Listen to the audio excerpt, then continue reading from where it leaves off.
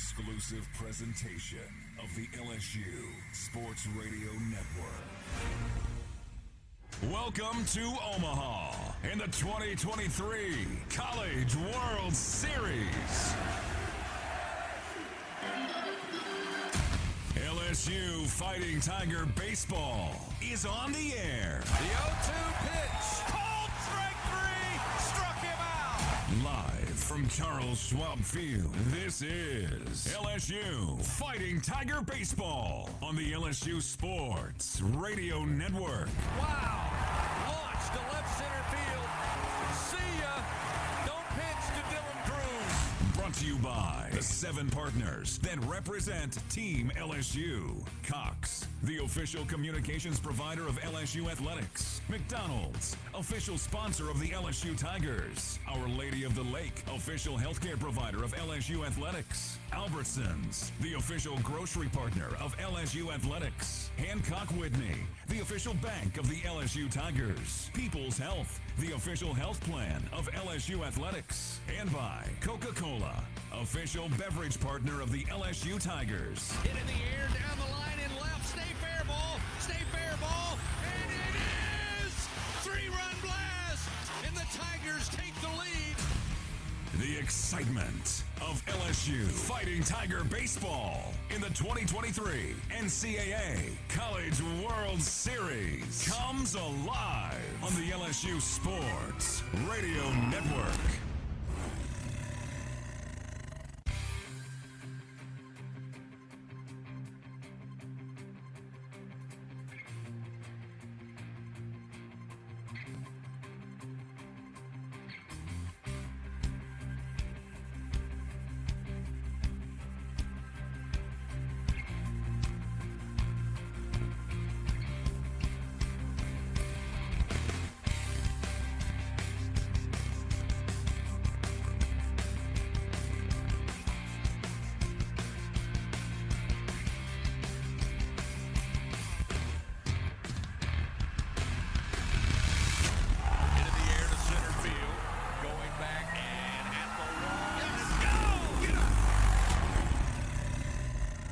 Leading you up to first pitch, this is the Fighting Tiger on Deck Show with scores, matchups, and a visit with head coach Jay Johnson. Now, from Charles Schwab Field in downtown Omaha, for the call of the game, here are Bill Franquez, Doug Thompson, and the voice of your Fighting Tigers, Chris Blair. After another thrilling extra inning battle last night in Game 1 of the championship series here in Omaha, we are back at the park on Sunday afternoon with a chance to crown a champion today as the Florida Gators try to stay alive against your Fighting Tigers of LSU. Hello, everybody. This is Chris Blair, along with Tiger champ Doug Thompson, Mr. LSU Baseball Bill Franquez, our straws during the drink back in the Capital One studio, Mr. Brian Haldane, welcoming you once again to Charles Schwab Field here in downtown Omaha for today's play-by-play story. This past Thursday, facing elimination for the third straight game, Jay Johnson and his Tigers battled top seed Wake Forest, and it took 11 innings and Tommy White's walk-off 2-run bomb to send the Demon Deacons home. Last night in the first game of the championship series, it took extras again to get by the Florida Gators 4-3. With Cade Beloso's solo blast in the top of the 11th and Riley Cooper's punch-out in the bottom half to take Game 1, leaving LSU looking for just one more win to capture a national title. Following the historic performance by Ty Floyd, who posted a career high and tied a College World Series record, 17 strikeouts in 9 innings.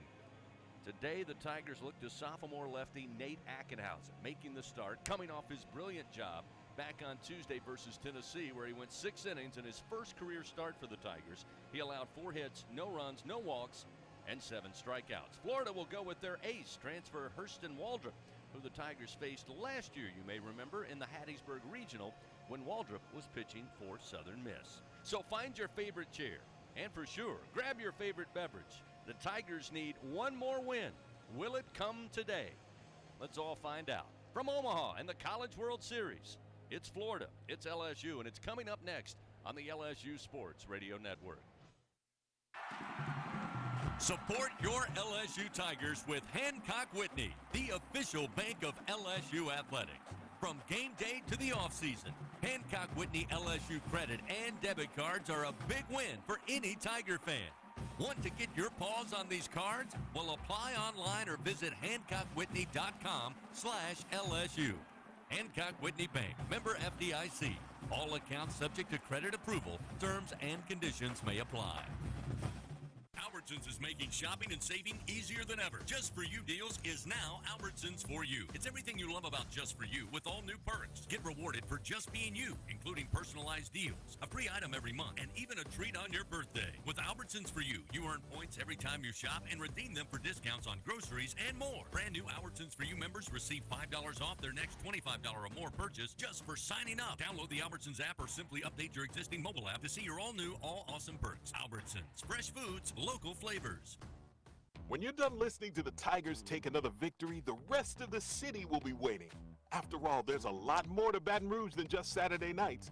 From famous historic landmarks to iconic hole-in-the-walls, even some of the world's best blues joints, there's something special around every corner. But these foodie flavors and soulful sounds are just a sample of what Baton Rouge has to offer. Whatever you're into, it's all right here. Go to visitbatonrouge.com and start putting together your post-game playbook. Coverage of LSU in the College World Series continues on the Fighting Tiger on Deck show. Time now to talk with Tigers on the LSU Sports Radio Network. We are back here in Omaha. It's Game 2 of the College World Series Finals, LSU versus Florida. Tigers won Game 1 last night in extra innings by a final score of 4-3. We're joined now for talking with Tigers by LSU assistant coach and recruiting coordinator Josh Jordan. Coach, another thrilling game last night. 11 innings again. The Tigers prevailed. Just an incredible performance by your club. It couldn't be more happier for Kate Beloso. Yeah. We mentioned yesterday, I think, pregame about how, you know, if you cut that guy open, he bleeds purple and gold. And so really happy for him and a testament to the resilience that it takes to win championships with the injuries early in his career. And couldn't be more happier for that young man. Well, just a brilliant effort by Cade and also, of course, Ty Floyd. 17 strikeouts, just a remarkable effort. What did you observe about the way Ty was throwing the ball last night? Ty Floyd, fastball was electric. I mean, you know, made no mistake about it. University of Florida has really good offense and a really good lineup, and he did his job and showed just how good he can be. And I've said it all year, and I think Coach Johnson has referenced it many times as well. If not for Paul Skeens, more people will be talking about Ty Floyd. He's been very much under the radar as you can possibly be with those type of numbers. And, you know, to get that record is something really remarkable and something that I know, you know, one day look back and you know, have a chance to tell his grandkids about. You know, Coach, Florida's pitcher today, Hurston Waldrop, is familiar to a lot of your players because Tigers faced him last year in the regional when he pitched at Southern Miss. He transferred to Florida. He's had a phenomenal year. Certainly he'll present a big-time challenge. No question about it. Florida's in this position just like us because you have really talented players and they have a really talented pitching staff. But the approach is not really any different. It's kind of like how do you eat the elephant? It's one bite at a time. And we had such a great approach early on in the game yesterday that maybe we didn't show immediate dividends, you know, maybe innings 1, 2, 3, but eventually we got to those guys. And it was because of a great approach, and we'll have to have that same caliber of approach and attention to detail in each at bat every single time today in order to be successful. Because again, young man's talented, got good stuff. And of course, Nate Ackenhausen on the mound for you guys, and boy, he was phenomenal back on Tuesday night in that first elimination game against Tennessee. Really swung the momentum back in the Tigers' favor. Your thoughts on Nate getting the start today?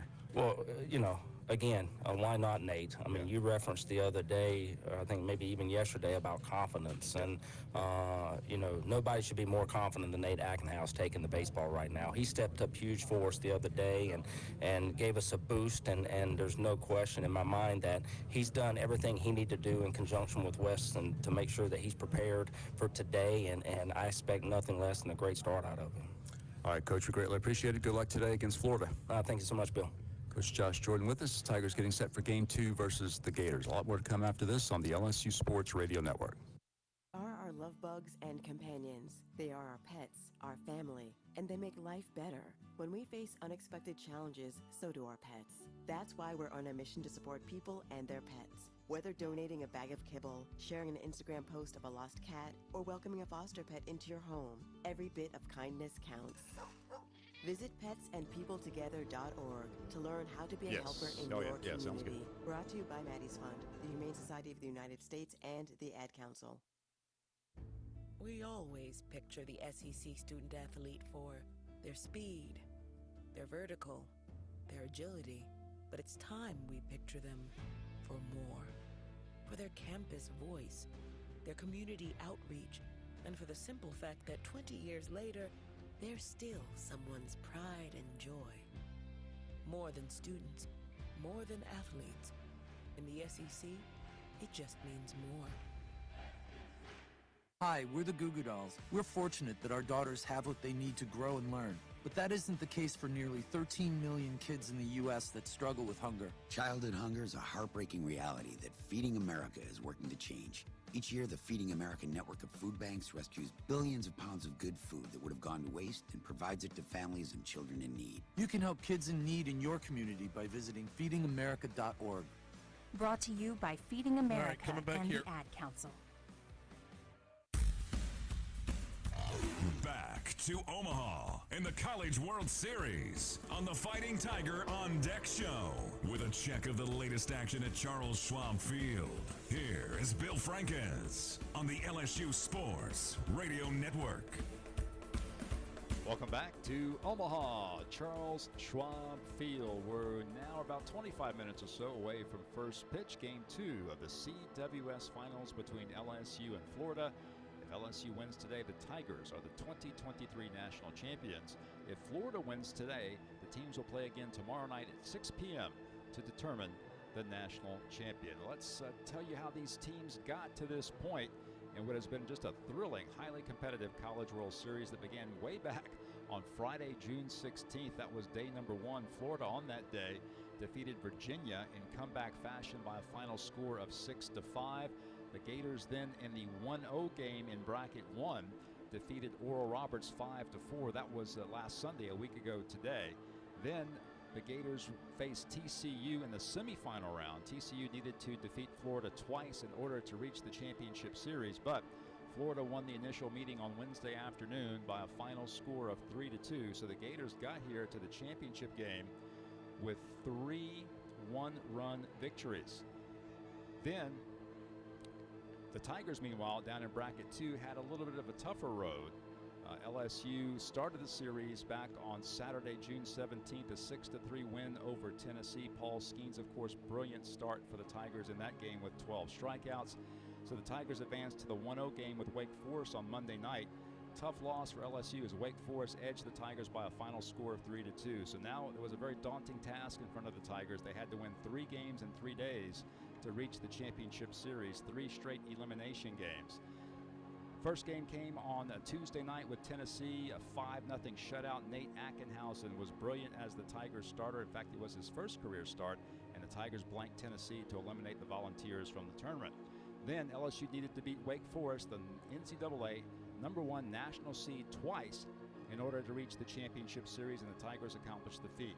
First on Wednesday night, LSU with a brilliant 5-2 victory over the Wake Forest Demon Deacons. Griffin Herring in relief, the true freshman from Southlake, Texas, was outstanding, and he helped propel the Tigers to the 5-2 victory. Cade Beloso with a 3-run homer in that game was the big blow offensively for LSU. Then it came down to another meeting with Wake Forest on Thursday night, and what a thriller.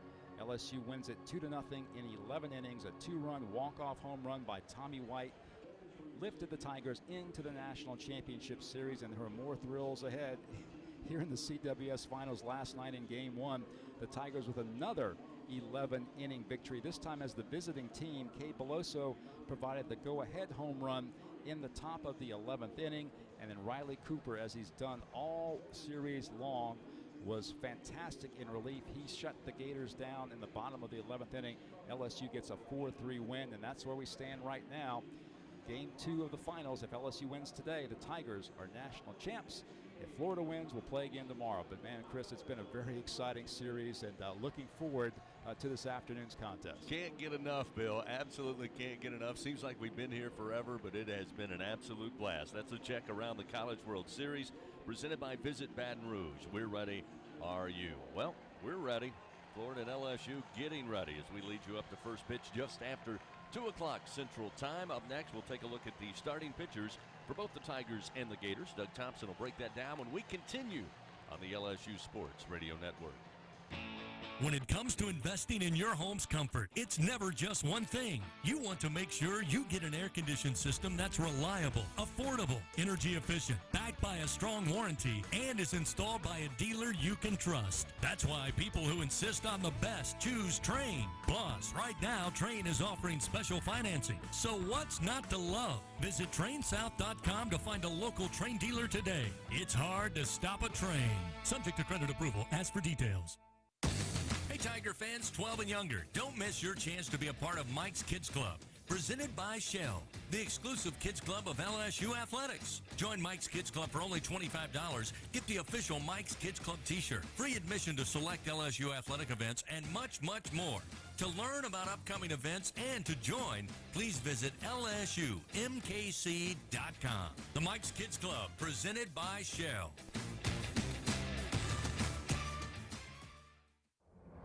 NIL is dominating the college sports scene, and LSU has positioned itself at the front of the pack. But to remain competitive and stay ahead of the rest, we need your support. Bayou Traditions is the official NIL collective of LSU Athletics. Join the tradition and become a member by signing up online at BayouTraditionsCollective.com. Members receive exclusive access to LSU student athletes that you can't get anywhere else. Help ensure LSU remains a leader in the NIL arena. Sign up today at BayouTraditionsCollective.com. Coming back, here we go. Before LSU takes the field in Omaha, time to take a look at the game's starting pitchers. Here is Tiger champ Doug Thompson on the LSU Sports Radio Network. Welcome back. You know where we are, Omaha, Nebraska at Charles Schwab Field. Getting set for Game 2 of this championship series. We'll look at the pitching matchup in this ball game today. We'll start off with the visitor, Hurston Waldrop. He's a junior, 3.99 earned run average. He's got a 10-3 record in 18 starts. This will be 19. He's worked 99 and a third innings, allowed 81 hits, 44 earned runs. He has 51 walks. That's about a walk every other inning, and 154 strikeouts, which is very good. Opponents hitting .223 off Waldrop. If the name sounds familiar, it's because you've heard it before. Last year, the Tigers faced Waldrop in the Hattiesburg Regional.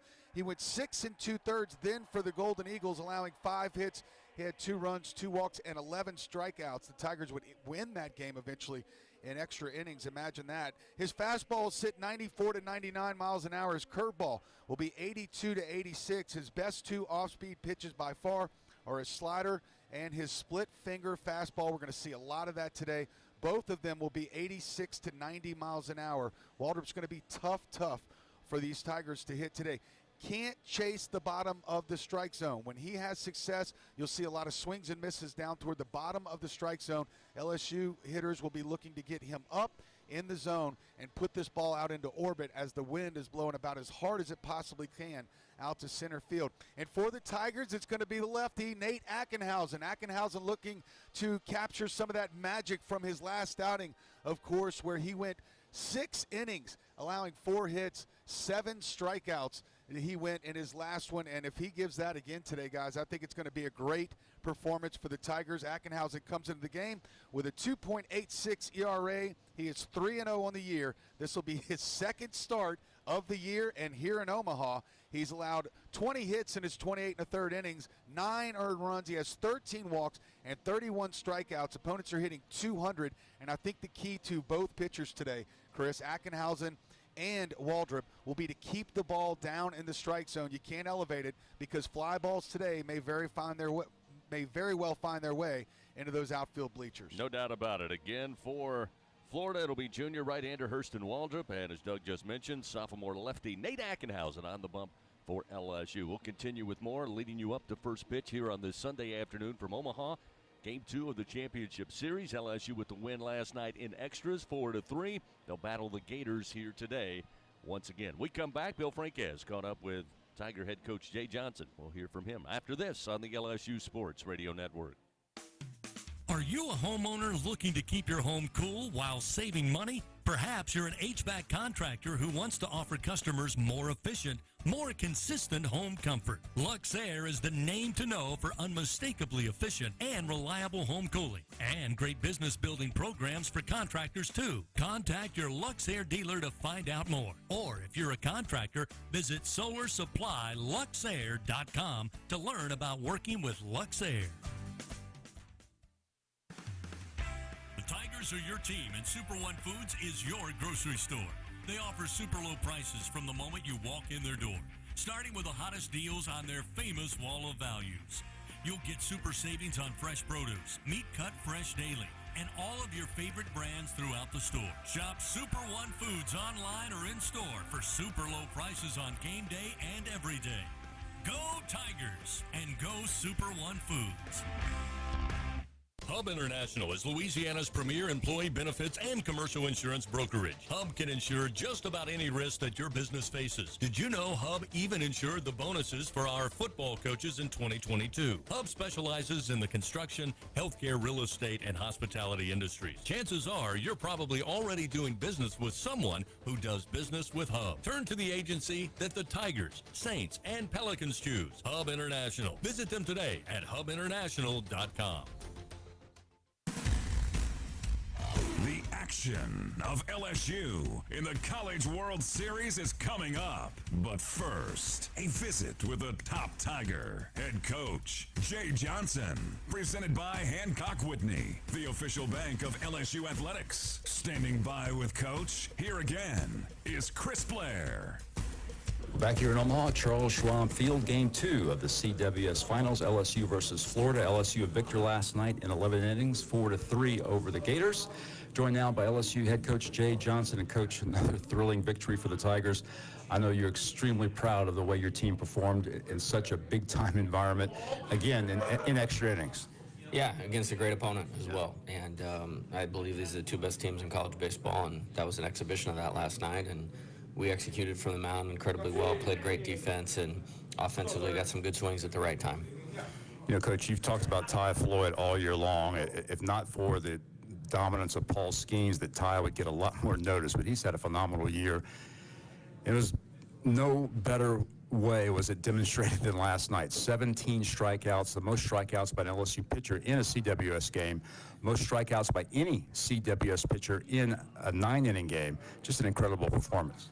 Yeah, he can't do it much better than he did last night, and I thought he was exceptional, again, against a really good lineup. I thought he executed. I thought he threw the ball where he wanted to, when he wanted to, and did a spectacular job. I'm really proud of him. And Coach Riley Cooper continues to have a phenomenal CWS, and again, when he transferred here from Arizona, you talked about him, his postseason experience, how much that has benefited him, and he came through again. Yeah, for sure. I trust the heartbeat. I trust the competitor. I feel like he's emptying the tank every time he goes out there, and he just keeps finding a way to give us a little bit more. And what a job by Riley last night. And of course, Cade Beloso had what proved to be the game-winning home run. Cade has had a phenomenal postseason, an unbelievable College World Series. Just your thoughts on the way he continues to excel as a fifth-year player. Yeah, he's a huge part of our team, both from the heartbeat of it as a leader, but he's also a great hitter. And when you can stick him in that 5-hole behind those guys that are in front of him, it's almost like they can forget about him a little bit. And he's really making them pay when they do that by just continually taking the type of at-bat that we need, and big-time at-bat last night. So, Coach, as you said, Florida is one of the two best teams in the country, so we know how big of a challenge this is, of course. Hurston Waldrop is a name that you're familiar with because you saw him last year, not at Florida, but at Southern Miss. LSU faced him. Tigers won the game in which he pitched in Hattiesburg. Just your thoughts on facing him last year and now again this year. How is he different? Yeah, great pitcher. Throws 4 pitches, electric pitches, has late movement on everything. So we got to do a good job of separating the balls from the strikes and getting in position and seeing the ball. And you have to eliminate the bottom of the zone, which is hard to do because it comes in there pretty firm, and then you have to make a decision. So if we can get him up over the plate, and not swing at what he wants us to swing at, then I think we can have some success. And then pitching-wise, Coach Nate Ackenhausen gets the start for you today. Nate, of course, was brilliant back on Tuesday against Tennessee. Just your thoughts on him in this moment. I think he'd be able to handle it in terms of the heartbeat is very similar to what I was talking about with Riley. Yeah. It'll be about execution. He's bounced back well, had good catch play yesterday, and looking for Nate just to be Nate. All right, Coach, we appreciate it. Good luck today. Awesome. Thank you. Coach Jay Johnson with us. Tigers getting set for Game 2 against the Gators here in Omaha. A lot more to come after this on the LSU Sports Radio Network. Wake up and text. Text and eat. Text and meet up with a friend you haven't seen in forever. Hi. Oh, hey. Text and complain that they're on their phone the whole time. Text and listen to them complain that you're on your phone the whole time. Text and whatever. But when you get behind the wheel, give your phone to a passenger. Put it in the glove box. Just don't text and drive. Visit StopTextsStopWrecks.org. A message from NHTSA and the Ad Council. The passion, the tradition, the rivalries. SiriusXM is your destination for all things college sports, and we've got your school covered. On SEC Radio, there's complete coverage of every school in the conference, including live games, plus 24/7 talk and analysis. So cheer along online or on the SiriusXM app and listen to your favorite team anywhere. And now, as a college student, you can stream your first 3 months of SiriusXM for $1. Fees and taxes apply. See offer details and subscribe now at SiriusXM.com/SEC Sports. This is the story of a very special woman. Just a few knew about her superpowers. In a matter of seconds, she turned herself into a great mathematician. She masqueraded as a regular person at work, but as a superhero at home. Everyone knows her as Gabriella. I still call her Mom. Hey, Yes, sir. Your hero when this bumper comes back, can you do an ID for me from studio? Because they're about to start the anthem, and then when you bring it back to us, the anthem will be playing. AARP.org/caregiving. Brought to you by AARP and the Ad Council. All right. Make sure you're in program 1. Yep. First pitch is just around the corner here in Omaha. Time to take a look at the starting lineups on the LSU Sports Radio Network. Back in the Capital One studios before we toss it back out to Omaha and those starting lineups. We are due for station identification. Letting the stations up the line identify themselves right here on the LSU Sports Radio Network. Your home for LSU Fighting Tiger Baseball. The LSU Sports Radio Network. And streaming on the LSU Sports mobile app. And now we will toss it back to Omaha, Nebraska for our starting lineups. Guys?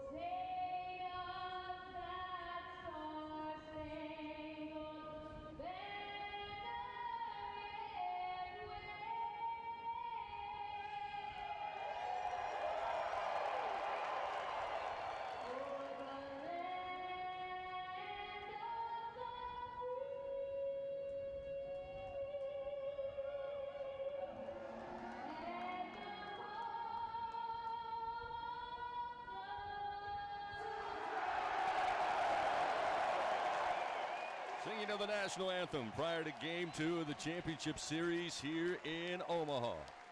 Florida and LSU. The Tigers taking last night's Game 1 in extra innings by a final of 4-3. The time now to take a look at the starting lineups. Again, LSU will be the home team in this second game of the title series.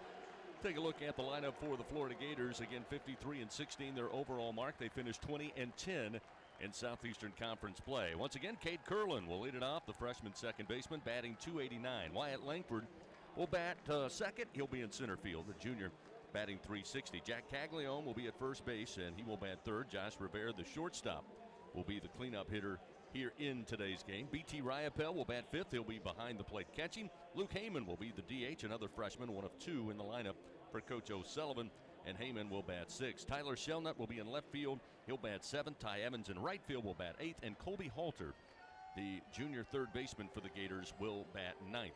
Now for your Fighting Tigers of LSU, Jay Johnson and company, 53-16, also their overall mark.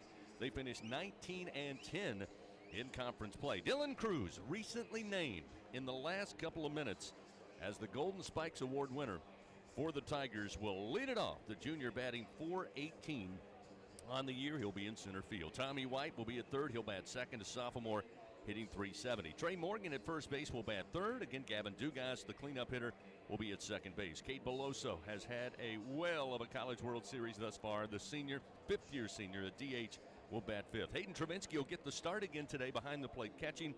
He will bat sixth. Braden Jobert back in right field to bat seventh. Jordan Thompson, the shortstop, will be eighth in the lineup. And rounding out the lineup today for the Tigers will be left fielder, sophomore Josh Pearson. That's a look at the starting lineups, and that means coming up, we've got first pitch, game 2 here in Omaha, the championship series.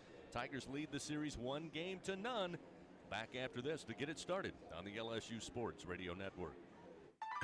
Together, we are partners, setting a new standard for health. Together, we prove that no matter how battle-tested we are, our spirit remains undefeated. Our Lady of the Lake and LSU are creating transformational change and impacting Louisiana with a new standard for healthcare, research, and education. Together, Our Lady of the Lake and LSU are champions for Louisiana. Together, we roar. Learn more at olrmc.com/LSU.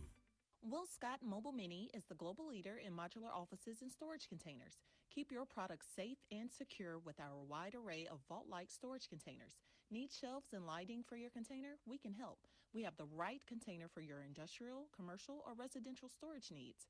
All of our offices are delivered ready to work with customizable furniture options to fit any need. Give us a call at 800-841-7016 or visit our website at www.mobilemini.com. Unrivaled content, unprecedented access. LSU Gold, powered by Bayou Traditions, is the only place for exclusive behind-the-scenes content featuring your favorite LSU teams. It's all access to the Tigers all year long, from pregame warm-ups to postgame celebrations and every moment in between. You can watch LSU Gold anywhere, anytime, and on your favorite device. Go to lsu.gold today to sign up for your free 7-day trial, so you can be there for each step of LSU's championship journeys. That's lsu.gold. 17 SEC titles. The stretch by Mars in the pitch. 35 NCAA regional appearances. One down the hit to right field. Let's play back. Play back there. 19 trips to the College World Series. Hold on. Tigers win. The powerhouse of college baseball. And the Tigers move it back to the pitch. I don't believe it. Holy cow. Oh, my. This is LSU Fighting Tiger Baseball on the LSU Sports Radio Network. Good Sunday afternoon, Tiger fans. Welcome once again to Charles Schwab Field, downtown Omaha, Nebraska. Game 2 of the title series in the College World Series. Moments away, Florida and LSU getting together for the second game in this title series. Again, the crowd pouring into the ballpark here. Jay Johnson, Kevin O'Sullivan exchanging lineups at home plate with the umpiring crew, and we are just mere minutes away from getting this one underway. It has been a thrill thus far through 7 games for the Tigers, coming into this 7th game here on Sunday. LSU having to stave off elimination 3 straight games after winning against Tennessee in their debut. Then on Monday, dropping to Wake Forest, beating Tennessee on Tuesday to stay in Omaha, and then taking 2 from the Demon Deacons, 2 of 3 in the meetings here in the College World Series, and won by incredible dramatic fashion on Thursday night. Extra inning affair. Tommy White walks it off with a home run, 2-run shot to left. And then last night on Saturday, the first meeting, here in Omaha, and the first meeting on the year between Florida and LSU. Again, extra innings, and the Tigers able to get the win 4-3. And Bill Frank, as we sit here, again, just enjoying what we have watched all week. In fact, all season long, this team has just had that special feel to it. And a chance here today against a very good Florida team, but you could hear in Jay Johnson's voice plenty of confidence, and of course his team feeds off that, and we'll see what happens here in the next couple of hours. Yeah, of course, I've been around the LSU baseball program a long time, and this team certainly, in terms of talent, is one of the best, but also in terms of team chemistry. These guys really play hard for one another. They love spending time with one another, working hard together. They feed off of each other's energy, and I think that shows in the results on the field. You know, one of the things, Doug, we've talked about it all season. You said it the other night, I believe, in that Wake Forest game, the second Wake Forest game, or third on Thursday, I should say, that this is a great mix because there are Louisiana kids who grew up idolizing players such as yourself over the years, wanting to play for the purple and gold. They're a big part of this team. Jay Johnson and his staff has gone and found other pieces that have come in and just lifted this team, obviously, through the transfer portal. But this is almost like the perfect mix to be successful, and I think Jay Johnson should be commended the way he's built this team. Yeah, he should, and he will be. And he will continue to build championship teams if he's able to capture this title today or this weekend. And you're right, Chris. You have to have those kids that had the purple and gold passies in their mouth when they were born in the hospital on your ball club. And all championship teams have. I went through a list of names of those type guys, from Walker to Barbier, and Will Helmer's right now, a kid from New Orleans, ripping his shirt off in the dugout, getting the Tigers going. That's his role for this team. And you must have those kids, Beloso, Dugas, Joe Bear, they're a must, Pearson, and it goes on and on. But you can bet your butt that these guys are going to be giving it everything they've got today as big Nate Ackenhausen takes the mound for the Tigers. Phil, you mentioned you've seen a lot of LSU baseball over the years. This pitching staff and the performance they put together from the starting position to the bullpen has just been phenomenal over the last 6 ball games, and really going back to the regional and super regional when everybody said the weakest link for the Tigers would be this pitching staff. No, absolutely. Just look at the numbers here in Omaha. A 1.74. The team ERA over that 11-game span is 2.47 with 141 strikeouts in 102 innings, and opponent batting average of just 203. Well, Nate Ackenhausen, the left-hander, out there taking his final warm-up tosses. Florida will lead off with Cade Curlin, followed by Wyatt Langford and Jack Caglione. Again, we are set for launch here in just a few moments. Excited to have you with us on this Sunday afternoon. You guys are talking about the Louisiana players over the years. It reminds me going into the very first national championship game back in 1991. And Skip Bertman said he knew Chad Auger was the guy to start that game because the Lake Charles native had done what those guys have all done. They dreamed of being LSU Tigers. They dreamed and imagined themselves in that position, and Chad was, and of course he excelled that day, and the Tigers won their first national title. Well, I tell you what, Louisiana might be ranked last in a lot of things, but pride is not something that they're last in. You can tell here by the crowd, lots of purple and gold. In fact, far outnumber the Florida Gators crowd, and that's because of the pride they have in their state and this program. Everybody bleeding purple and gold today. Well, the Tigers donning their Sunday golds here as we're set to get started. Gators will have blue jerseys, white pants. Nate Ackenhausen looks in. Cade Curlin digs in. And the first pitch to the right-hander is a swing and a miss, and we are underway. 0-1 the count to Curlin. Time of first pitch, 2:09 Central Time. Again, a little cloudy, mostly cloudy earlier today, but still plenty of sunshine as the 0-1 pitch missed outside from Ackenhausen. That'll make it 1-1 strike. Again, the temperature been pretty steady here, although a little cooler today, and certainly the wind much different than we've seen the entire time. 80 degrees currently here at first pitch as this one just below us. Making its way up here, but eventually falls down out of play. Foul. It's 1-2 now, the count to Curlin. Curlin last night 1 for 4. Run scored, an RBI, got a board on a walk, and was a strikeout victim on one occasion. 1 ball, 2 strikes. Ackenhausen fires off speed, but upstairs, 2-2. Curlin here in Omaha batting 158 in the Gators' 4 games. He's 3 for 19. 2 balls, 2 strikes. Ackenhausen, the left-hander, fires. Again, rides high. That'll fill the count, 3-2.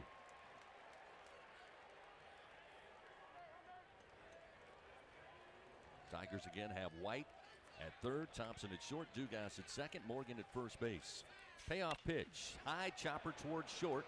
Coming in will be Thompson. He collides with Tommy White, and the throw not in time. White coming over to his left on the chop. They just did not communicate, and as Thompson gloved it, they bump into each other, and certainly the timing off on the throw, and Curlin arrives safely at first, the leadoff man aboard for Florida. Yeah, got to be some communication there between Jordan Thompson. Tommy tried to stop, but he just couldn't stop the momentum going that way. That's a tough play for Ackenhausen and this Tigers defense, but I'd rather him reach by way of that than a walk. So an infield single given to Curlin. He'll take a lead off of first as Ackenhausen and I will face Wyatt Langford.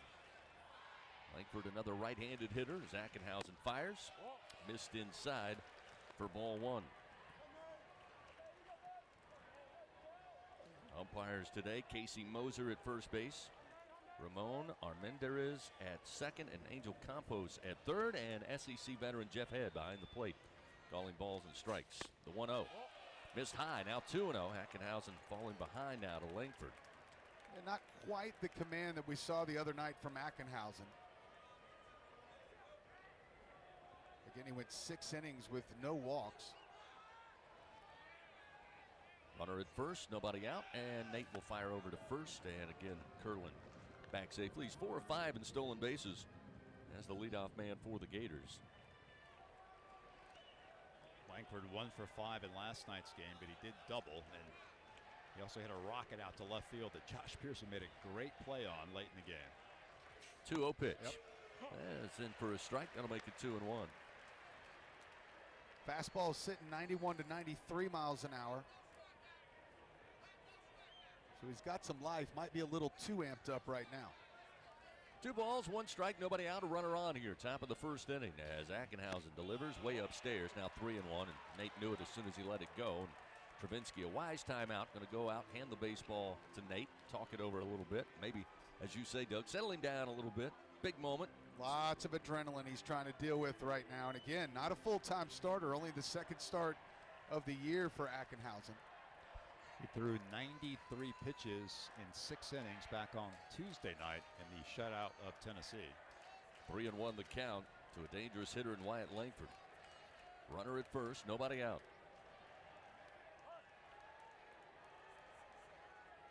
Ackenhausen back up on the bump. And the pitch to the plate. Swing and a miss. That'll fill the count again, 3-2. Middle infield playing double play depth here. With Curlin, plenty of speed on the bag at first.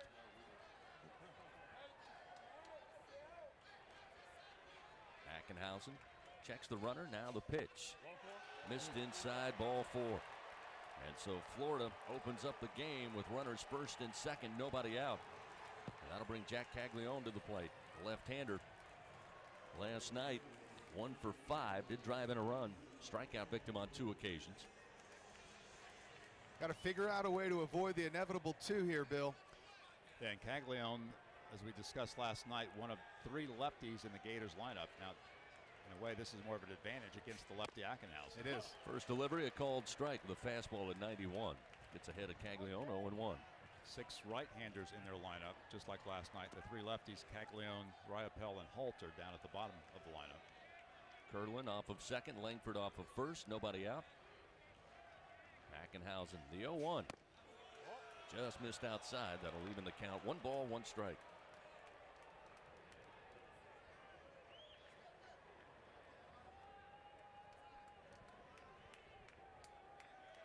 So trouble early here for Ackenhausen, top of the first inning. The 1-1 pitch, ground ball, rifled down to Morgan at first. He'll scoop it up, go step on the bag for out number 1. Runners, though, advance to second and third with just 1 out. A little surprised to not see Morgan try to go for the out at second base. Wouldn't have been able to turn it, but at least to get that runner. But You got to take an out when you can get it. And with a base open here, Ackenhausen is going to be able to be pretty aggressive to Rivera. Runners again, second and third, one out. Rivera last night in game 1, 0 for 5. Right-hander will dig in. Ackenhausen fires and it misses low. Ball 1. Rivera here in Omaha, 4 for 17. But 3 of those hits are for extra bases, a double and 2 home runs. This will be the 17th pitch for Ackenhausen here in the top of the first. Delivery. Misses low, 2-0.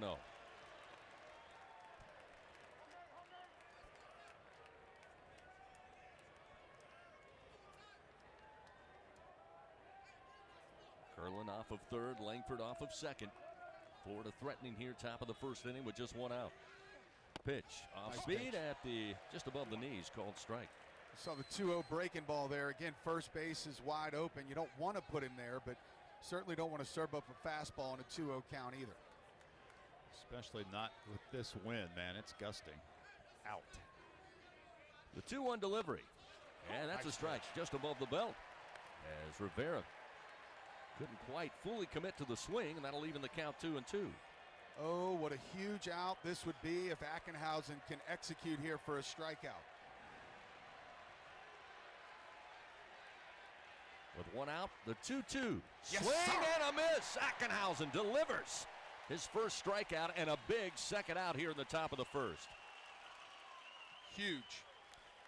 And now he's got another lefty in Riopel at the plate. But Riopel, Yep, as we gotta know, be careful. also extremely dangerous hitter. He homered yesterday in the game to give the Gators a lead. But that base is still open, and there's 2 outs now. And now he can be even more aggressive to Riopel here, certainly. To your point, Bill, don't want to leave one out over the plate for this guy. 2 down, runners second and third, top of the first. Pitch to Riopel. Missed inside, ball 1. That was close. But you see Travinsky setting way up on the outside corner. 1 ball, no strikes to Riopel, the Gator catcher. Ackenhausen fires and misses outside. 2-0. Now here comes the breaking ball.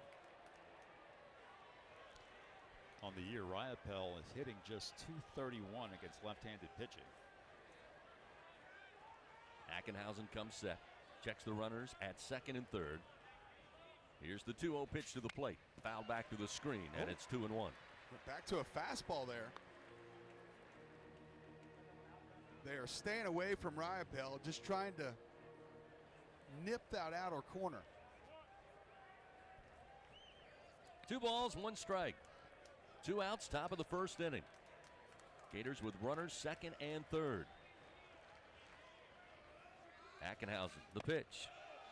Misses outside, 3-1.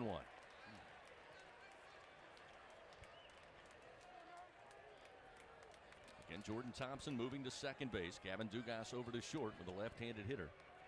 It's the way the Tigers have gone since late in the SEC tournament way back when in Hoover.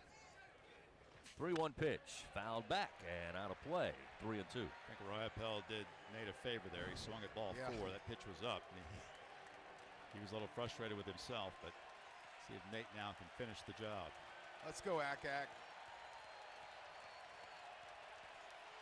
So the Tiger fans making noise here with 2 outs. The Gators threatening, runners second and third. The pitch. Yes, breaking ball, called strike 3 on the inner half. Ackenhausen beautifully ends it for the Gators here with a threat in the top of the first inning. Second punch out for Ackenhausen in the early start. We played a half inning here in Omaha. Gators come away with no runs on 1 hit, 2 men left on. Tigers come to the plate for the first time. Cruz, White, and Morgan when we come back on the LSU Sports Radio Network.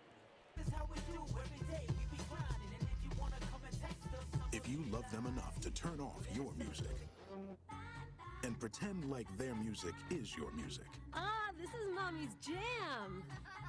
then surely you'll check nhtsa.gov/the right seat to make sure they're in the right car seat. Let's play it again. Check today at nhtsa.gov/the right seat. Brought to you by the National Highway Traffic Safety Administration and the Ad Council. We always picture the SEC student athlete for their speed, their vertical, their agility, but it's time we picture them for more.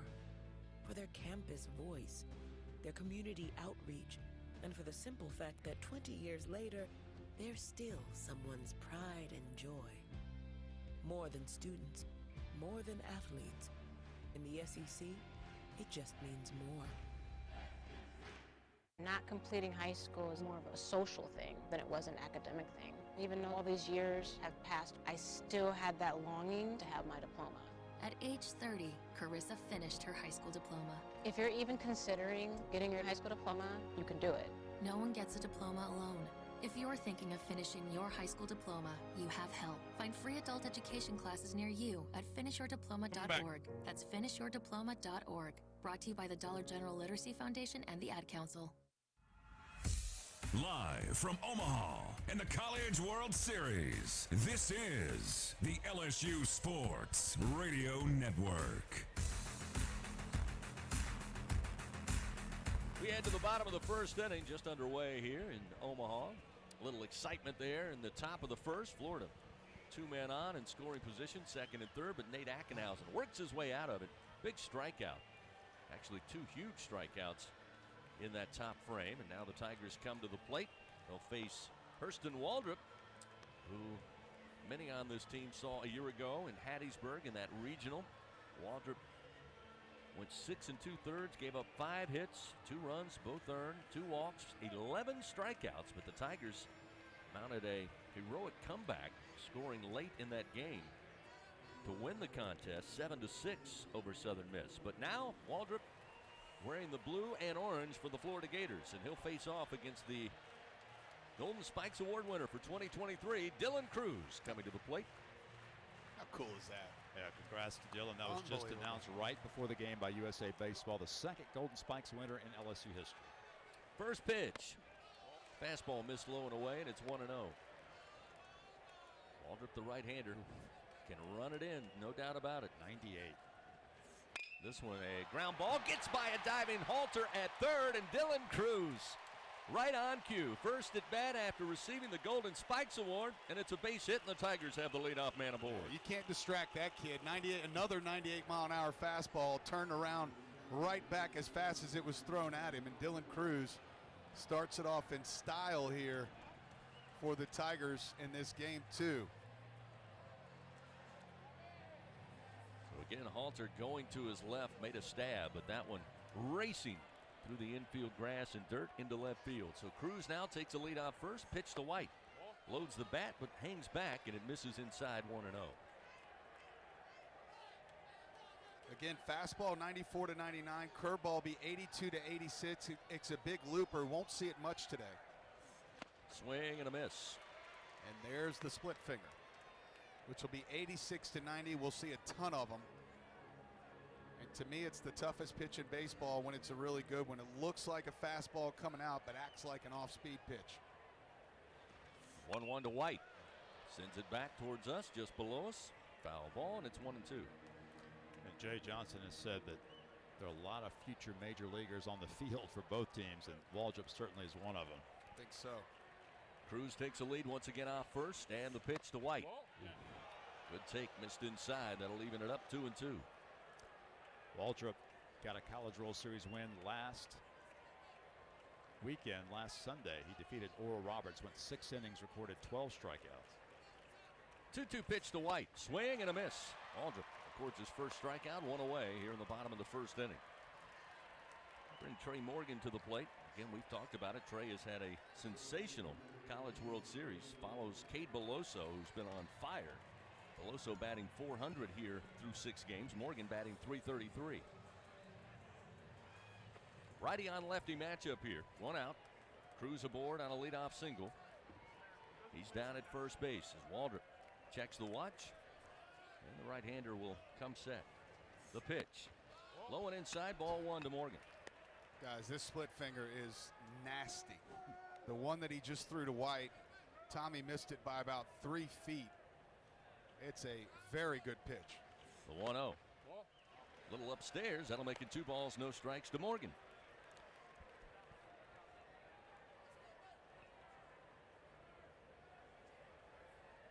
Cruz will take his lead about 3 steps off the first base bag. Waldrop's 2-0 pitch.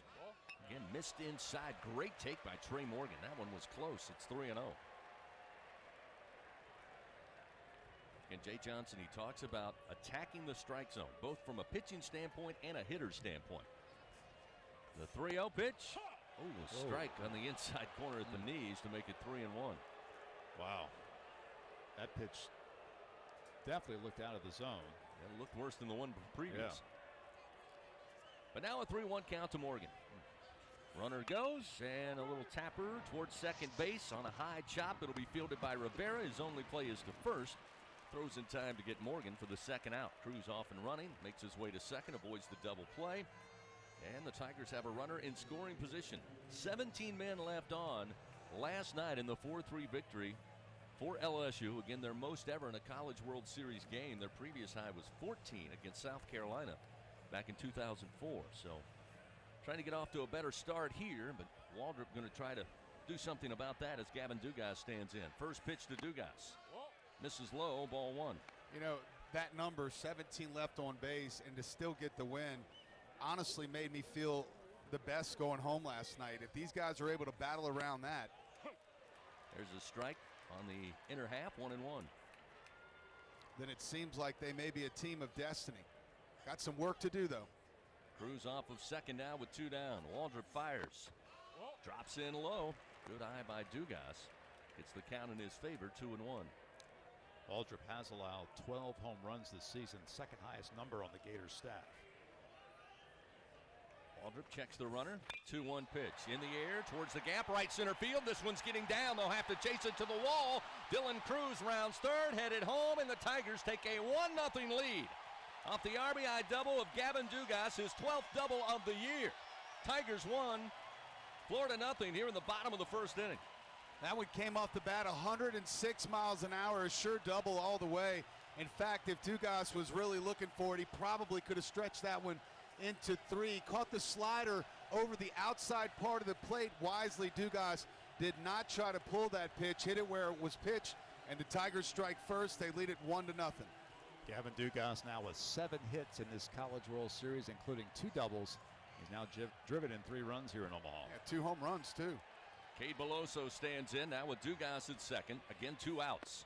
First pitch from Waldrop. Misses low, and it's 1-0. And they're starting to execute the plan. They have to lay off that pitch at the bottom of the strike zone. Another good take there by Beloso. 1-0 to Cade. Misses low and away. 2 balls, no strikes. And Beloso leading the Tigers here in Omaha, batting .400, couple of home runs, 1 double, driven in 6 runs. Chance to add to that. The 2-0 pitch. Miss low, 3-0. Boy, if the Tigers end up winning this thing today, I don't want to be the guy that picks the most outstanding player, because there are a lot of candidates in that LSU dugout. 3-0 pitch to Beloso. Missed inside, ball 4. That'll put Cade aboard, drawing his 36th walk of the year. So with 2 outs, again, the Tigers applying pressure here on Hurston Waldrop, the Gator starters. He'll take a little walk around the mound and wait for Hayden Travinski to come to the plate. Yeah, and that was the 20th pitch of the inning for Waldrop. And this guy is in the lineup today, guys, because look at that wind. It's howling out to center field. Maybe Jay Johnson had a hunch that Travinski would hit a long ball. First pitch he stays away from, misses high with a speed ball, and it's 1-0. Now time called, and BT Riopel doing the same thing we saw Travinski do there in the top of the first, kind of sensing his pitcher need a little break, maybe a little pep talk out on the mound. Yeah, that double, after the double by Dugas, that's 5 balls in a row from Waldrop. And Bill, we were talking before the game, he has 150 strikeouts, which is extremely impressive in 100 innings, but he's got 51 walks. Yep. That's a 3-to-1 strikeout to walk ratio, so we'll be looking for a couple more walks from Waldrop before he exits. So now the meeting breaks up. And again, Waldrop takes a stroll behind the mound as Riopel heads back to home plate. Travinski, a 1-0 count. Again, a little banged up back in the Super Regionals. Gutted it out for the first 2 games here in Omaha. Then got some rest, got some treatment. And he's in the lineup today as the Tiger catcher. The 1-0 pitch, way out in front, went around. Couldn't hold back. It's 1-1.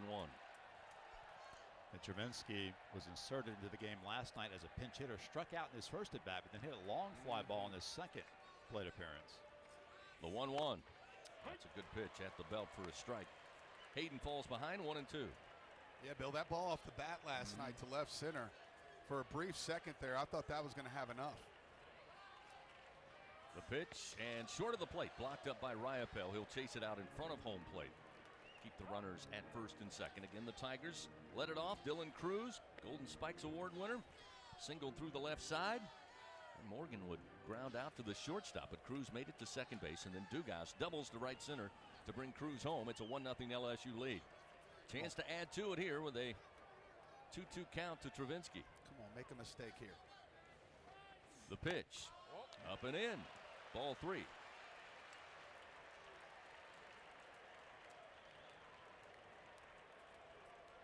3-1 the count, actually. So a hitter's count here for Travinsky. The pitch misses high. That'll load the bases. Travinsky trots down to first base. That'll bring Braden Jobert to the plate. Jobert here in Omaha, 4 for 21. Does have a home run. Has driven in 3 runs. But a big moment here for a long-time Louisiana kid playing in Omaha in the College World Series. He's got the bases loaded here with 2 outs and a 1-0 LSU lead in the bottom of the first. I was with his dad last night. He's frustrated. He's had a couple tough games, but I told him nothing will matter tomorrow if he has a big one. First pitch misses high from Waldrop, and it's now 1-0 to Jobert. A little surprised that Kevin O'Sullivan hasn't come out to talk to Waldrop. Very much so, Bill. The 1-0 pitch misses inside for ball 2. You know, we saw that. We saw that yesterday. It took a while with the starter Sproat, who struggled early on, before Kevin O'Sullivan came out to check on his starting pitcher. Again, that's because he's got a lot of confidence in these guys for good reason. But at this point, he is going to go out, bring the infield in, and kind of talk it over with Hurston Waldrop. Bill, we were joking before the game. How about a 1997 6-run first inning? There's an opportunity to put a big crooked number on the board here, and this Tiger crowd senses that. Coach Bertman always used to say how knowledgeable this fan base was, comparatively speaking, to others, and you can tell they're all on their feet right now. They sense blood in the water. The Tigers had a lot of early opportunities in yesterday's game to separate themselves from the Gators, and they never could quite do it. Here's an opportunity here to do it now. So Kevin O'Sullivan finished with his pep talk with Waldrop. He'll get back in the first base dugout. A 2-0 count to Braden Jobert with the bases loaded. A 1-0 LSU lead here in the bottom of the first. This one a bouncer. Gonna go to the second baseman, Curlin. Nobody yet at home, but Caglione gets back. And the throw to first in time for out number 3. The Tigers get on the board. They take an early lead, 1-0. 1 run on 2 hits, but 3 men left on. We head to the top of the second. 1-0 LSU. Gators coming to the plate after this on the LSU Sports Radio Network. Albertsons is making shopping and saving easier than ever. Just For You deals is now Albertsons For You. It's everything you love about Just For You with all new perks. Get rewarded for just being you, including personalized deals, a free item every month, and even a treat on your birthday. With Albertsons For You, you earn points every time you shop and redeem them for discounts on groceries and more. Brand new Albertsons For You members receive $5 off their next $25 or more purchase just for signing up. Download the Albertsons app or simply update your existing mobile app to see your all-new, all-awesome perks. Albertsons. Fresh foods, local flavors. LSU Tiger fans are gearing up with real Tigers apparel and merchandise from the official online store at lsushop.net. Get jerseys, sideline gear, polos, t-shirts, hats, official team merchandise from Nike, accessories, and much more. Over 3,600 products, all shipped right to your door. Head to the place real Tiger fans go for the selection only real Tiger fans get at lsushop.net. It takes true grit to wake up every morning dedicated to a higher standard of work. At H&E Equipment Services, we're leveraging our national fleet of equipment with a local approach, working closely with customers to understand their needs and provide them reliability, fair prices, and the support of a first-class service team. We're an equipment company, run by equipment people. Where others stop, we continue. H&E Equipment Services, the higher standard in equipment rentals, sales, parts, and service. back to the action of LSU Fighting Tiger baseball in the College World Series on the LSU Sports Radio Network. 1-0 LSU leading over Florida here. Game 2 of the title series after plating a run in the bottom of the first inning. Dylan Cruz with a leadoff single. And Gavin Dugas eventually drives him in with a double to right center. Florida comes to the plate. It'll be the DH, Luke Heyman, at the plate. The first delivery, a called strike from Ackenhausen, and it's 0-1. Heyman, one of the bright spots offensively last night for the Gators. As the 0-1 rides high, 1 ball and 1 strike. Heyman 1 for 3. And Ty Floyd made sure there was not a lot of success for the Gators with 17 punch-outs in his start last night. The 1-1, fouled back, out of play, and it's 1 ball, 2 strikes.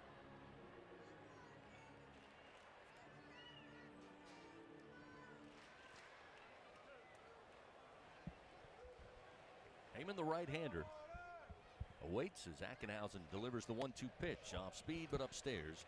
Evens it up 2-2.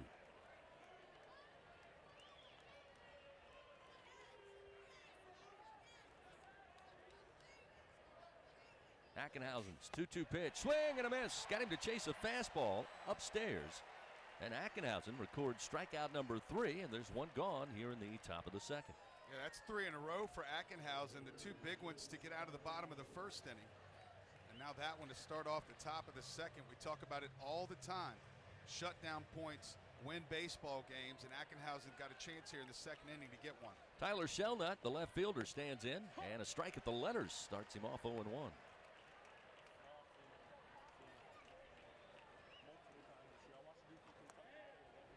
Ackenhausen ready to go. The 0-1 pitch. Called strike on the inner half, and it's 0-2. And Nate right now is showing that command that he demonstrated so well back on Tuesday, Doug. Looks much more comfortable here than he did the first. The 0-2 swing and a miss. Off speed and a little up in the zone. And Shelnut gave it a chase but could not find it. 2 gone here in the top of the second. Strikeout number 4 for Nate Ackenhausen. This pitching staff, man, I tell you. What is that, 84 strikeouts? Bill, you said 80 coming into the game. Yeah, 80 coming into the game, which is a College World Series record already. Now you'll face Tyler Evans. Ty Evans stands in. The first pitch, a called strike, and it's 0-1. And this is the 8th game, right? Or is this our 9th game? 7th. This is the 7th? Oh this one sent high in the air, but it will curl foul down the line in left. Oh, my goodness, it didn't. Oh, no, it didn't. Stayed within the pole. And that'll tie the game with 1 swing of the bat by Ty Evans. LSU looked a little surprised. They kind of stopped. Pearson gave it a look, then kind of turned back towards home plate. But again, the wind blowing straight out, and that one down the left field line, and the wind and the shot off the bat of Evans keeps it fair, and it's a 1-1 game. Yep, got to have thick skin today. I'm telling you, that wind is going to be a factor all day long, but it's going to work in the Tigers' favor as well. But I hate to say it, that wasn't a wind-aided home run. That ball was hit pretty good. It was, the question was, will it stay fair or foul? And it was very, very close. So now, bottom of the order, Colby Halter, the third baseman, stands in. 2 outs in a tie game. Ackenhausen misses with a fastball outside, and it's 1-0. And Nate now will have to put the solo shot behind him. Try to find that third out here, as this one misses a little upstairs and outside. 2-0.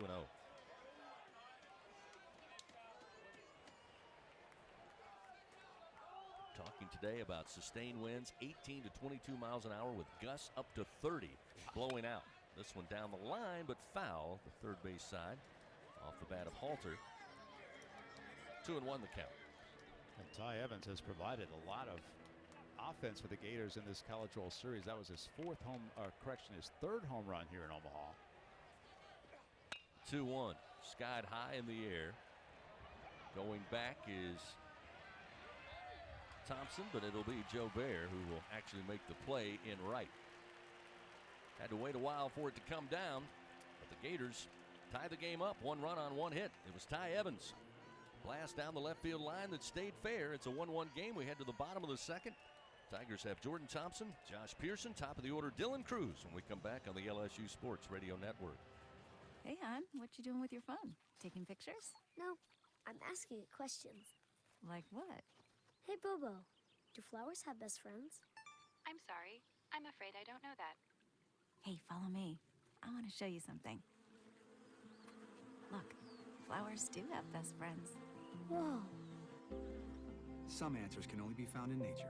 Discover the unsearchable. Visit discovertheforest.org to find a trail near you. Brought to you by the United States Forest Service and the Ad Council. The passion, the tradition, the rivalries. SiriusXM is your destination for all things college sports, and we've got your school covered. On SEC Radio, there's complete coverage of every school in the conference, including live games, plus 24/7 talk and analysis. So cheer along online or on the SiriusXM app and listen to your favorite team anywhere. And now, as a college student, you can stream your first 3 months of SiriusXM for $1. Fees and taxes apply. See offer details and subscribe now at SiriusXM.com/SEC Sports. You took the first step and quit smoking, but even former smokers may still be at risk for lung cancer. That's why SaveByTheScan.org wants you to know about a new low-dose CT scan that can detect lung cancer early. It takes only 60 seconds and could save your life. You took the first step, now take the next. Visit SaveByTheScan.org for a simple quiz to see if you're eligible come back and with talk this to one. your doctor about screening. SaveByTheScan.org is brought to you by the American Lung Association's Lung Force Initiative and the Ad Council.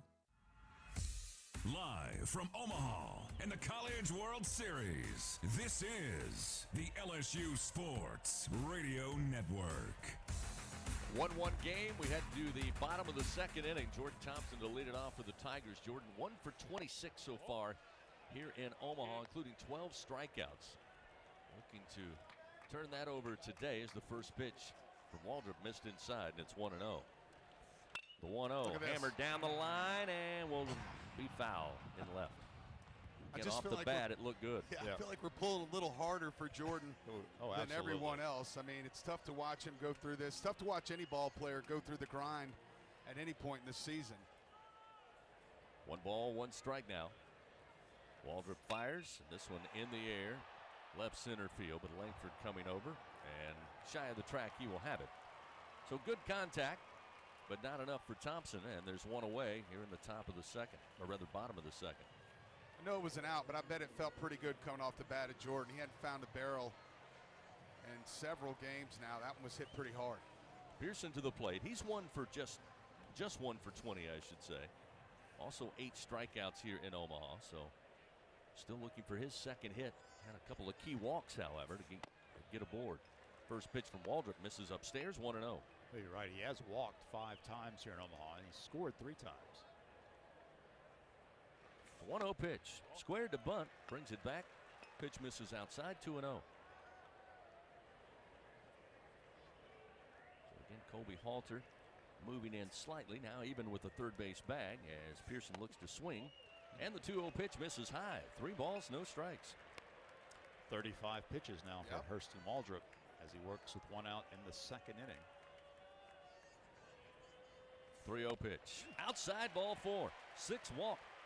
Earned by Josh Pearson here in Omaha. And the 1 out puts a runner aboard for LSU in a tie game 1-1. And psychologically for a pitcher, you absolutely cannot stand to walk the 9th hitter in the lineup. We'll see if that affects him here facing the newest member of the Golden Spikes Club. So back to the top of the order, and Dylan Cruz. Cruz with a solid base hit into left field, his first time up. Swings at this one, and another base hit to left field. Drops it well in front of Shelnut, and Dylan Cruz 2 for 2. Cruz now 8 for 25 in the College World Series. He's seen 2 pitches, right? Yeah. First pitch of the game and that one. Tommy White now coming to the plate. Runners first and second in a tie game with just 1 out. And the Tigers yesterday left 17 men on base. They left 3 men stranded in that first inning. Here's a ground ball bouncer foul down the third base line. Make it 0-1. Doug, you made the point. You look at that number, and that 17 stands out off the page, and you realize LSU won the game in extras 4-3. Yeah, but you don't want to try to do that every game. No, you don't. But if we'd have lost it, I'd have certainly felt worse about that number. But it really made me feel encouraged that they were still able to pull out the win. Another foul ball off the bat of White into the dugout of the Tigers, and he falls behind 0-2. White a strikeout victim to Waldrop in the first inning.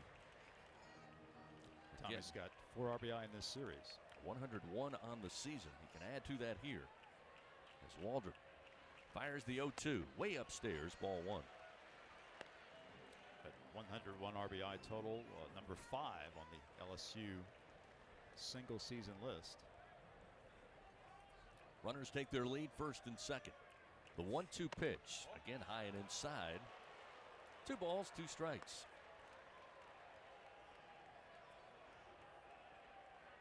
White will spread out on the right side of the batter's box. He'll hunker down his 2-strike approach. As the 2-2 pitch down the line, but foul. This one will get into the seats way down and left. Ball was smoked. Still 2-2. Just a little early with that powerful swing.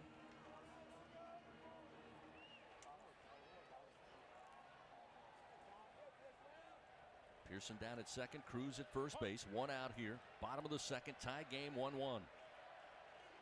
The pitch. Bouncer, but foul left to the third base bag. Keeps it 2-2. Loving this at bat from Tommy White. That pitch count steadily creeping up for Hurston Waldrop. He's at 43 now.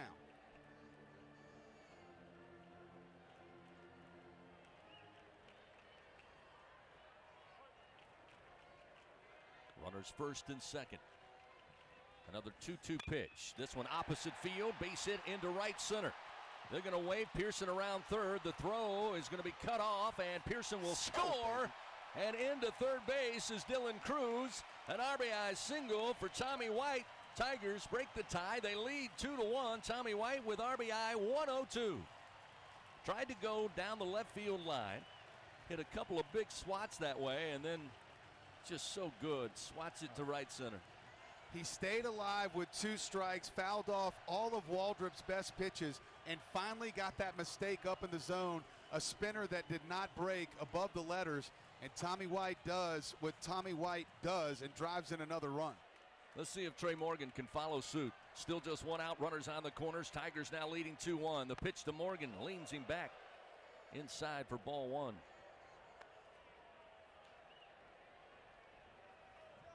Waldrop allowed 2 runs, 4 hits. He has 3 walks already in the game. Pitch to Morgan. In the air, left field. Going back is Shellnut, and one-handed grab at the track. Deep enough, however, for Dylan Cruz to tag up. Coming to score. It's 3-1 LSU on the sac fly RBI for Trey Morgan. RBI number 51 on the year. And for Trey here in Omaha, he now has 4 runs batted in as he really gave that one a ride. Shellnut tracking it down just in front of the wall in left center field. Shellnut made an extraordinary play. It looked at the last minute like he might have mistimed his spin, but he kept drifting, and that ball kept carrying. I was wondering if he was going to be able to get to it. So now we'll see Gavin Dugas. Again, Tommy White still at first base. Now 2 outs, and the pitch to Dugas going to hit him.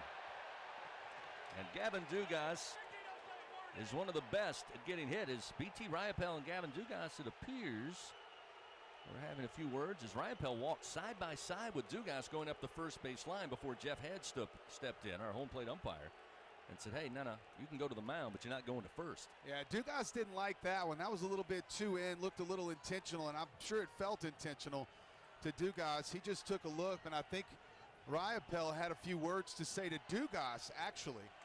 Yeah, it was Riopel. Go ahead and throw gas on the fire. Dugas now has been hit 32 times this year. He's number 2 in the nation in hit by pitch. So it moves Tommy White to second, puts runners first and second, and we'll see Cade Beloso aboard on a walk in the first inning. Again, has been spectacular here, and his last chance in Omaha as a Tiger. First pitch, Lowe skips off the plate, 1-0. Waldrop's melting out there, fellas. 3-1 LSU leads. Scored 2 runs so far. And the pitch to Beloso way out in front. Swing and a miss, 1-1.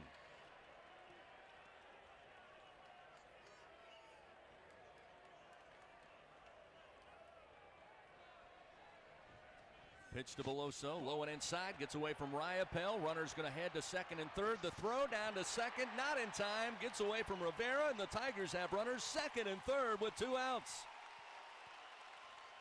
And Riopel almost threw that one into center field. You got to give a ton of credit out there to Josh Rivera, who made sure that didn't happen, but he skipped it about 10 feet short. So now White at third base, Dugas at second, Beloso at the plate with a 2-1 count. Again, low, down in the dirt, and Riopel able to get a glove on it to knock it down. It's 3-1 now to Beloso. 51st pitch of the game for the starter, Hurston Waldrop. Come on, leave something over the middle. 3-1 pitch. Missed outside, ball 4. For the second time in this game, the Tigers have the bases loaded. Can they make the Gators pay here early in this contest? Bottom of the second, a 3-1 LSU lead, and it will be Hayden Travinski, who got a board on a walk to load the bases in the first inning. Got a board on a walk, but started out that at bat 0-2, I believe, and worked his way to a walk, which tells me he started to see the ball pretty well. Bases loaded, 2 outs. The pitch to Travinski. Strike on the outer half, and it's 0-1. 97-mile-an-hour heater at the knees on the black. The 0-1. Swing and a miss. Too early. Pulled the trigger. It's 0-2. So just like in his first at-bat, down in the count early. Bases loaded, 2 outs. 3-1 LSU leads, bottom of the second. The 0-2. Good eye. Miss low. 1-2 now the count.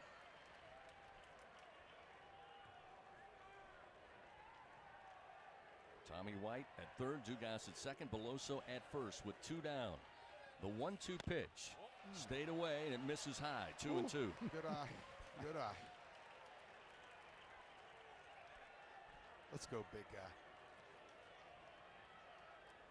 Hayden Travinski at the plate with the bases loaded. 3-1 LSU leads. Waldrop fires. Ground ball, and it is foul left of third base. Keeps the count. 2 balls, 2 strikes. On the year for LSU, Hayden Travinski with the bases loaded. Batting .500, he's 3 for 6. 2-2 pitch, stays alive, sends it back to the screen. Fastball. 2-2, the count remains. Also, he's been very good with runners in scoring position, hitting .387. 2-2. Ground ball again, just missed Tommy White, foul down the third base line. Tommy having to spin out of the way. Hayden really giving another great battle. As you mentioned, Doug, his first plate appearance got down 0-2 and worked a walk. Same at bat almost so far. Big moment early in this game with the bases loaded, 2 outs, bottom of the second, a 3-1 LSU lead. Travinski at the plate with a 2-2 count.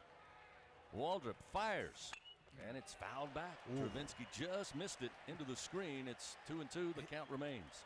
I mean, he was right on that 97-mile-an-hour heater. It was belt high right down the middle, and he couldn't have fouled it anymore straight back. Re-rack it. 2 balls, 2 strikes, 2 outs, bases loaded. The swing, a ground ball to third, going to be handled by Halter. He'll step on the third base bag. And the Gators avoid more damage here, but the Tigers plate 2 runs on 2 hits. They break the tie. They now lead 3-1. Unfortunately, they leave 3 men on base. We move now to the top of the third. Tigers up 3-1. Gators to the plate next on the LSU Sports Radio Network. He's going to the track, the wall. See ya. Tiger fans, have you ever wanted to watch LSU baseball on TV but hear the action from the LSU Sports Radio Network? Just sync the game with the LSU Sports mobile app. It's easy to do. Just pause the TV. Use the LSU Sports mobile app to stream the audio on your smartphone or tablet. Connect to a smart speaker, then wait for the audio to catch up to the point your TV is paused. Push play, and you are all set. Sync the game with the LSU Sports mobile app for iOS and Google devices. Download it today. Tigers win! Tigers win! Louisiana Lottery's Top 5 Hits. First up, hit $100. This game is loaded with $100 prizes. Next, climbing the chart is hit $200 with $200 prizes. Holding steady is hit $300 with lots of $300 prizes. A hard act to follow, hit $500 full of $500 prizes. And rocking its way to the top of the chart is hit $5,000 loaded with $5,000 prizes. Spin your hit today and play the Hit family of games from the lottery. Must be at least 21 to purchase. And we're back with breaking news. Coke Zero Sugar might be the best Coke ever. That's right, Jim. Coke Zero Sugar is a must-try for any Coke fan, so make sure you... Jim. Jim. We're on the air. Ooh, yes, this tastes like the best Coke ever to me. Your thoughts, Back Jen? up for this one. Well, can I have a sip? Jen, we're in the middle of reporting the news. I need to try it first. Fighting Tiger Baseball in the College World Series on the LSU Sports Radio Network. Back here at Omaha, we move to the top of the third inning. LSU leading Florida here in Game 2 of the title series, 3-1. It'll be top of the order due up for the Gators. Curlin, Langford, and Caglione as Nate Ackenhausen ready to begin work. And the first pitch down in the dirt and actually catches a piece of Curlin. So the hit batter will put the leadoff man aboard for the Florida Gators. Last night, LSU legend Joe Burrow in the house, taking in the Tigers action in that 4-3 win just moments ago between innings. Saw LSU head football coach Brian Kelly got a rousing roar of applause here by the overwhelming majority of LSU fans here at Charles Schwab Field. So, runner hit by a pitch, or rather batter hit by a pitch, will put a runner at first in Curlin. And now we'll see Wyatt Langford. 3-1 LSU leading. Ackenhausen fires, and it's a strike to make it 0-1. A lot of respect between Brian Kelly and Jay Johnson. I know they both admire the way each other runs his program. Runner at first. Ackenhausen with the 0-1. And a base hit swatted to left field. Curlin around second. Josh Pearson fields it out in left, and Curlin will put on the brakes. But a hit batter, and now a single as Florida threatening with nobody out, and the bullpen personnel for LSU starts to head down the left field line. Yeah, this is going to be like that first inning. Get a ground ball out here, 2 strikeouts, we're back in the dugout. This top half of the Florida batting order is as good as anyone in the nation, without a doubt. Gators have not had a great College World Series offensively, but they are very capable. And now after the time was called to let the Tigers get in the bullpen, Jay Johnson going to make a walk out here to visit with Ackenhausen in the Tiger infield with nobody out. Runners first and second, and Jack Caglione, the left-hander, coming to the plate. Remember, Ackenhausen threw 93 pitches earlier this week. That was back on Tuesday night. So he is operating on 4 days rest. And Gavin Guidry has started to toss down in the bullpen for the Tigers. Just having a catch at the moment. LSU, 3 runs, 4 hits. Florida, 1 run on 3 hits. As Bill mentioned, the top of this order, as talented as any in the country, and they immediately come out after giving up the 2 runs in the bottom half of the second frame and applying pressure here to Ackenhausen and the Tigers. Caglione grounded out to Trey Morgan back in the first inning, unassisted at first base.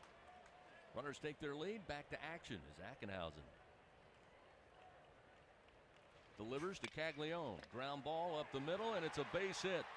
They're going to go ahead and wave Curlin. He'll get in easily without a throw, and Florida cuts the lead to 1 run, 3-2 on an RBI single for Caglione.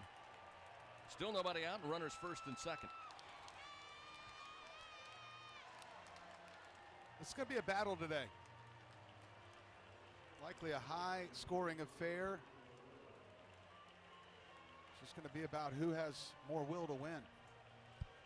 It's amazing. No one in this College World Series has scored more than 6 runs in a game. I think that might change today. So now we'll see Rivera to the plate, a strikeout victim his last time up. He'll pop this one up back behind the plate, out of play. And it's 0-1.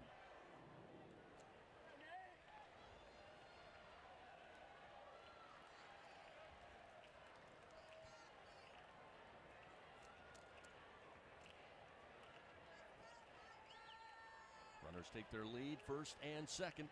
Nobody out. The 0-1, swing and a miss. And Ackenhausen gets ahead here, 0-2 to the Gator shortstop. Curlin started off the inning, first pitch hit by a pitch. Langford would single to left, and then Caglione base hit up the middle. Scores Curlin to make it a 3-2 LSU lead.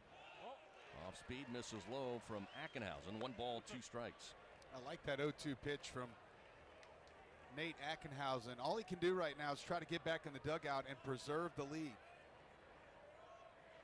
Uphill battle with runners first and second, nobody out. Pitch to Rivera. Ground ball. This one's a base hit into left. Pearson playing deep. Easily they'll send Langford around. He will come in to score, and we are tied once again 3-all. Still nobody out here in the top of the third.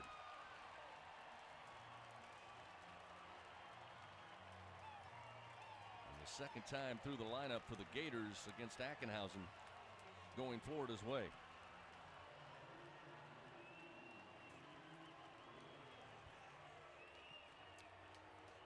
Song remains the same. Nobody out. Runners first and second. And now we'll see B.T. Riopel. Goes without saying, Tigers need to start putting some outs on the scoreboard. In a tie game, the first pitch, Riopel swings and fouls it back. 0-1.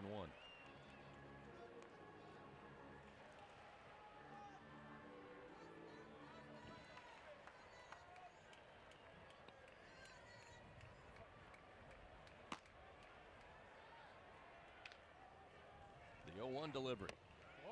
Missed high with the breaking ball. 1-1. And the Tigers have had 2 big opportunities, Bill, to get some separation here. Bases loaded on 2 occasions, but they've left 6 men on. They have not gotten to the bottom of the third. Similar in a lot of ways to the start of last night's game. The 1-1 to Riopel. Misses inside, 2-1. And Ackenhausen now is over 50 pitches. That was pitch 51 as Gavin Guidry continues to warm in the Tigers' pen. 2 balls, 1 strike to B.T. Riopel with runners first and second. Again, nobody out in the top of the third. Ackenhausen fires, and he went around, couldn't hold back. That'll even the count, 2-2.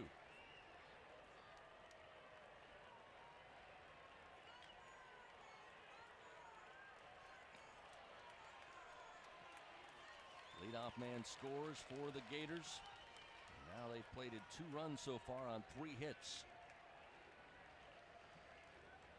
Ackenhausen looks back to second. Now the 2-2. Down the middle, called strike 3. And Riopel down on strikes. Ackenhausen with a huge 5th strikeout of the day. Finds the first out here in the top of the third, but still work to do as Luke Heyman comes to the plate. He was a strikeout victim to Ackenhausen in the second. Back-to-back strikeout looking for Riopel. And that's a big out here. Again, Caglione with the RBI single. He's down at second base now. Rivera with a single to left is at first. First pitch, a called strike, and it's 0-1 to Heyman.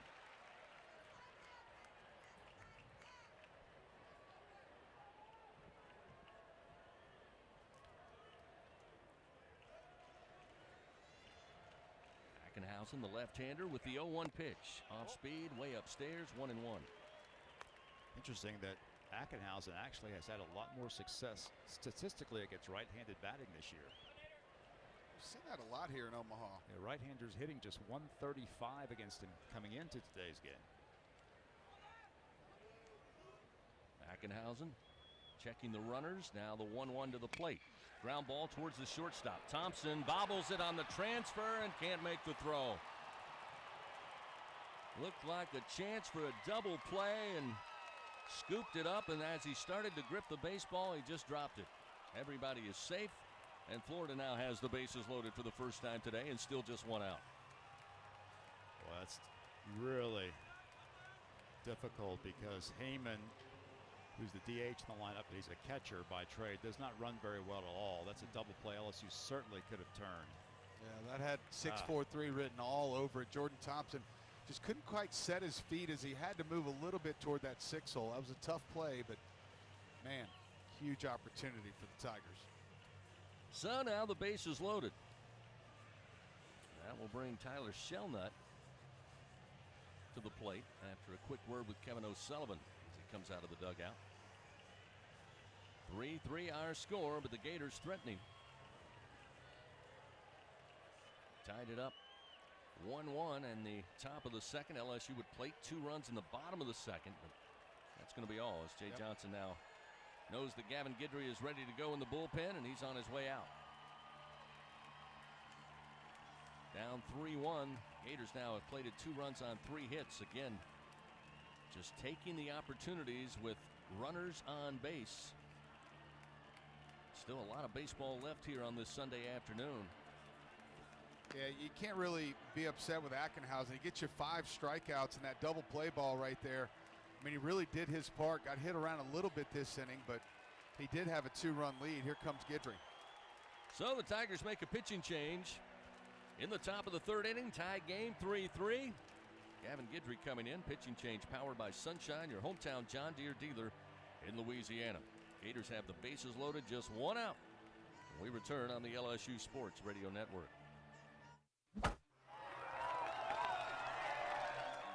Tiger fans, we're in the heat of the season.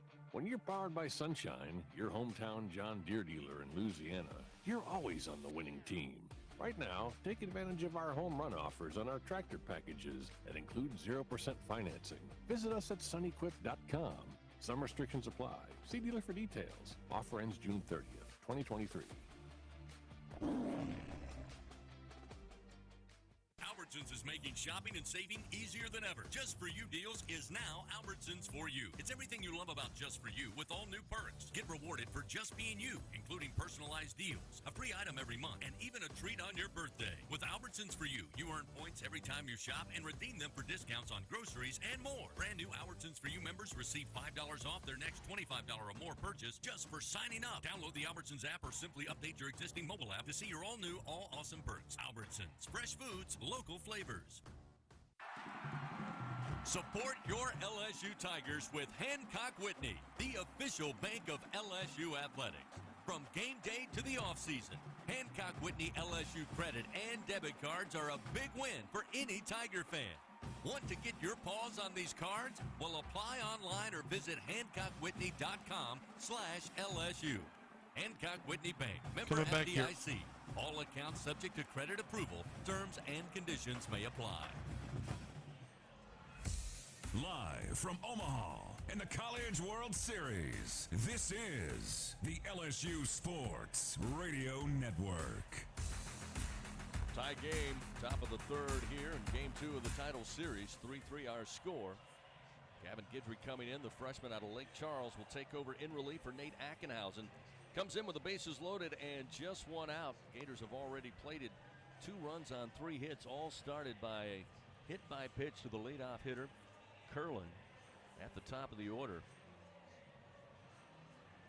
Guidry will try to keep it a tie game here, but a daunting task for the freshman right-hander. Yeah, it will be. Gavin Guidry comes into the game making his 22nd appearance of the year. He's got a 3.60 ERA. He's 3-0 in 25 innings.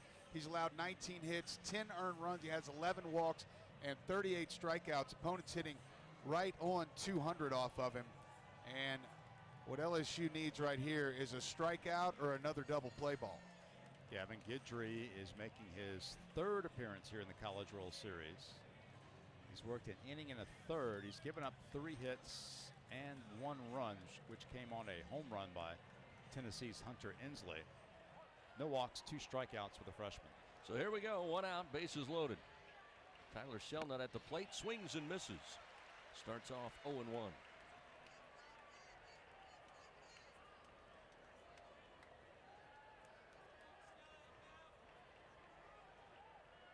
Bases loaded for the Gators as the 0-1 pitch. A called strike. Off speed from Guidry. Gets him ahead, 0-2. Caglione at 3rd, Rivera at 2nd, Heyman at first base. The 0-2 pitch. Swing and a miss. How about the slider to get Shelnut there? Guidry comes in, records the second out of the inning, his first strikeout. It's such a big out. Guidry now will face Ty Evans. Evans had the shot down the line, the solo home run, get the Gators on the board there in the top of the second inning. And as Bill mentioned, he has provided plenty of offense here in Omaha, down near the bottom of the order for the Gators. First pitch popped up high in the air, down the line in left. Pearson giving it a look, and this one is going to be fair. It is a grand slam off the bat of Ty Evans, just inside the foul pole. Drops in the Tiger bullpen, and Florida, after both teams had their chances, breaks it open with a grand slam off the bat of Evans, his 8th home run of the year, 10th for the Gators here in Omaha. Yeah, that looked like a fly ball that was in foul territory that might be about 50 feet short of the fence. It was hit straight up in the air. The wind took it back into fair territory and just cleared the bleachers out there. That was 100% a wind-aided home run. He did not hit that ball very well, but it's enough to get the job done. But remember, guys, that wind's going to be blowing like that when we hit, too. Golly, that was right into the wind. This Evans kid hitting just .227 on the year entering today's game. He now has 4 home runs in the College World Series. So they now lead 7-3, bases empty and 2 outs, and that'll bring Halter, bottom of the order, to the plate. And the first pitch from Guidry misses outside, 1-0.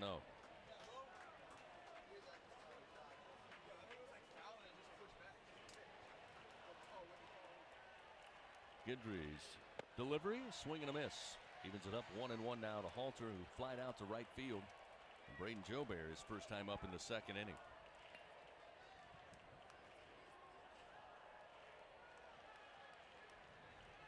The 1-1 ground ball to first. Morgan will scoop it up. He says he has it and will beat Halter to the bag for out number 3. But the Gators break it open on a grand slam from Ty Evans, plating 6 runs on 4 hits. They now lead 7-3. Gators leave nobody on. The Tigers with a very costly error. We now move to the bottom of the 3rd. Tigers trailing. It'll be Joubert, Thompson, and Pearson, 7, 8, and 9 when we come back on the LSU Sports Radio Network. Are our love bugs and companions. They are our pets, our family, and they make life better.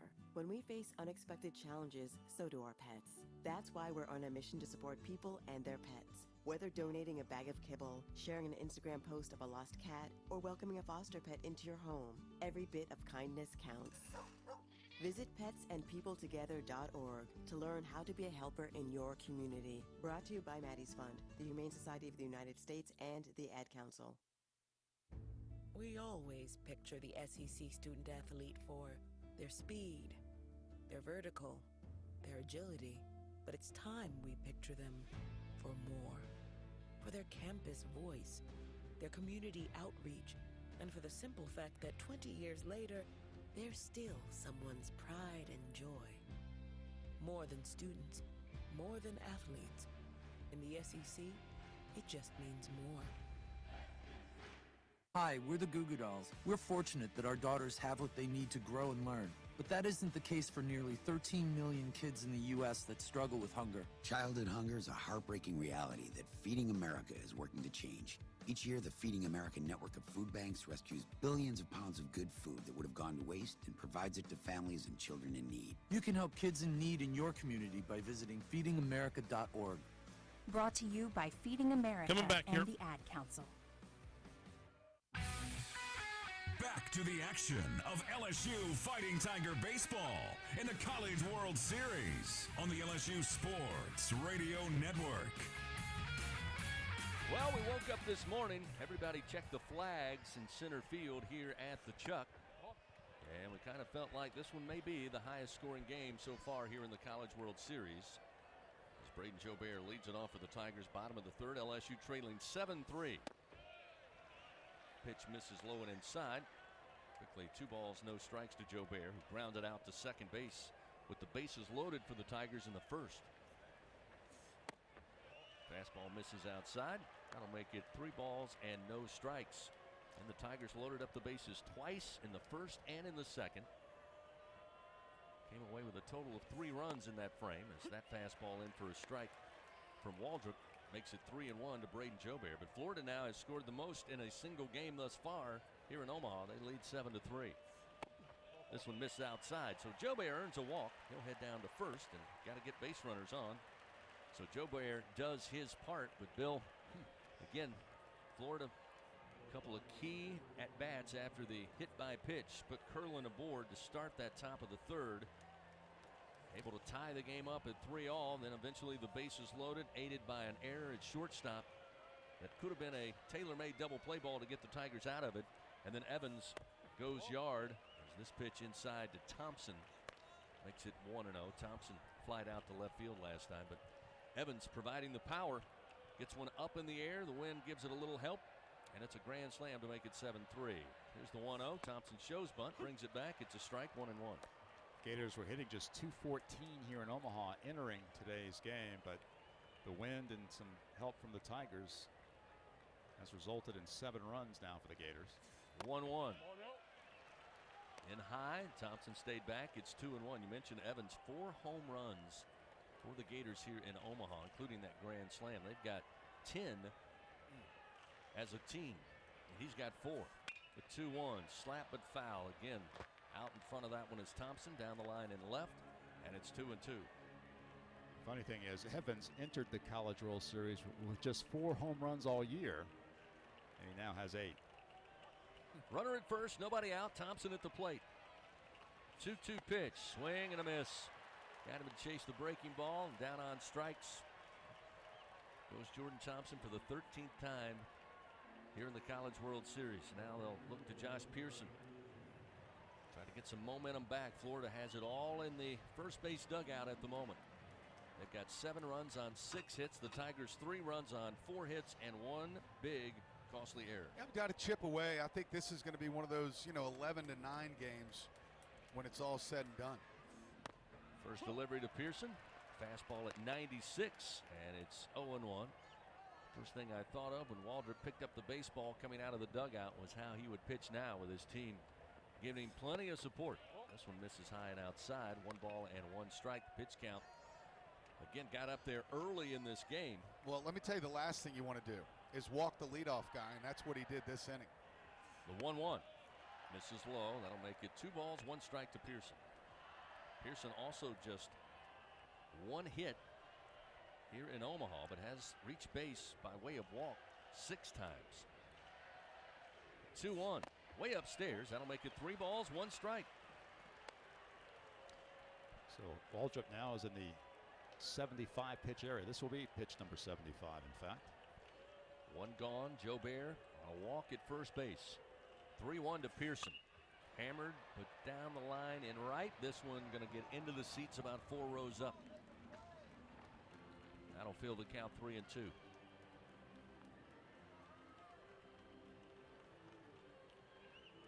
A little movement now in the Florida bullpen. Yeah, they have a righty down there tossing. So with a runner on, payoff delivery. And again, down the line in the air, foul just beyond the first base dugout, out of play. Let's go work a walk here. Runner at first. Another payoff pitch. And this one again. Down the line into the seats. Down and right. Out of play. He is smoking those balls down to the seats. Hope everybody out there is okay. 7-3. Florida leading. Thanks to Ty Evans' grand slam in the top half of the third when they plated 6 runs. Another payoff pitch to Pearson. Misses low. Great at bat once again by the sophomore Pearson out of West Monroe. A 1-out walk puts runners first and second. Doug, we said it. Tigers need base runners. Still a lot of baseball left. Lots of baseball left. Got to chip away. 1 wind-aided home run is not going to win this game, grand slam or not. The wind is just too strong into the outfield. Dylan Cruz stands in, now back top of the order. He's 2 for 2, couple of singles. He scored 2 runs. First pitch. Called strike, and it's 0-1. Joe Bear would walk. Thompson struck out. Pearson will walk. Runners first and second, 1 out. The 0-1 to Cruz. Popped up in the air. This one will get to the third level of seats over the first base dugout, out of play. Dillon behind in the count, 0-2.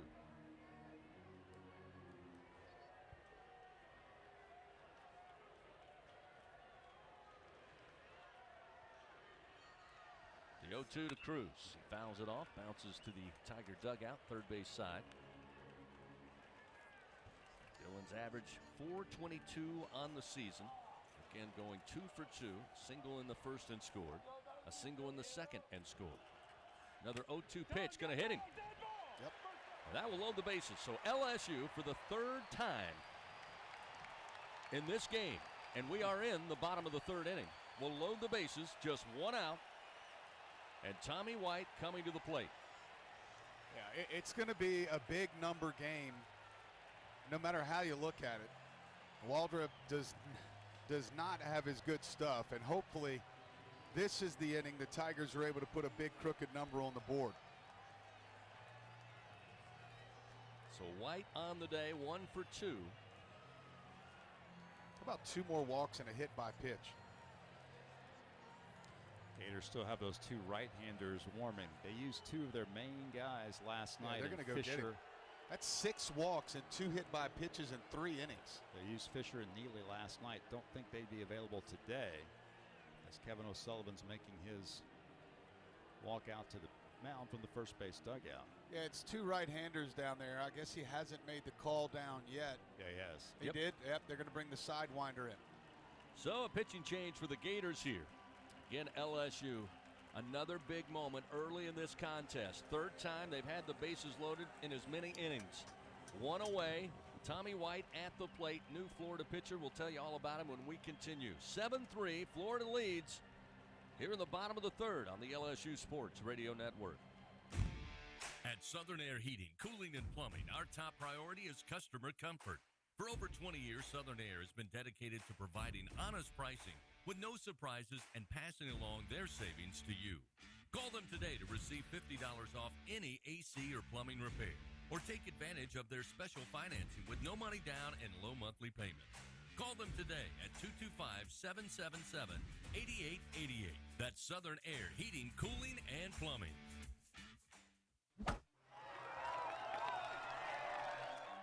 Tiger fans, we're in the heat of the season. When you're powered by Sunshine, your hometown John Deere dealer in Louisiana, you're always on the winning team. Right now, take advantage of our home run offers on our tractor packages that include 0% financing. Visit us at sunequip.com. Some restrictions apply. See dealer for details. Offer ends June 30th, 2023. Unrivaled content, unprecedented access. LSU Gold, powered by Bayou Traditions, is the only place for exclusive behind-the-scenes content featuring your favorite LSU teams. It's all access to the Tigers all year long, from pregame warm-ups to postgame celebrations and every moment in between. You can watch LSU Gold anywhere, anytime, and on your favorite device. Go to LSU.gold today to sign up for your free 7-day trial, so you can be there for each step of LSU's championship journeys. That's LSU.gold. Live from Omaha and the College World Series, this is the LSU Sports Radio Network. 7-3, Florida leading LSU here in Game 2 of the title series in Omaha. And incredibly, LSU will load the bases for the third time in as many innings. And just 1 out here in the bottom of the third after Florida put up a big crooked number in the top half. 6 runs to take the lead on a grand slam by Ty Evans with the bases loaded. So now Tommy White will be coming to the plate. He'll take on Blake Purnell. And while LSU and Florida did not play in the regular season or in the SEC tournament, the Tigers did see Blake Purnell last year in Game 3 of that series in Gainesville. He went an inning late in that contest where LSU won 11-2. Purnell is 1-0 on the year. His ERA is 7.85. This is his 16th appearance. He's worked 18 in the third innings and given up 18 hits, 16 earned runs, 13 walks, 18 strikeouts. He's allowed 2 homers on the year and a .250 opponent batting average. Yeah, he's a sidewinder. Fastball be 87 to 91, slider 78 to 82, and his changeup will be in the low 80s. Bases loaded. The first pitch to White. Misses inside. 1-0. Tigers have Joe Bear at third, Pearson at second base, and Cruz at first. His fastball will be running in on the hands of a right-handed hitter. 1 ball, no strikes. And the pitch to White. Ground ball to the shortstop. Going to be scooped up. Rivera tosses to Curlin. The relay to Caglione in time. And for the 3rd straight time with the bases loaded, LSU a huge missed opportunity. They get no runs, no hits. They leave 3 men on. They trail 7-3 to Florida. Top of the 4th coming up on the LSU Sports Radio Network. Now batting in the cleanup position, Jenny King, the king of clean. Tiger fans, Janny King is a proud partner of LSU Athletics and even more proud to provide you, the players, and every fan that comes to a game here with a healthy stadium that has been cleaned by our team of professionals. Let us clean and disinfect your business. Go to JannyKingCleans.com now. That's JannyKingCleans.com. Janny King, the king of clean. When you're done listening to the Tigers take another victory, the rest of the city will be waiting. After all, there's a lot more to Baton Rouge than just Saturday nights. From famous historic landmarks to iconic hole-in-the-walls, even some of the world's best blues joints, there's something special around every corner. But these foodie flavors and soulful sounds are just a sample of what Baton Rouge has to offer. Whatever you're into, it's all right here. Go to visitbatonrouge.com and start putting together your post-game playbook.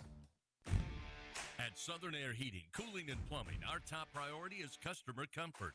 For over 20 years, Southern Air has been dedicated to providing honest pricing with no surprises and passing along their savings to you. Call them today to receive $50 off any AC or plumbing repair, or take advantage of their special financing with no money down and low monthly payments. Call them today at 225-777-8888. That's Southern Air Heating, Cooling, and Plumbing. Live from Omaha in the College World Series, this is the LSU.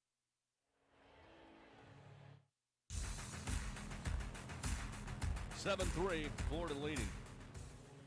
Difference in this one, Florida attacking with the bases loaded and LSU unable to deliver. They've had the bases loaded on 3 occasions. The Gators have had it on 1. And to add to it, Florida had a grand slam to take a 7-3 lead. We head now to the top of the 4th. Gavin Guidry having to come in relief, will be on the mound. First delivery to Cade Curlin, who started the inning, led off in the top of the 3rd, was hit by a pitch. And that started the chain reaction for the Gators. The 1-0 pitch to Curlin. Down the middle for a strike, and that'll make it 1-1.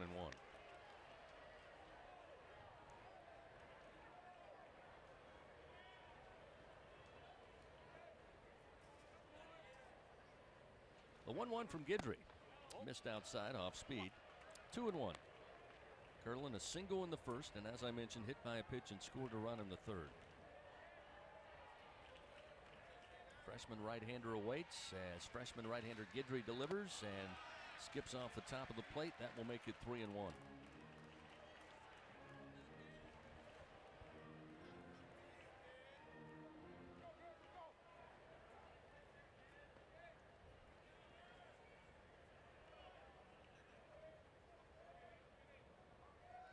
Guidry's 3-1 pitch, way outside, ball 4. So the leadoff man Curlin on for the 2nd straight inning. And that make it his 3rd time reaching base today. Make it the 3rd time he's led off reaching base. Tough assignment here for Gavin Guidry. He's not used to entering a game this early. He's going to be called upon to try to get a lot of outs and hopefully allow LSU to get back into this game. So now we'll see Langford, who's 1 for 1, aboard on a walk and also had a single. Here's a ground ball, but left of 3rd, it's foul. And it's 0-1. Had a single in the 3rd, came around to score. Again, that inning started off. Tigers up 3-1. But the hit by pitch, and then Langford with the single. A couple of follow-up base hits. Got the tie game 3-3, and Evans did the rest. Guidry from the stretch and the 0-1. Ground ball. They had the shift on. Dugas having to come over, picks it up, throws to first, but not in time. They had Gavin shaded towards second base, and he had to run a long, long way to get to a slow rolling ground ball right at the 4-hole. And again, Florida getting it done at the plate. They have runners first and second and nobody out here in the top of the 4th. Yeah, that's not on Gavin Guidry. He got the ground ball off the cap of the bat. Just terrible placement by the defense. Just so happened on that play when they decided to shift. But the shift works out a lot of times too. And here comes Jay Johnson. Yep. He's got Bryce Collins, the right-hander, warming in his pin right now. Looks like he may go ahead and make the change with the Tigers down by 4. Usually Guidry's in the game when the Tigers are trying to preserve a lead. Here's a guy who hadn't had a chance to be a hero yet. See what we get out of Bryce Collins if he decides to go there. Hasn't made the call just yet. 7-3, Florida leading. Most runs scored in a College World Series game so far this year. Tigers and TCU had previously scored 6 runs in a contest. But Florida plating 6 runs in the top of the 3rd here today. As Jay Johnson still continuing to talk out there. Our home plate umpire makes his slow walk to the mound, and now we'll ask if there is the decision to be made.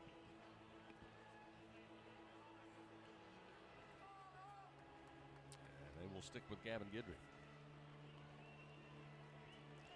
It's interesting. I've noticed, I don't know if this happens all the time, but it seems like when Jay's going to make the change, he'll stand on the mound and move the dirt with his feet and look down at the mound, and that's when you know he's going to make a change. He didn't do that in this meeting. Interesting. He looked up the whole time. I don't know if that's valid or not, but it just seems that way. Very keen eye. Yeah. I'm going to check that, Bill. All right. Nobody out, runners first and second. And Caglione at the plate had the RBI single and scored in that 3rd inning. This pitch somewhere missing from Guidry, and it's ball 1. You don't want to fall behind too far to this guy. 1-0 pitch. Misses low, and it's now 2 balls, no strikes to Caglione. Now Javen Coleman, the lefty, has joined Bryce Collins in the LSU bullpen.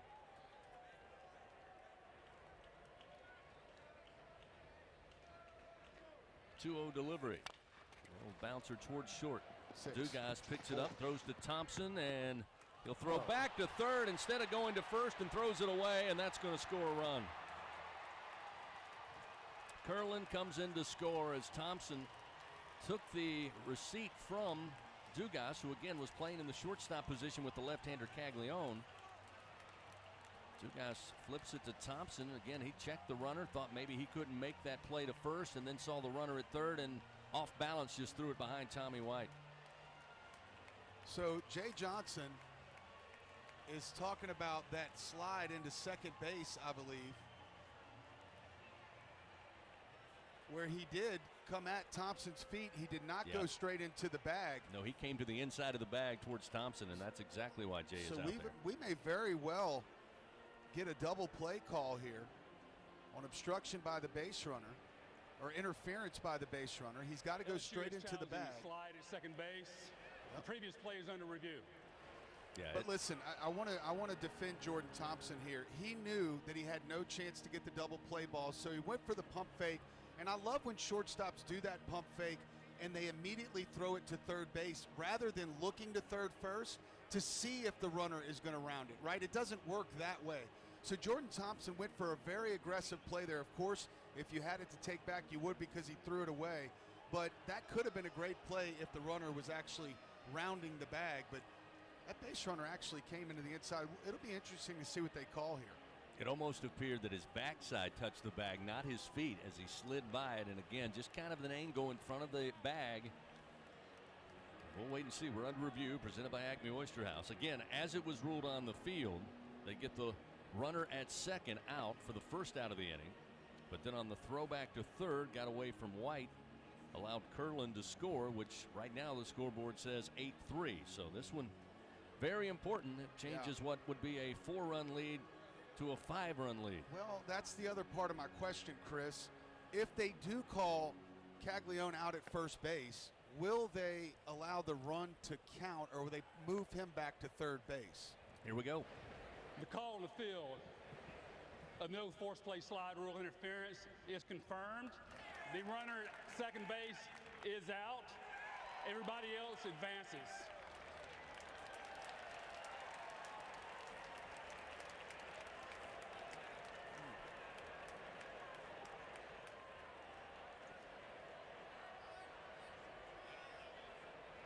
So that run will count, and Caglione will stay at first, one out. It wasn't a malicious slide. It's not like he was trying to take him out. He did slide into the bag. He just kind of barely got into Jordan Thompson's ankles. I wonder if the play would have been different if Thompson would have thrown the ball to first. Though. Yeah, again, because he was facing back to third, there really wasn't contact. Yep. So nonetheless, it is 8-3. Florida leads. Runner goes. Got a huge jump. The throw, they say, in time, and tag applied. Caglione is out. I can't believe Florida won't review that one. It was a huge jump by Caglione, but the throw from Travinski, a one-hopper, and the tag applied. I don't think anyone expected Caglione to go there. He's 4 for 5 in stolen base attempts this year. He had a tremendous jump. Wow. Really looked like it in real time. Now we see a slow-mo look. Hurry up and throw a pitch. Oh, looked like he was in. Nobody. Oh, he was definitely in. Nobody challenging, and the pitch offered up to Rivera. Slap back foul into the screen. That's big. And it's 1-1 to Rivera, who, again, last night went 0 for 5, but now 1 for 2 today, including an RBI single in the third. Here's a swing and a miss. Guidry gets ahead 1-2. So it is an 8-3 Florida lead, but Caglione gives LSU the second out after trying to steal second base. Travinski, the umpire says, gunned him down. The 1-2 pitch. Called strike 3. Guidry records the punch out, his second in relief. But Florida adds to their lead, 1 run on 1 hit. Another error by the Tigers, their second of the game, and they're down 5 runs as we head to the bottom of the 4th inning. Florida 8, LSU 3. The Tigers have Morgan, Dugas, and Beloso 3, 4, and 5. Due up when we return on the LSU Sports Radio Network. Wake up and text. Text and eat. Text and meet up with a friend you haven't seen in forever. Hi. Oh, hey. Text and complain that they're on their phone the whole time. Text and listen to them complain that you're on your phone the whole time. Text and whatever. But when you get behind the wheel, give your phone to a passenger. Put it in the glove box. Just don't text and drive. Visit StopTextsStopWrecks.org. A message from NHTSA and the Ad Council. The passion, the tradition, the rivalries. SiriusXM is your destination for all things college sports, and we've got your school covered. On SEC Radio, there's complete coverage of every school in the conference, including live games, plus 24/7 talk and analysis. So cheer along online or on the SiriusXM app and listen to your favorite team anywhere. And now, as a college student, you can stream your first 3 months of SiriusXM for $1. Fees and taxes apply. See offer details and subscribe now at SiriusXM.com/SEC Sports. This is the story of a very special woman. Just a few knew about her superpowers. In a matter of seconds, she turned herself into a great mathematician. She masqueraded as a regular person at work, but as a superhero at home. Everyone knows her as Gabriella. I still call her Mom. Your hero needs you now, and AARP is here to help. Find the care guides you need to help, complete with tips and resources at aarp.org/caregiving. Brought to you by AARP and the Ad Council. Coming back. The excitement of Omaha and the College World Series. Back to the action on the LSU Sports Radio Network.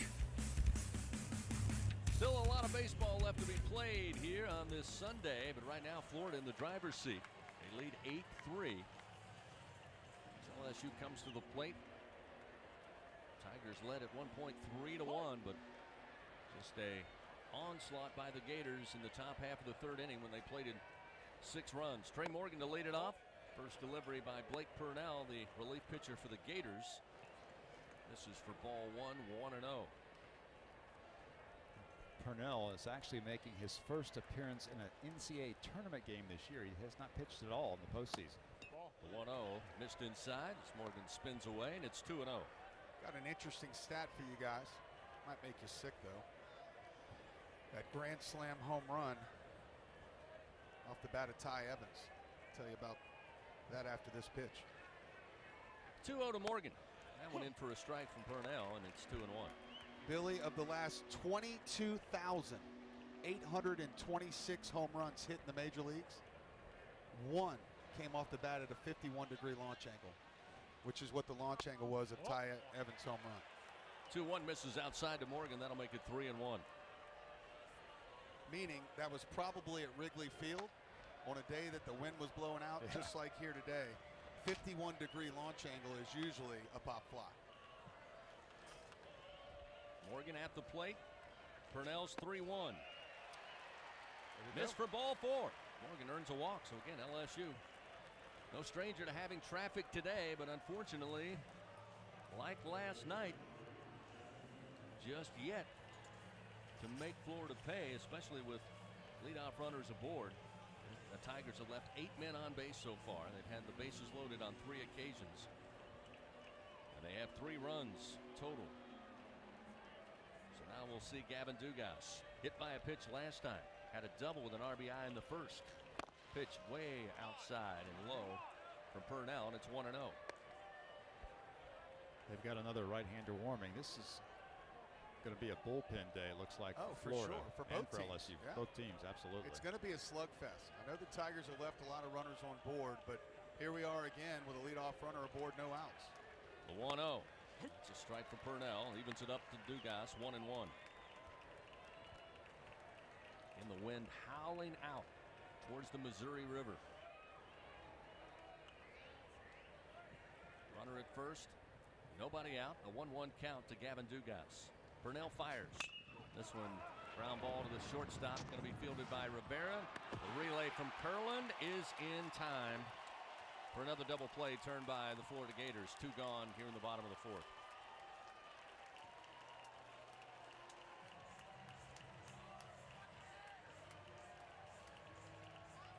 So with 2 down, we'll see Cade Beloso. Cade aboard on 2 occasions, both times by way of walk.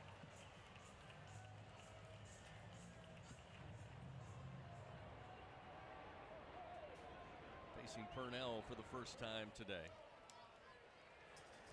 Righty on lefty matchup. Submariner fires, and it's a strike on the inner half, 0-1.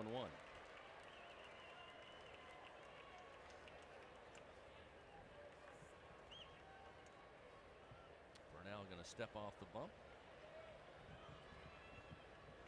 Stand back in.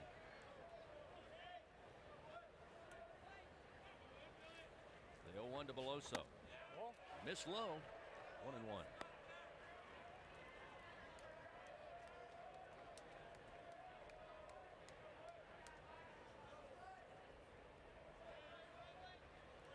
One ball, 1 strike, 2 down.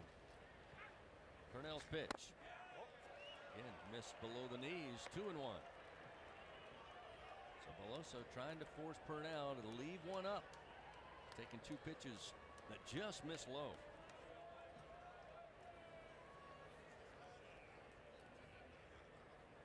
Here's the 2-1. This is inside. Now 3 balls, 1 strike to Cade Beloso.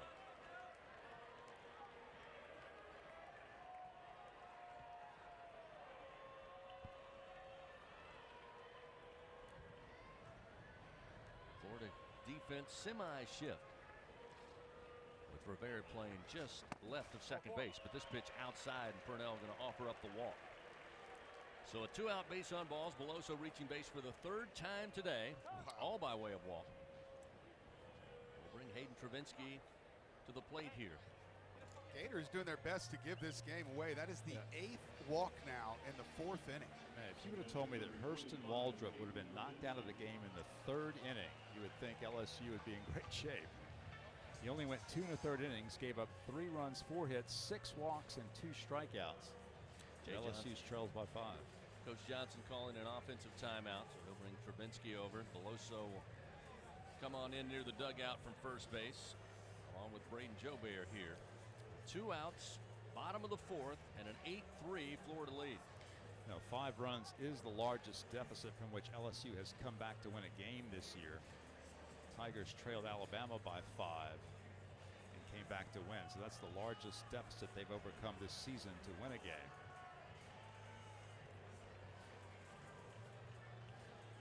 Overall, the Tigers have 25 come from behind wins this season, with 5 runs being the biggest deficit from which they've recovered. So now Travinski to the plate. Veloso back on the first base bag with 2 outs. Purnell checks the runner. Now comes set and fires. Missed low, ball 1.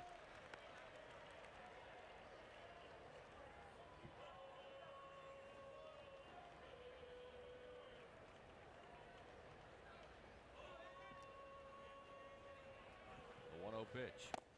That one in for a strike, make it 1-1. Travinski a walk in the first.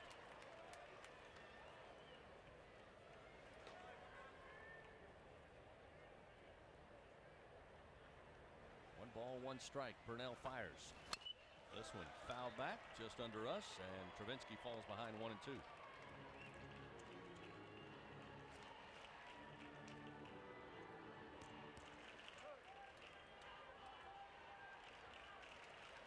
One ball, 2 strikes, 2 outs, runner at first. 8-3, Florida leads. The pitch missed inside. Evens it up now to Hayden, 2 and 2.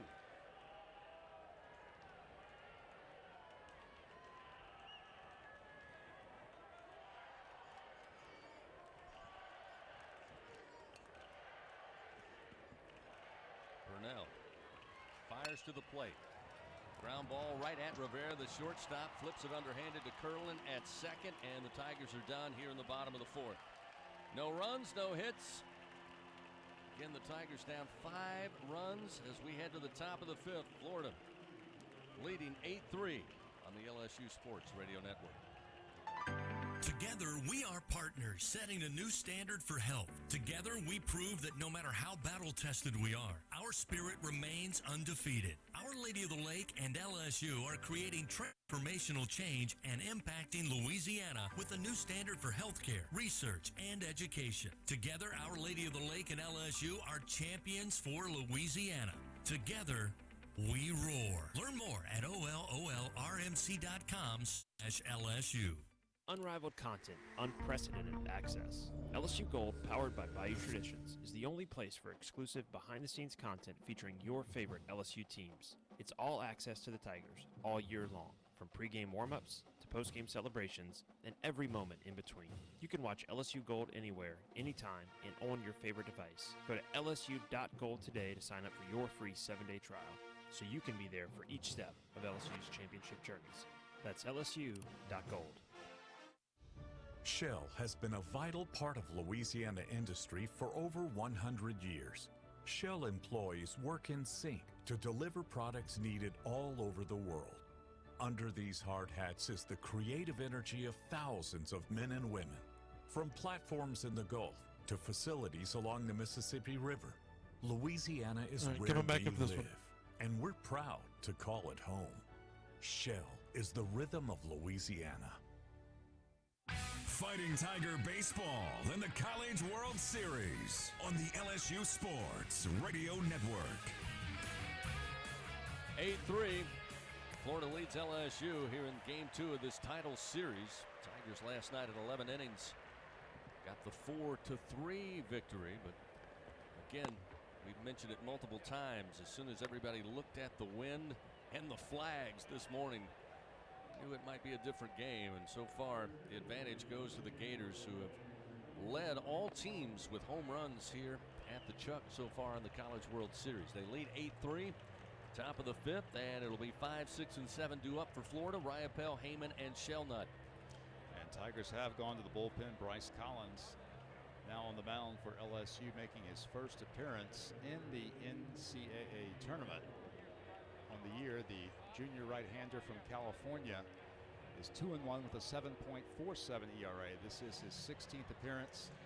He's worked 15 2/3 innings. He's given up 12 hits, 13 earned runs, 16 walks, and 18 strikeouts. So he'll face off against B.T. Riopelle. He's been caught looking twice here in today's game. It's the first delivery upstairs for ball 1. Tigers need a quick inning. 1-0 to Riopelle. Base hit center field. That'll be the 8th hit of the game for the Gators and the leadoff man aboard. In a long time since Bryce Collins has pitched in a game. In fact, the last time he pitched was in week 9 of SEC play, the second to last weekend of the regular season. He worked 2/3 of an inning on May 14th against Mississippi State.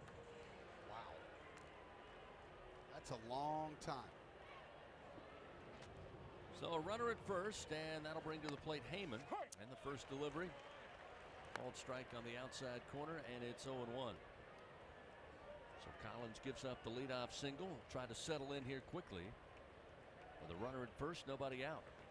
The 0-1 fastball near the head of Heyman, who had to drop down out of the way, and it's 1-1.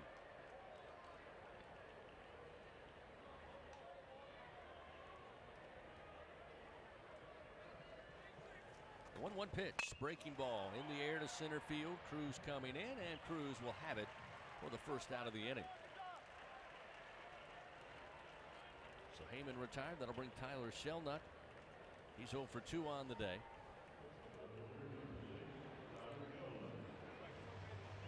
Only 3 Gators in this lineup without a hit so far. Shelnut being one, Heyman being the other, and Halter at the bottom of the order. Runner at first, and the pitch misses off the plate outside. 1-0.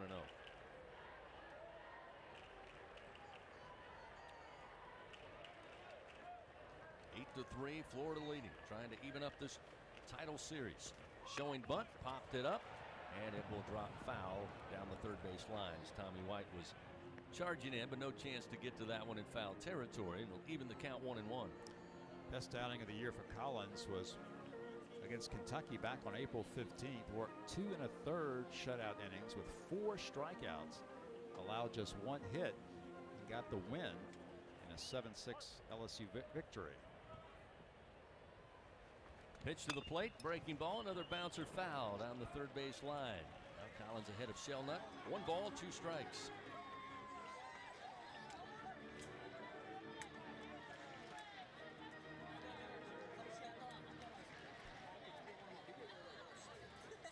Shelnut, the right-handed hitter. He's got Riopelle at first, and he will slap this one down the line, but will get to the seats in right, out of play. Still 1-2.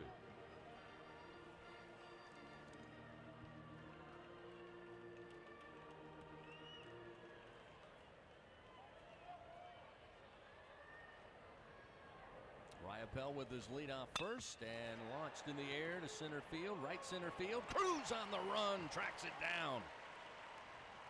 Like a gazelle, great jump, and then just glides towards right center to make that play. Beautiful makes play. It look so easy. That's 2 outs. One area of his game that maybe is overlooked. If there is an area that's overlooked, it's his defense. And his defense has improved tremendously. Whereas now it's believed he could be a center fielder in the big leagues. So, Ty Evans coming to the plate in the 8-hole with a runner at first and 2 down. First pitch from Collins, a called strike, and it's 0-1. What has Evans done today? Had a solo shot in the second to tie the game at 1 run apiece, and then a grand slam in the third to get the separation the Gators were looking for. Here's a swing and a miss. Off speed from Collins, drops off the table, and it's 0-2.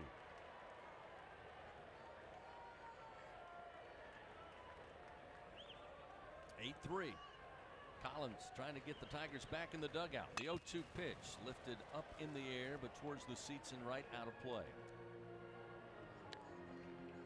Collins making his first appearance on the mound here in Omaha. However, he was on the 2021 Arizona team that advanced here to the College World Series. Bryce didn't pitch in that series. He was still injured. 2 outs, the 0-2. Swing and a miss. And for the first time today, Ty Evans is sent to the dugout. Big punch out there, and a great effort by Collins after giving up the leadoff hitter.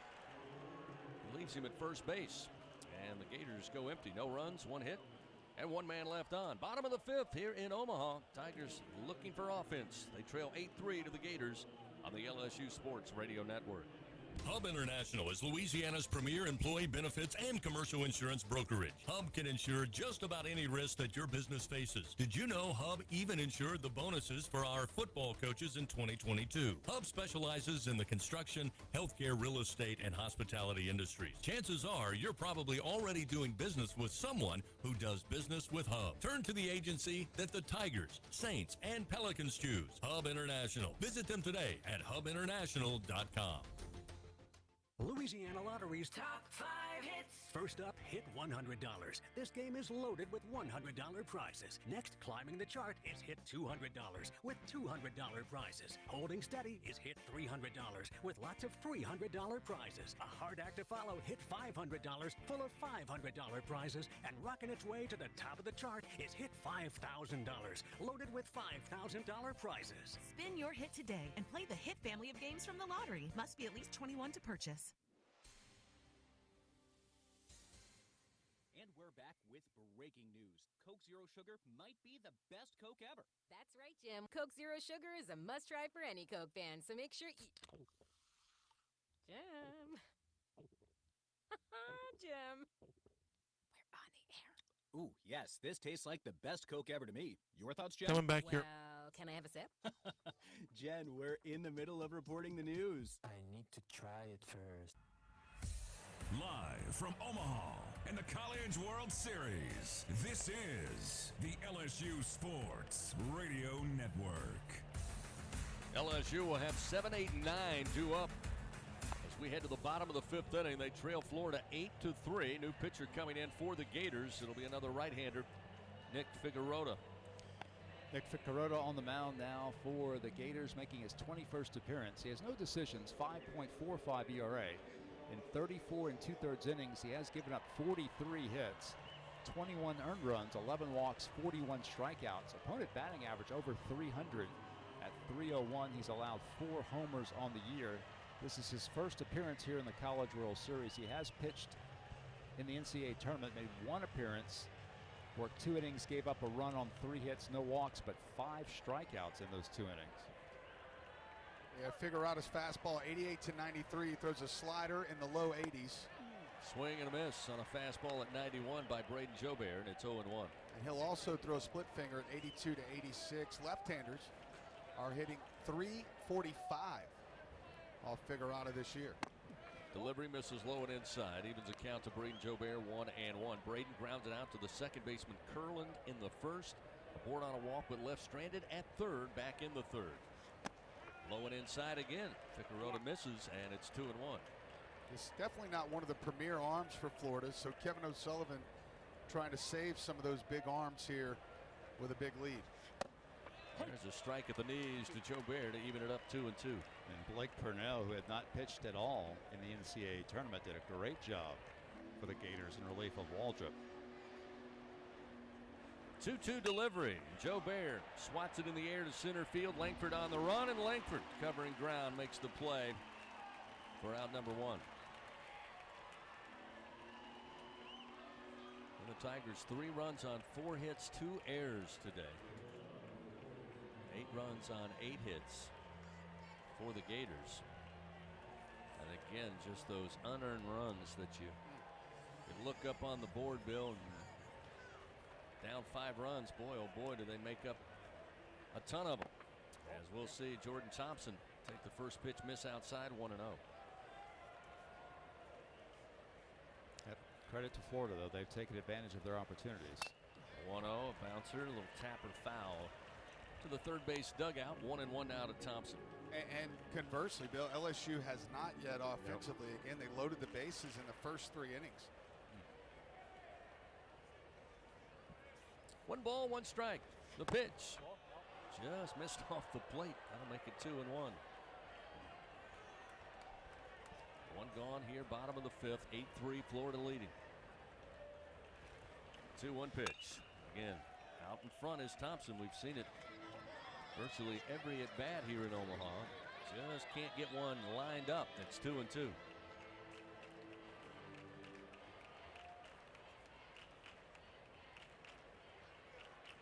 2-2 pitch.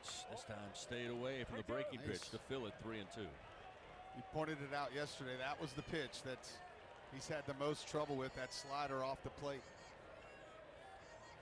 Payoff pitch, and he fouls it back. That one in on the hands and keeps him swinging at the plate. 3-2.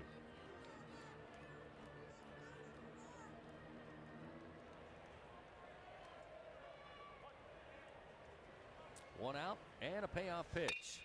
In the air to left center field. Langford going back. The center fielder at the track and shy of the wall makes the grab for the second out of the inning. That is two very well hit balls off the bat of Jordan Thompson out to that left center field gap. And so with 2 down, Josh Pearson, who today poured on 2 walks. The second came around to score and left stranded at second in that 3rd inning when the Tigers had the bases loaded.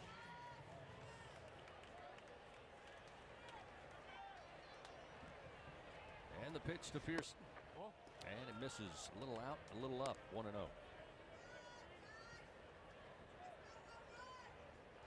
Ficarota winds. The 1-0 pitch. That's for a strike. 1-1.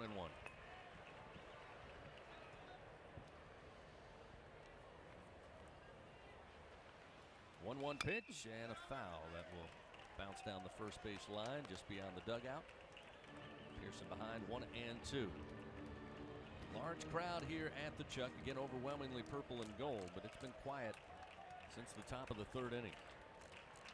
The 1-2 down the line. Base hit comes off the glove of Caglione at first. Makes its way into right field. And that one's sharply hit. Caglione again trying to use that long frame to get to it. Just comes off the top of the glove. But man, there was enough on that one that it didn't really make it go left. It just went right through him. Came off at 108 miles an hour. Pearson has been slapping balls pretty hard down that right field line, but foul earlier in the game. He's seen it well today.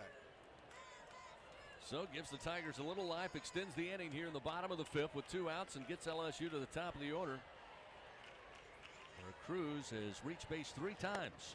The pitch inside to make it 1-0. He had a single and scored in the first, another single and scored in the second, and was hit by a pitch and loaded the bases in the 3rd. Pitch to Cruz, swing and a bouncer foul. And those 2 runs scored by Dillon in this game give him 96 for the season, which is the single season LSU record. He just exceeded the previous record of 95 runs scored by Nathan Dunn back in 1996. Wow. Ficarota taking some time as Cruz digs in. 2 outs, runner at first, 8-3 Florida leads. Tigers looking for something. And the pitch inside to Cruz will make it 2-1. Kevin O'Sullivan now. Or maybe, let's see, is that Sully? Yep. Yep, that's him.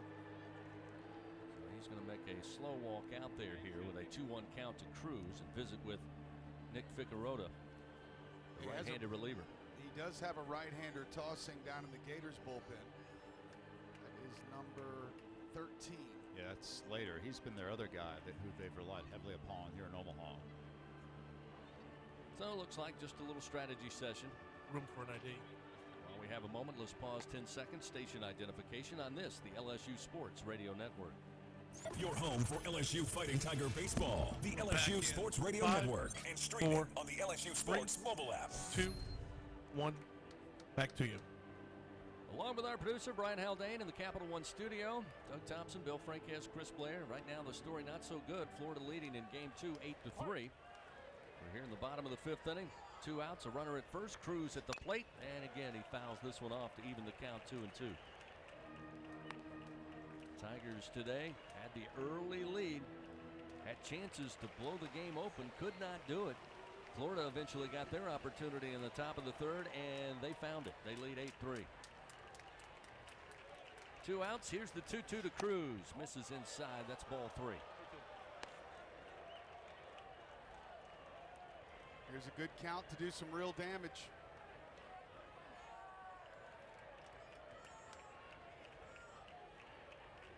Payoff delivery and a bouncer towards 3rd. Having to charge in is going to be Walter. Cruz nice play. Is out at first. Halter makes the great throw, running in from 3rd, and Cruz, plenty of speed, just could not beat it out. No runs, 1 hit, and 1 man left on. We head to the top of the 6th. 5-run lead for the Gators, 8-3 on the LSU Sports Radio Network.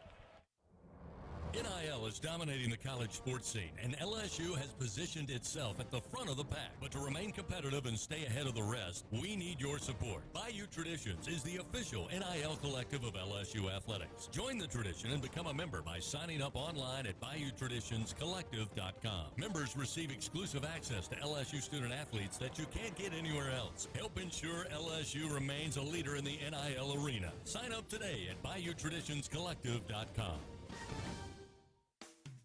Are you a homeowner looking to keep your home cool while saving money? Perhaps you're an HVAC contractor who wants to offer customers more efficient, more consistent home comfort. Luxair is the name to know for unmistakably efficient and reliable home cooling.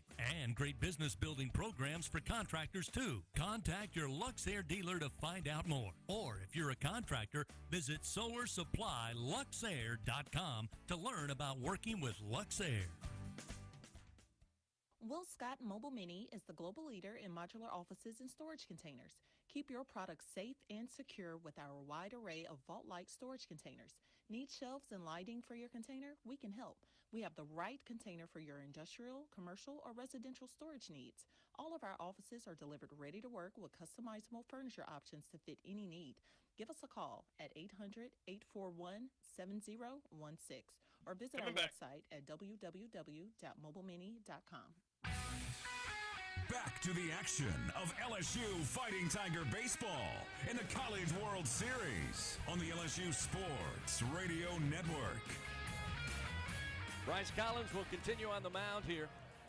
His job, trying to keep it a 5-run Florida lead as we head to the top of the 6th inning. The Gators have bottom of the order Halter, followed by Curlin and Langford. 8-3 Florida leading. Halter in his first 2 plate appearances, 0 for 2. Fly out to right and a ground out to Morgan at first base. First pitch swung on, fouled out of play left side. It's 0-1.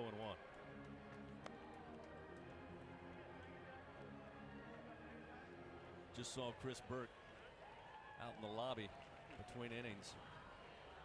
First the 0-1 pitch. This one high and deep right center field. Going back, it'll take a bounce on the track and come off the wall. And a leadoff double for Halter, who gets his first hit of the day. And Florida pouring it on. 8 runs on 9 hits now. But Chris Burke, I said, 25 men left on base so far through these first 2 games. He said, that's tough. And then he looked at me and said, how about that 51 angle for a home run? Told us the same story you talked about earlier. I said, yep. Yeah, that were, again, you and I looked at all the people in foul territory, 60, 80 feet short of the fence, stand up thinking that ball was going to land on top of them. That thing just got caught up in the jet stream. Collins going to hit the next batter, top of the order, Curlin. Second time he's been plunked today. He reaches base for the 4th time. And top of the 6th, not starting out very well for the Tigers. Yeah, Curlin, that leadoff man, has reached base now in all 4 plate appearances, and it's tough to get things done when that happens. So with runners first and second and no out, that will bring Langford again facing the top and heart of the order coming up. But now Jay Johnson wants to come out of the dugout. Looks like right-hander Blake Money just beginning to throw in the LSU pen. So Astan will go out and visit, give time for Money to try to get warmed up as soon as possible.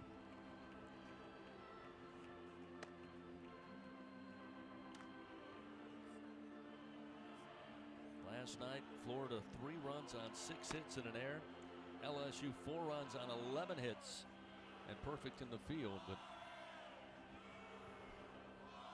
the complete opposite here in game 2. Even in a low-scoring affair last night, again, you go back to 17 men left on base for LSU, just could not get that final push to break the game open, and started today's game with a 2-0 lead, or rather 3-1 lead eventually. But again, just those 3 opportunities with the bases loaded in the 1st, 2nd, and 3rd. Just could not make it happen, and now the Tigers have left 10 men on base. Yeah, and the Gators have really swung the bat. Like, not a whole lot of walks issued by the Tigers, especially compared to what Florida's done on their staff with 8 walks and 2 hit by pitches. So Collins looks in. First pitch, huge swing by Langford, but can't find it. It's 0-1. Langford has reached base also on 3 occasions. First by way of walk, a single and scored in the third, and had a single left stranded in the fourth. Runners first and second. This one high and deep left field. Josh Pearson just going to stop, and that one to the top of the seats and left. Langford with home run number 20 on the year. And Florida just extending the lead now, 11-3.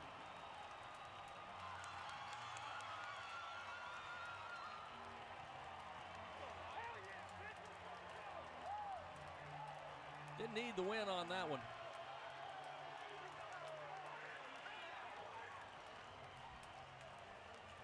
Nope, that one was touched.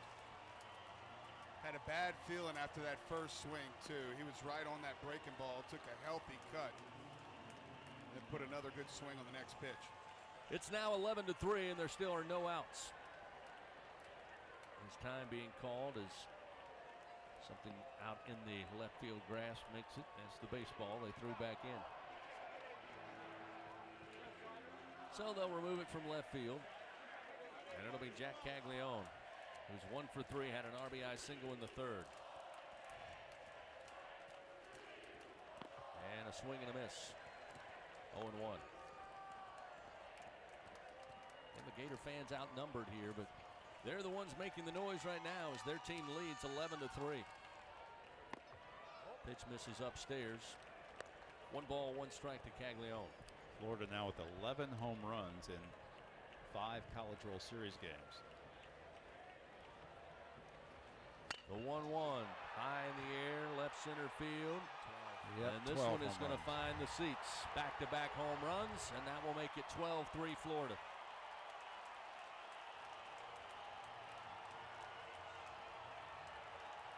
It's real tough to beat a team when their back's against the wall in this scenario, but Florida Gators are earning every single run after the early start. They've really started to hit the baseball well.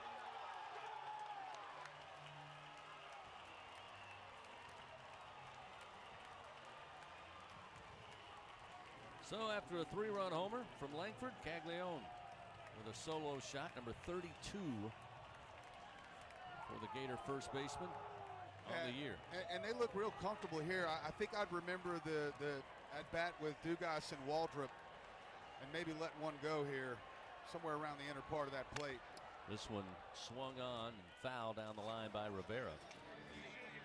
In left will make it 0-1. Rivera on the day. A couple of strikeouts, one in the first, caught looking in the fourth, but did have a single in the RBI in that big 6th inning. But right now they've got a big 4-run inning.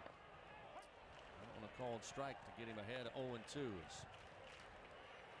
Collins still looking for the first out here in the top of the 6th. Breaking ball, chopper towards third. White going to mishandle it. Coming over to his left, put his glove on it, caught it with the heel of the glove, and went straight back down into the ground. And things going from bad to worse here for the Tigers. Third error of the game. Still nobody out. Runner on. And Jay Johnson now on his way out, and they will make a change. Go to the right-hander Blake Money. Somebody's got to find some outs. Or this one is going to get way uglier. 12-3. Florida handling the Tigers here in game 2. Pitching change powered by Sunshine, your hometown John Deere dealer in Louisiana. We'll get back to it here in Omaha after this on the LSU Sports Radio Network.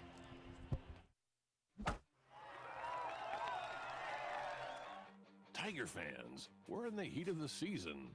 When you're powered by Sunshine, your hometown John Deere dealer in Louisiana, you're always on the winning team. Right now, take advantage of our home run offers on our tractor packages that include 0% financing. Visit us at sunequip.com. Some restrictions apply. See dealer for details. Offer ends June 30th, 2023.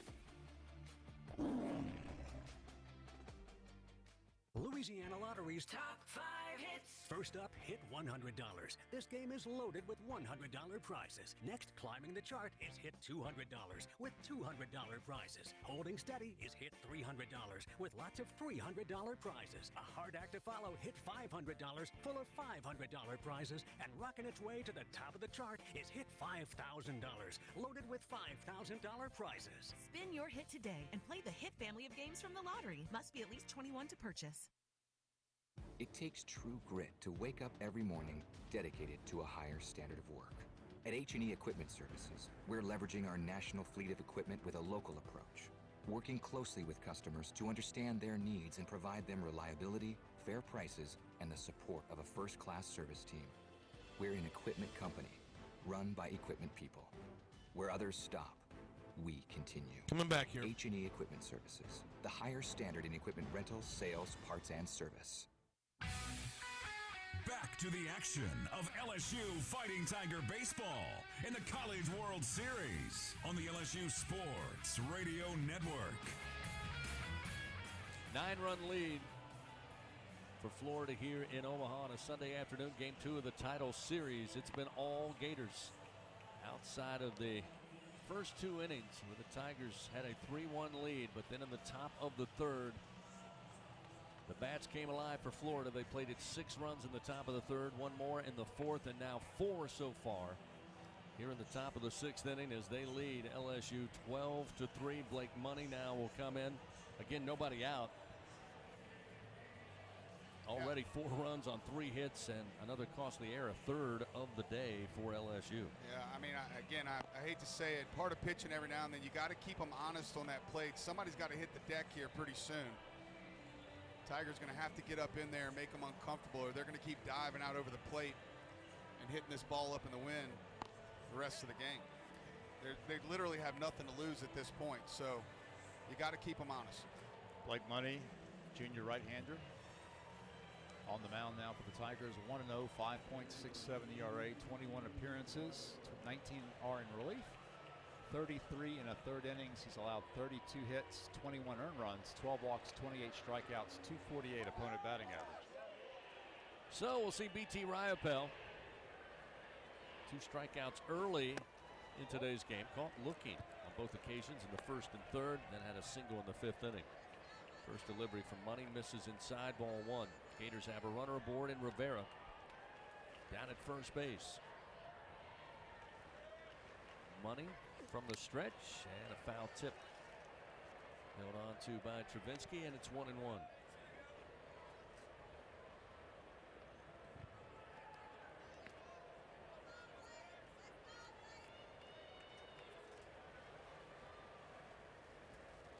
Blake checks the runner, now fires, swing and a miss. Riopel falls behind 1 and 2. Money delivers a 94-mile-an-hour fastball.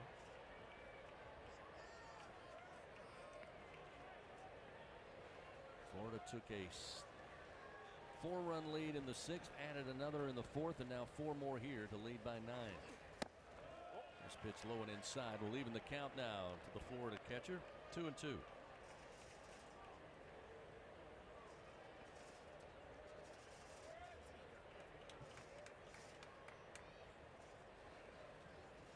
Money's 2-2 pitch. Uncorks a fastball, but it missed outside, and that will fill the count now, 3-2.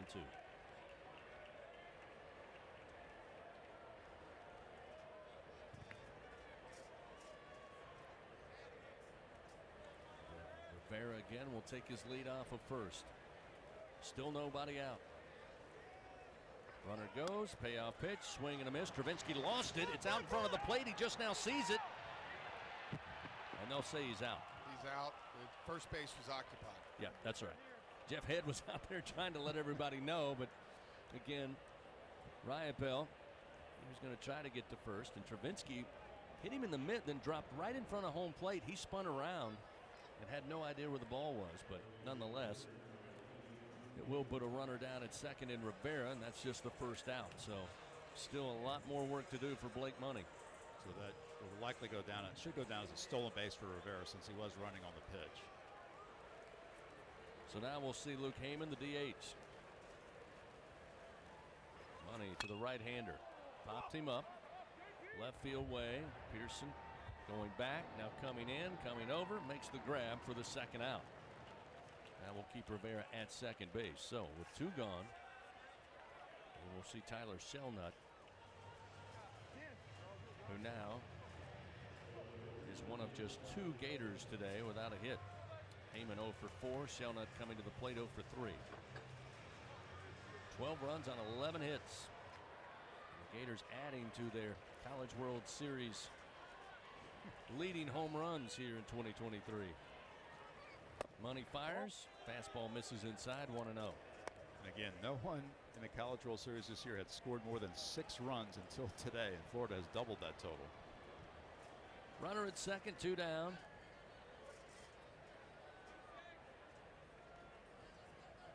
Money's 1-0 pitch, and he went around. Couldn't stay away from the breaking ball, and it's 1-1.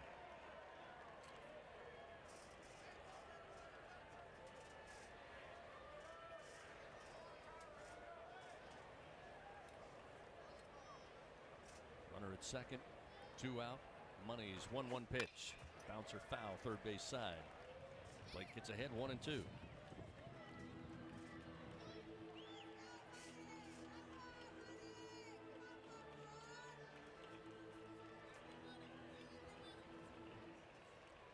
Selnut, the right-hander. 2-2 count. And Money fires. And this one, a slow bouncing ground ball knocked down by Thompson, but it gets away from him, and around third coming in to score is Rivera. And now the Gators lead by 10, 13-3. There's an infield single all day long. Thompson just trying to keep it from making it to the outfield, but Rivera, too much speed with 2 outs off and running, easily scores home.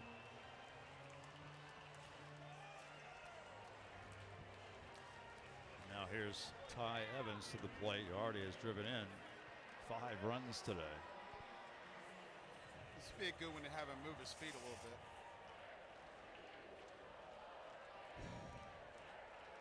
So with 2 outs and a runner at first, Evans at the plate, and the first pitch misses inside. Evans has had quite the day, quite the College World Series. It's 2 for 3 with 2 home runs and 5 ribbies, including a grand slam that opened up this game in the top of the third.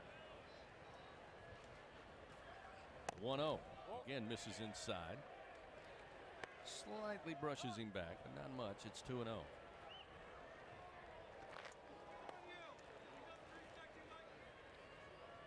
Two outs, runner at first.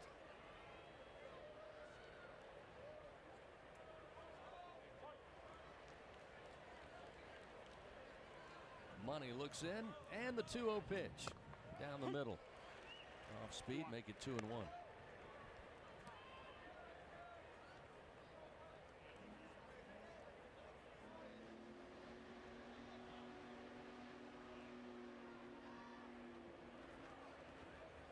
Checks the runner. Now the 2-1 pitch. Grounder foul, third base side. Make it 2 balls and 2 strikes. Well, you knew when you rose this morning that Florida, a team that has 53 wins on the year, not going to lie down in game number 2. The 2 outs, the pitch, and just staying alive. A ground ball foul again down third, keeps it 2-2, and they get the starter today, Hurston Waldrop, who again pitched well against LSU last year, transferred from Southern Miss to Florida. Pitch count started going up. He made some contact. He got the bases loaded, 3 straight innings, and just couldn't get the hit to get it going. And now down 10 runs. Another 2-2 pitch fouled back towards us. Count remains 2-2. Yeah, when I opened the curtain this morning, looking out over the field and saw the wind blowing out, I didn't have a good feeling because of Waldrop. Now, if I'd have known Waldrop would have been like he was, I'd have felt much better. But with that split finger into this wind, I thought it was going to be a tough day for the Tigers offensively.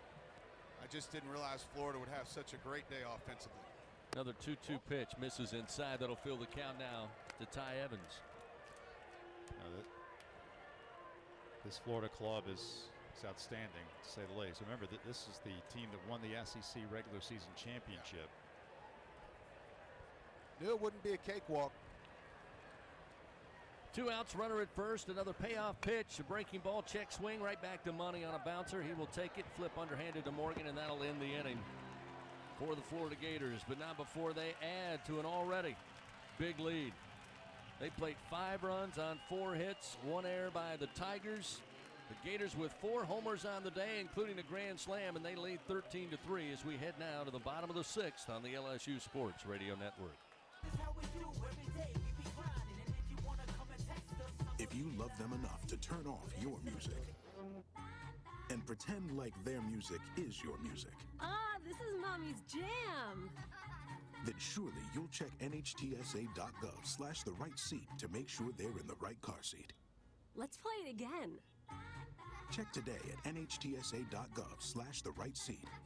Brought to you by the National Highway Traffic Safety Administration and the Ad Council.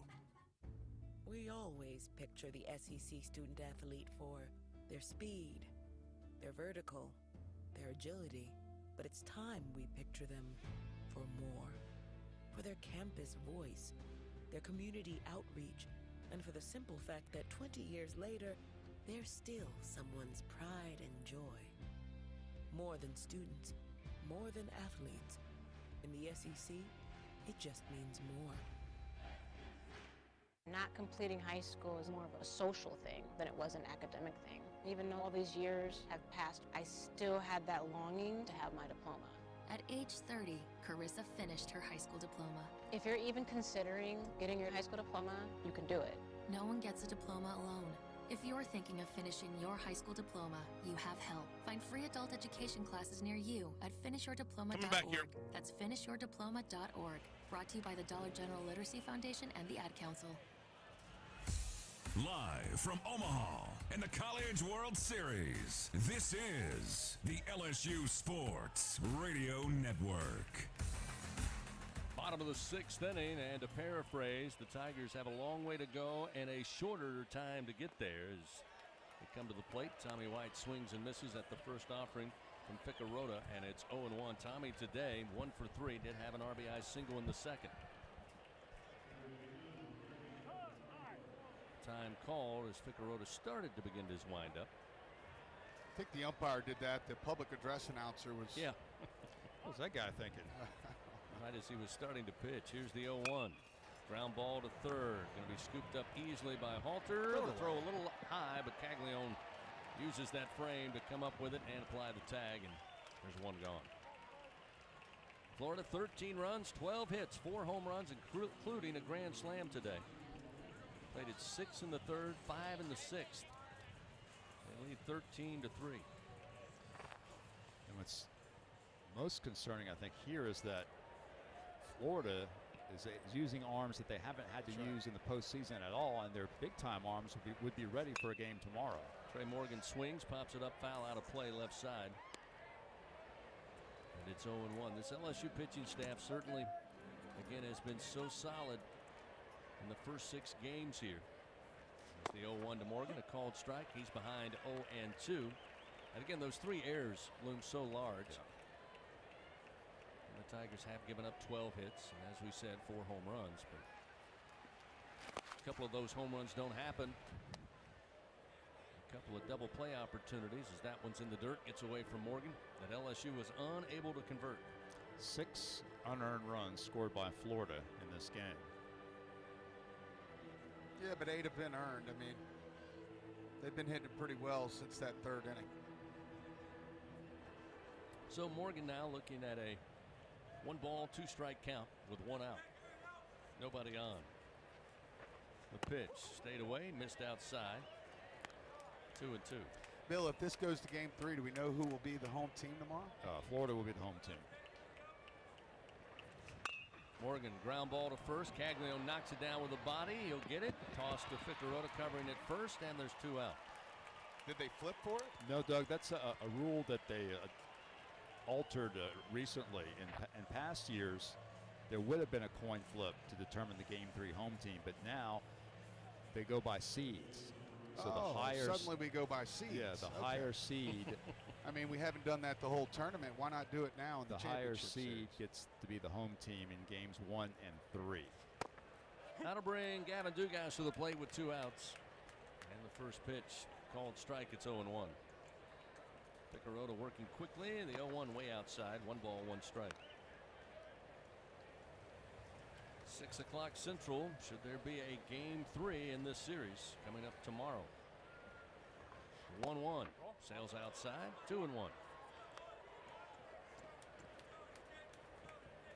Which means nobody will probably hit much in the first 6 innings. 2-1. Rip, but foul down the third base line. 2-2. Unless it's overcast like it is today, where there wouldn't be many shadows. But if it's sunny like it has been at 6 o'clock, the shadows are going to be a lot to deal with. 2 outs. Dugas at the plate with a 2-2 count. And pops it up. Only about 20 feet from us to the left. Out of play, and it's still 2-2. If there is a game 3, we can pretty much figure out that Florida would start Jack Caglione on the mound. Yep. 2-2. Swing and a miss. Picarota with a strikeout. That's his first in relief, but makes quick work of the Tigers here in the bottom of the 6th inning. No runs, no hits, nobody on base. We go to the 7th. All Florida, 13-3 on the LSU Sports Radio Network. When it comes to investing in your home's comfort, it's never just one thing. You want to make sure you get an air-conditioned system that's reliable, affordable, energy efficient, backed by a strong warranty, and is installed by a dealer you can trust. That's why people who insist on the best choose Trane. Plus, right now, Trane is offering special financing. So what's not to love? Visit TraneSouth.com to find a local Trane dealer today. It's hard to stop a train. Subject to credit approval. Ask for details. When you're done listening to the Tigers take another victory, the rest of the city will be waiting. After all, there's a lot more to Baton Rouge than just Saturday nights. From famous historic landmarks to iconic hole-in-the-walls, even some of the world's best blues joints, there's something special around every corner. But these foodie flavors and soulful sounds are just a sample of what Baton Rouge has to offer. Whatever you're into, it's all right here. Go to visitbatonrouge.com and start putting together your post-game playbook. Louisiana Lottery's Top 5 Hits. First up, hit $100. This game is loaded with $100 prizes. Next, climbing the chart is hit $200 with $200 prizes. Holding steady is hit $300 with lots of $300 prizes. A hard act to follow, hit $500 full of $500 prizes. And rocking its way to the top of the chart is hit $5,000 loaded with $5,000 prizes. All right, coming back here. Hit today and play the hit family of games from the lottery. Must be at least 21 to purchase. Fighting Tiger Baseball in the College World Series on the LSU Sports Radio Network. 13-3, Florida leading LSU game 2 of the championship series here in Omaha. Tigers winning in 11 last night in a classic 4-3, but this one been lopsided since the top of the 3rd inning when Florida plated 6 runs, blew the game open. Haven't looked back. Bottom of the order due up, Colby Halter, who was 1 for 3, had a double last time in the 6th, and that one fouled off on the first offering from Blake Money on the mound for LSU. Florida 13 runs, 12 hits, 4 home runs, a grand slam. Tigers 3 runs, 5 hits, and 3 errors today. Pitch to Halter way upstairs and outside, 1-1.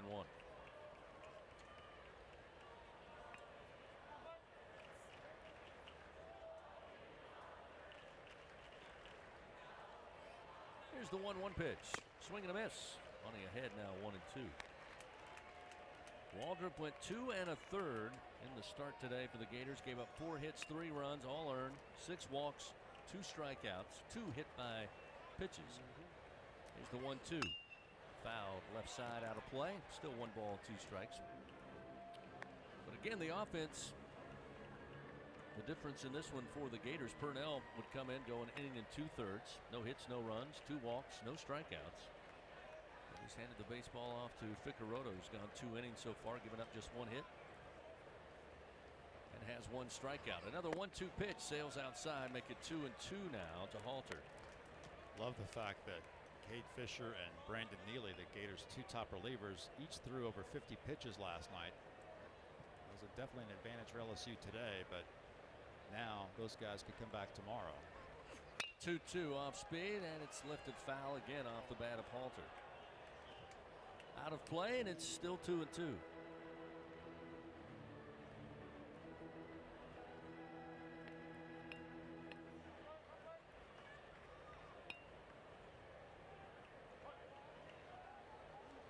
2 balls, 2 strikes, and the pitch to Halter. Swing and a miss, and Blake Money records his second strikeout. 1 gone here in the top of the 7th. And the Tigers' worst loss here in the College World Series, Cal State Fullerton back in '94, 20-6, after giving up 11 runs in the bottom of the 1st inning. And then, of course, this one a little lopsided, although a 10-run lead for Florida. Oregon State handed the Tigers a 13-1 loss in 2017. First pitch for Money thrown behind and above the head of Curlin atop the order, who's 1 for 1. He has reached base all 4 times.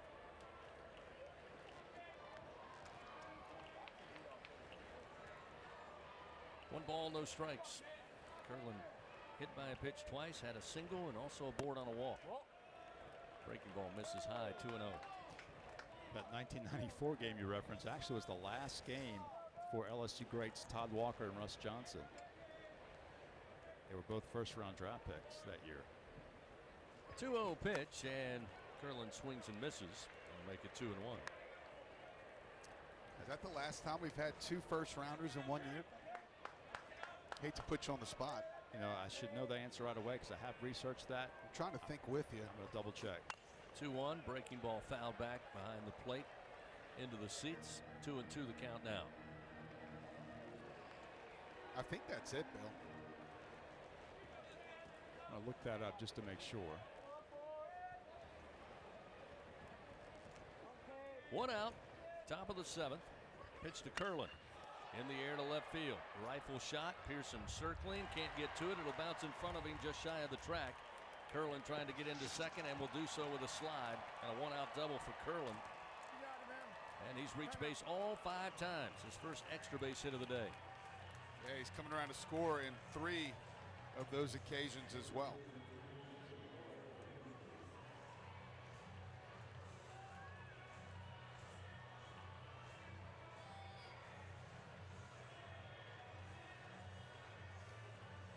So with 1 out, another runner in scoring position. We'll see Wyatt Langford. 3 for 3 on the day, also aboard on a walk. And he will take the first pitch and drive it into the corner in left. Curlin around third as the ball just now getting to the fence, and an RBI double for Langford. It's his 4th ribby of the day. He has scored 2 runs, and it's now 14-3. An 11-run Florida lead.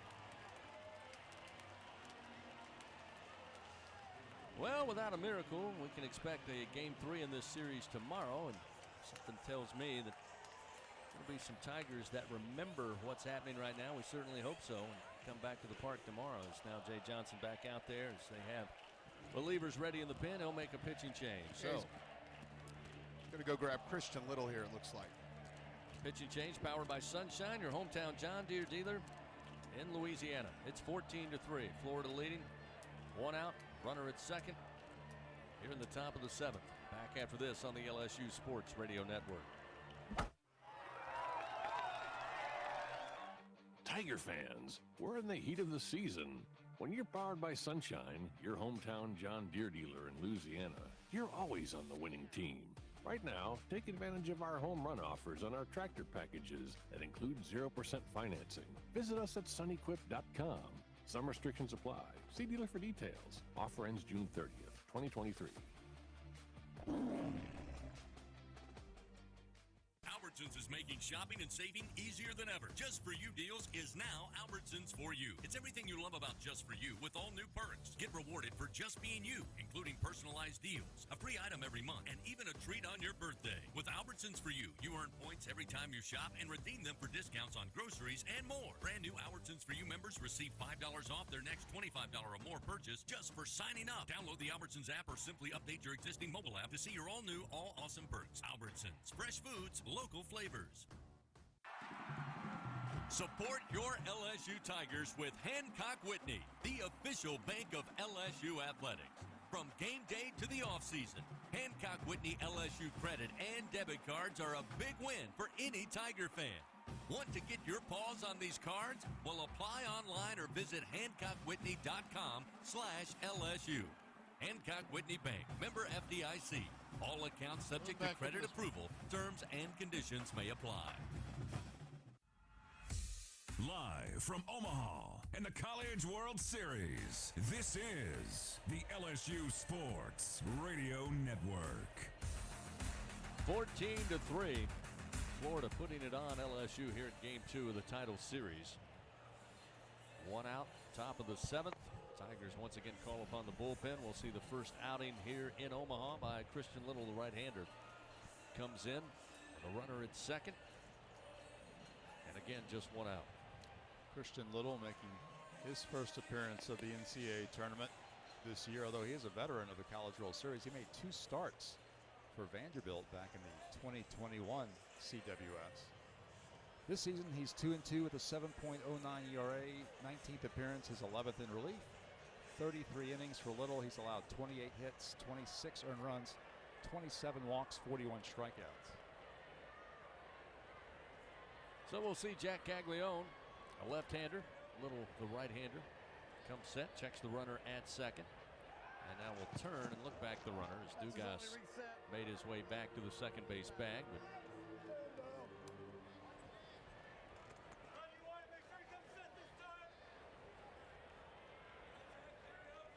Little now will come set, look back to second.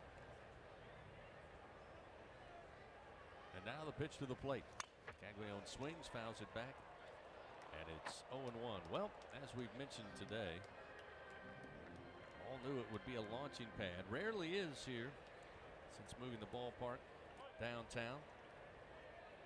But it has been a launching pad, unfortunately, for Florida alone. Little 0-1 pitch to the plate, way outside, pops out of the middle of Travinsky, and that will send the runner Langford from second to third. Still just 1 out. Florida today, 7 extra base hits, including 4 home runs, a 3-run bomb, and a grand slam. LSU has 1 extra base hit. That's the difference that maybe is a little puzzling. Again, credit goes to Florida's defense, obviously their pitching staff. Kind of thought it would be a high-scoring game, just both teams with opportunities. While the Tigers put runners on, they've been unable to find those key hits in key times. 1-1 to Caglione. Breaking ball from Little for a strike, gets him ahead 1-2.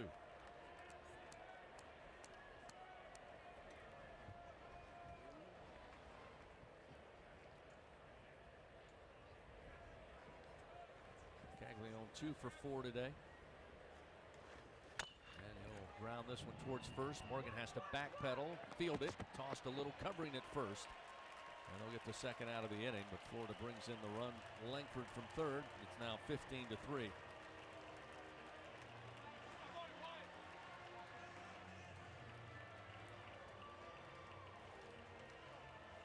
Caglione picks up another ribby. Florida adds to their lead.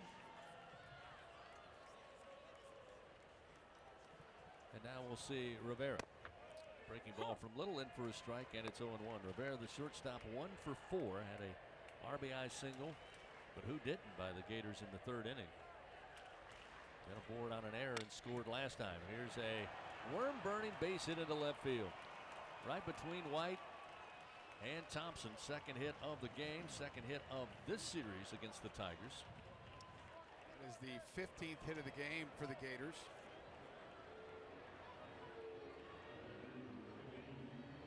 Seven extra base hits. BT Riopel had a single in the 5th. Has been a strikeout victim on 3 occasions, including the first and third innings, caught looking. Strikeout victim last time in the 6th. Runner at first, 2 outs, 15-3 Florida leads. Runner goes, pitch is low and inside. Travinsky airmails this one to center field. Sliding into second is Rivera, but he's able to hop up quickly and get to third.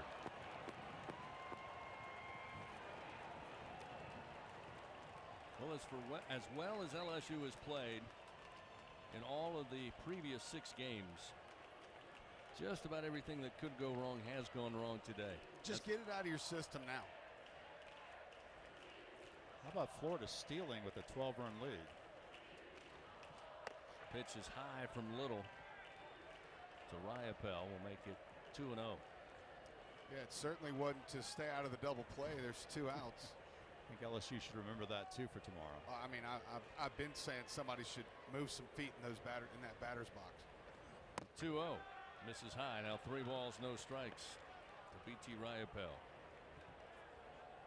In case you're wondering, the latest weather report for tomorrow at around 6 o'clock, it'll be about 85 degrees and a 13-mile-per-hour wind blowing out to right field. Maybe get a little calmer as they get closer to sundown. There's a strike with a 3-0 delivery from Little with a take on by Riopel. It's 3-1.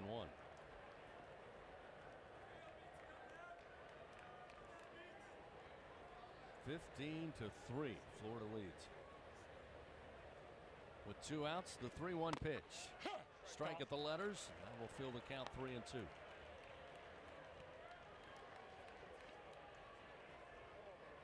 Looks like Sammy Dutton's starting to get loose for the Tigers.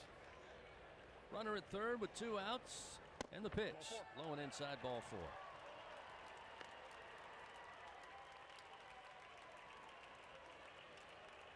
Runners now first and third with 2 outs. And we'll see Luke Heyman, who is 0 for 4 today.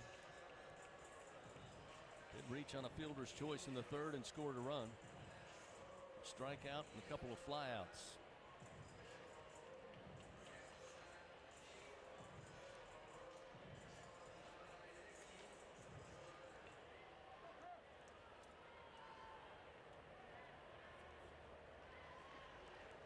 Heyman, the right-hander. Little comes set. And he will kick and fire. And this pitch high and inside, ball 1. For those of you listening only, to say the Tigers out there on the diamond look dejected would be a massive understatement on my part. Been a tough afternoon here in Omaha. Runners on the corners, and Little's 1-0 pitch to the plate. Driven down the line, but foul. This one will get in the seats on a line drive shot. And it's 1-1.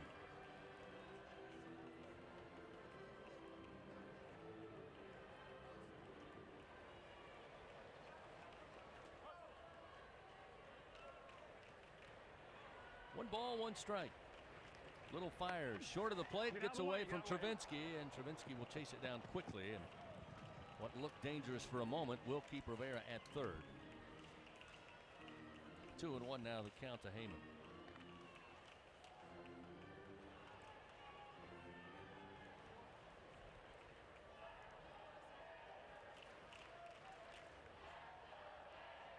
Runner advanced down to second, so now runners second and third with 2 outs. Pitch to Heyman, swing and a miss. Leaving up the count 2-2.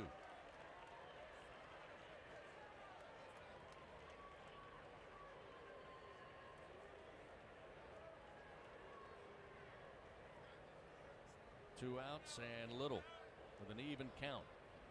Fires to the plate. Again, high and inside will fill it up 3-2.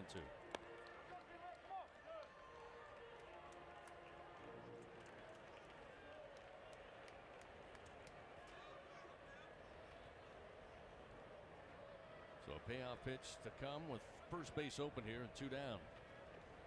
And a swing and a miss. Little gets the strikeout, his first out of the bullpen. And Florida comes to an end in the top of the 7th. They played 2 more runs on 3 hits. Another error for the Tigers. They leave 2 men on. We go to the bottom of the 7th. Stretching it out here on this Sunday at the Chuck. 15-3. Florida leads LSU on the LSU Sports Radio Network. Hey, hon, what you doing with your phone? Taking pictures? No, I'm asking it questions. Like what? Hey, Bobo, do flowers have best friends? I'm sorry. I'm afraid I don't know that. Hey, follow me. I want to show you something. Look, flowers do have best friends. Whoa. Some answers can only be found in nature. Discover the unsearchable. Visit discovertheforest.org to find a trail near you. Brought to you by the United States Forest Service and the Ad Council. The passion, the tradition, the rivalries. SiriusXM is your destination for all things college sports, and we've got your school covered. On SEC Radio, there's complete coverage of every school in the conference, including live games, plus 24/7 talk and analysis. So cheer along online or on the SiriusXM app and listen to your favorite team anywhere. And now, as a college student, you can stream your first 3 months of SiriusXM for $1. Fees and taxes apply. See offer details and subscribe now at SiriusXM.com/SEC Sports. You took the first step and quit smoking, but even former smokers may still be at risk for lung cancer. That's why SaveByTheScan.org wants you to know about a new low-dose CT scan that can detect lung cancer early. It takes only 60 seconds and could save your life. You took the first step, now take the next. Visit SaveByTheScan.org to see if you're eligible and talk to your doctor about screening. SaveByTheScan.org Coming is back brought here. to you by the American Lung Association's Lung Force Initiative and the Ad Council. Back to the action of LSU Fighting Tiger baseball in the College World Series on the LSU Sports Radio Network. Bottom of the 7th here in Omaha with a 15-3 Florida lead.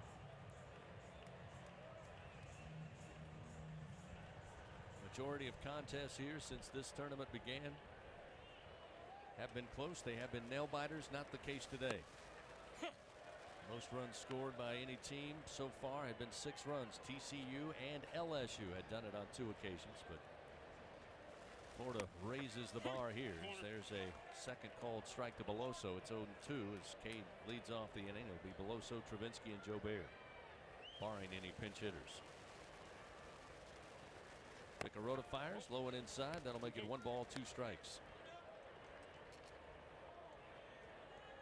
15 runs, 15 hits. Perfect in the field tonight or today for the Gators. This one again misses low and inside. And that will even it up 2-2. Beloso reached base all 3 times at the plate, all by way of walk. But he's been left stranded on 3 occasions. Fouls this one out of play to stay alive. And it's 2-2.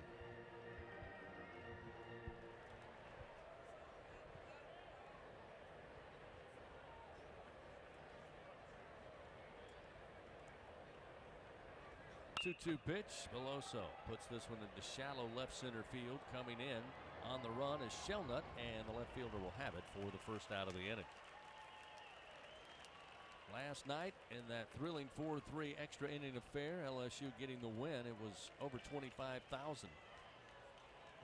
We'll get the number coming up in just a bit on how many came through the gates today, but right now there are a lot of empty seats. Lots of people leaving the building right now.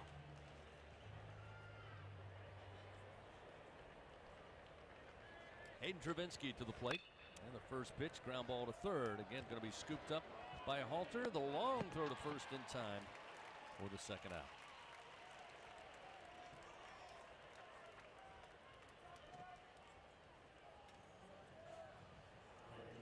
So with 2 down, Braden Jobert to the plate. It's 0 for 2 today. Did get a board on a walk in the third.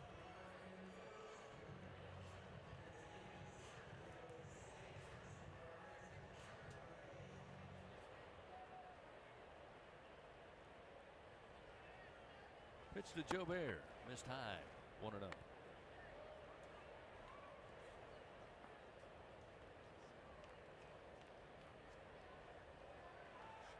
Pitch, strike on the inside corner, 1-1.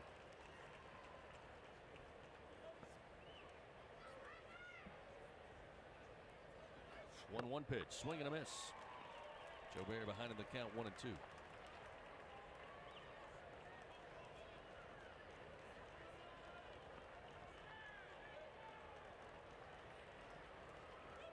One-two pitch, going to hit him on the cleat. Jobert will get aboard with 2 outs. Bring Jordan Thompson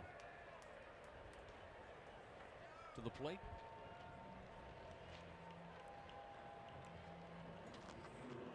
A would-be game 3 in this championship series tomorrow, 6 o'clock.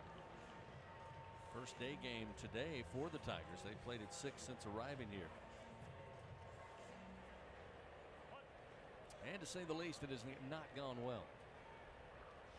Pitch to Thompson. Scoots him off the plate. Inside, missing ball 1.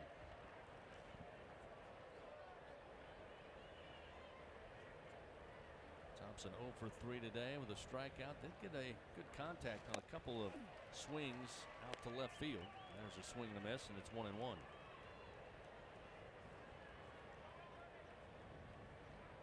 Yeah, if Thompson hits one hard here, not everything will be lost. It'd be nice to have him feeling pretty good going into tomorrow. Fouled off, and it's 1-2 now. I remember, Doug, Skip Urban used to say in a 3-game series, if you have a big deficit, but you score late, at least make some noise late. Still lose the game, but make some noise. That helps build momentum for the next day. The 1-2, swing and a miss. Picarotto with strikeout number 2. Nice try, Billy. No runs, no hits, one man left on. It's 15-3 Florida. We head to the top of the 8th in Omaha, the LSU Sports Radio Network. At Southern Air Heating, Cooling, and Plumbing, our top priority is customer comfort. For over 20 years, Southern Air has been dedicated to providing honest pricing with no surprises and passing along their savings to you. Call them today to receive $50 off any AC or plumbing repair, or take advantage of their special financing with no money down and low monthly payments. Call them today at 225-777-8888. That's Southern Air Heating, Cooling, and Plumbing. NIL is dominating the college sports scene, and LSU has positioned itself at the front of the pack. But to remain competitive and stay ahead of the rest, we need your support. Bayou Traditions is the official NIL collective of LSU Athletics. Join the tradition and become a member by signing up online at BayouTraditionsCollective.com. Members receive exclusive access to LSU student athletes that you can't get anywhere else. Help ensure LSU remains a leader in the NIL arena. Sign up today at BayouTraditionsCollective.com.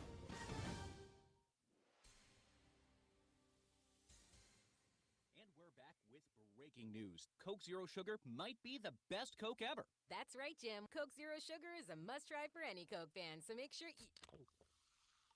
Jim. Jim. We're on the air. Ooh, yes, this tastes like the best Coke ever to me. Your thoughts, Jen? Well, can I have a sip? Jen, we're in the middle of reporting the news. I'm back. I need to try it first. Live from Omaha and the College World Series, this is the LSU Sports Radio Network. Florida in control big time. Top of the 8th, and it's 15-3 Gators here. Looking to even up this championship series. Christian Little continues his work on the mound. Tyler Shelnut leads it off for the Gators. Shelnut today 1 for 4, had a single with an RBI in the 6th inning. A couple of strikeouts as well earlier in today's game. Breaking ball just missed from Little, and it's 2-0.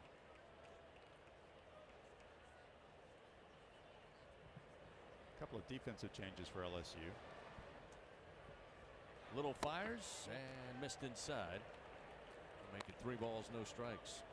Ben DePolt now at shortstop, replacing Jordan Thompson, and Jared Jones getting some action behind the plate. Jones now at catcher, in for Hayden Travinsky. 3-0 pitch, missed low and away, ball 4. And again, Florida with the leadoff man aboard. Amazingly, Bill, maybe not so amazing, down 15-3, and the Tigers only 5 hits on the day. Their last hit came in the 2nd inning. Again, Florida has given LSU early in this game every opportunity to bring them in, just unable to do it. But the last hit coming off the bat. Chris, I'm sorry. That was a hit by a single by Pearson in the 5th. In the 5th inning. Yeah, that's right. This one fouled off on the bat of Evans, who brought the bat to the park today, to say the least. Yeah, that's my bad. When you said 5 hits, I was like, wait a minute. Yeah, but before that single, with 2 outs, by the way, to Pearson, the single before that was off the bat of White in the 2nd inning to start it off. And that 2nd inning was the last time LSU really threatened to score. That's right. Here's a swing and a miss. Well, no, the 3rd they had the bases loaded as well, but hit into the double play to finish it out. That's right. Purnell came into the game at that point, got a big double play ball off the bat of White. Runner at first, and the 0-2 pitch. Evans stays alive, able to get the bat on it, foul it towards the dugout left side. Bill, I'm with you. If you'd have showed me the one stat of this game being Waldrop's line at 2 1/3, 4 hits, 3 runs, 6 walks. I would have thought we had this one in hand. Nobody out, runner on. Pitch to Evans. Stays away, misses. For ball 1, 1 ball and 2 strikes. Evans, 4 ribbies, solo home run in the second, and a grand slam in the third, and that's when Florida took off and never looked back. 1-2 in the air, right center field. A drop down in front of Cruz, making the wide turn to Shelnut at second, but he's able to get back in time. So nobody out, runners first and second.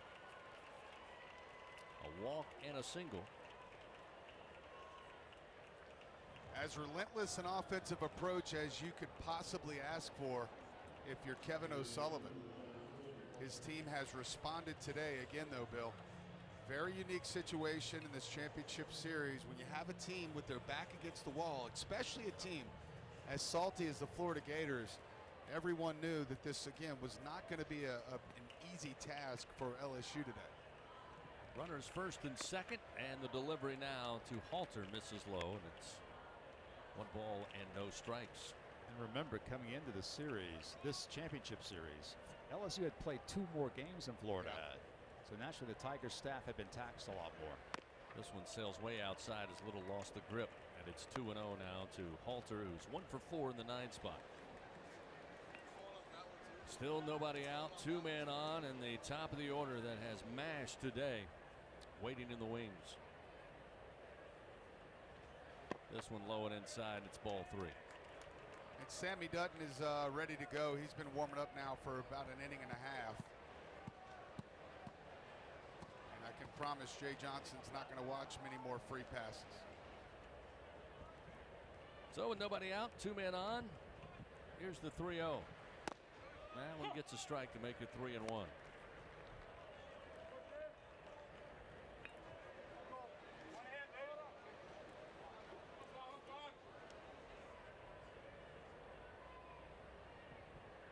One pitch, popped him up, left center field. Pearson coming over, Cruz coming over, and Dillon will have it for the first out. We'll keep the runners at first and second as he whips it back into the infield. We talked about the wind and the weather, probably ad nauseum to listeners, but it certainly has been different today. And Bill, I was just reminded, you would know much more than I, how the weather affected the 2009 series with LSU here in Omaha. And 1998. Curlin, top of the order, to the plate with 1 out. Little fires, ground ball knocked down by Little. He'll grab it right at the mound and throw it up the line, but Morgan able to get it and keep his foot back on the bag to get the second out. Hey, I'm glad you mentioned 2009 because it appears LSU will be in exactly the same situation this weekend that they were back then. If you remember, LSU had a thrilling extra inning game 1 win over Texas in game 1. Yeah. Came back in game 2 and Texas dominated. But not like this offensively, but their pitcher dominated. Texas even the series. This one popped up off the bat of Langford, taking the first crack at it. It'll send it to the seats behind the first base dugout, and it's 0-1. Florida, by the way, again threatening once again with runners second and third, but 2 outs. And then, of course, in game 3 in 09, the Tigers exploded, won the national title. This one sent back foul to the screen off the bat of Langford on a pitch in on the hands. Little ahead, 0-2. But Doug mentioned to me what the World Series where the weather made the biggest difference was in '98. LSU won its first 2 games, was in the driver's seat. The weather totally changed. The temperature dropped about 30 degrees, and USC beat LSU twice. This one hammered to left field, in the air. Pearson going, diving, missing. Gets by him to the wall. That will score Shelnut. That will score Evans. And a 2-run double off the bat of Langford. And it's now 17-3 Florida. Oh, Wyatt Langford, as we discussed yesterday, he's in the same conversation with Dylan Cruz and Paul Skeens as far as next month's draft is concerned. Very likely to be the number 3 overall pick, and he's demonstrating why this afternoon. Yeah, he's 5 for 5 in this game. Huh. 2 doubles, 2 singles, and a homer. So the runner at second.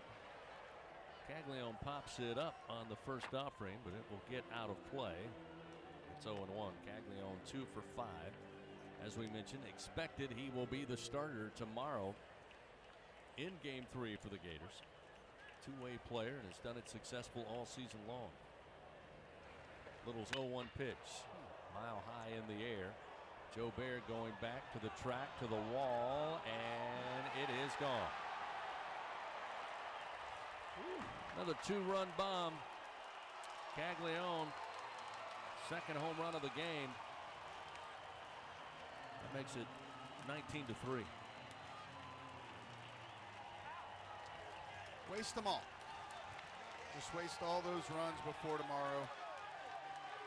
That is his 33rd home run of the year.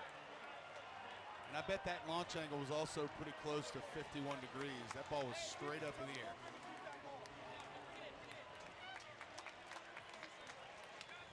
And the seats starting to empty even more. Nobody on, 2 outs. The pitch to Rivera, high and inside, and it's 1-0.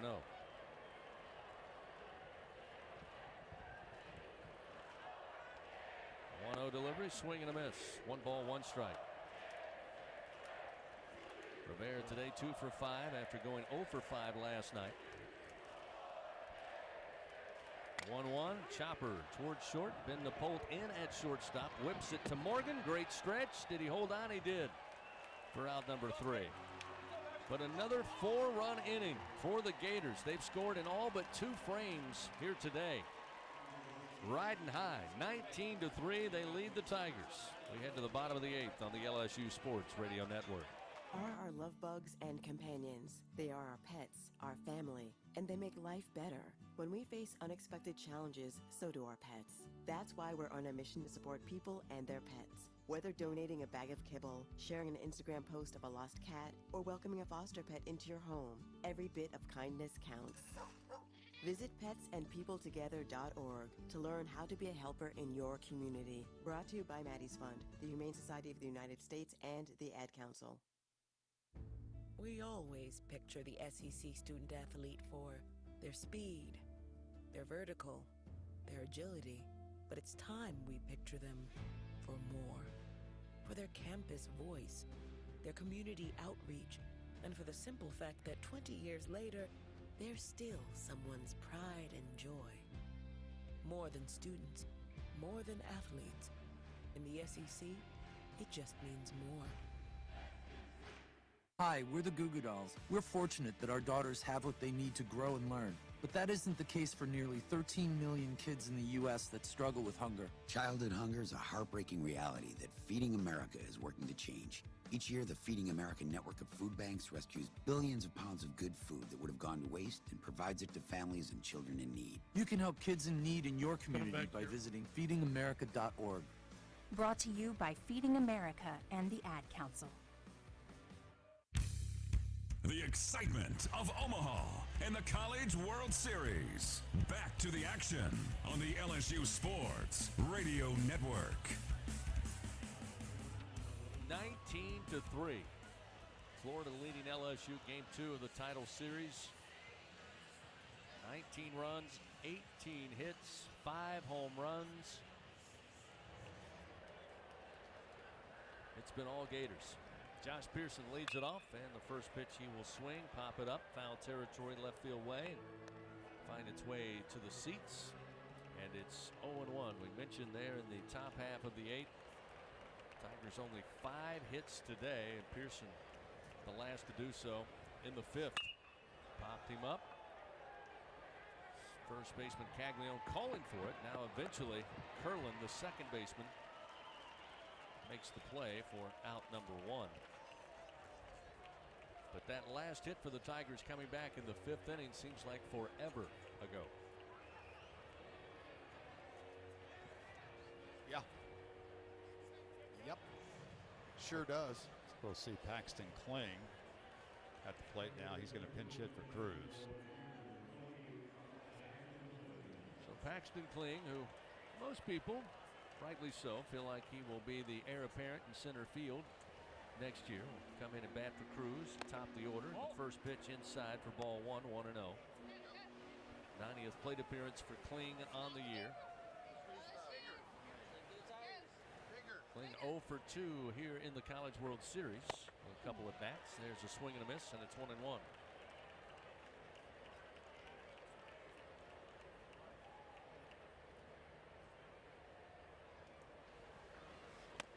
That one a called strike to Kling, and it's 1 ball, 2 strikes. After an inning and a half, Tigers led 2-0. Gators would tie it up and eventually take the lead.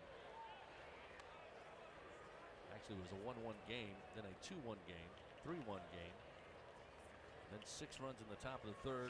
That's where the worm turned. Here's a little flare out to second base, behind the bag, diving for it was Curlin, trying to make the incredible play on the line drive and got it in the glove but couldn't hold on, and Kling will reach base with 1 out.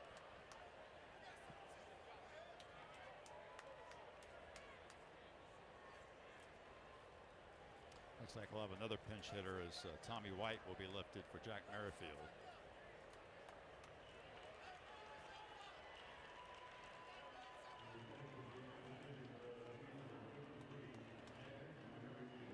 So Merrifield will bat for White.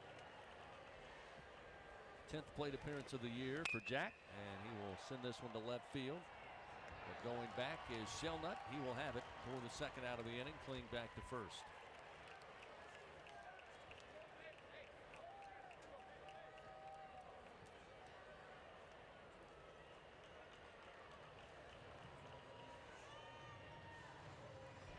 Ethan Fry will pick up a bat. He will pinch hit for Morgan here.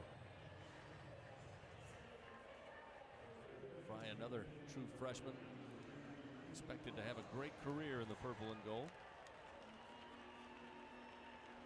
This will be his 19th plate appearance. The first pitch, a strike just below the letters, and it's 0-1. 2 gone, bottom of the 8th, 19-3, Florida leading. Kling off of first base, and the pitch to Fry misses low. 1 ball, 1 strike.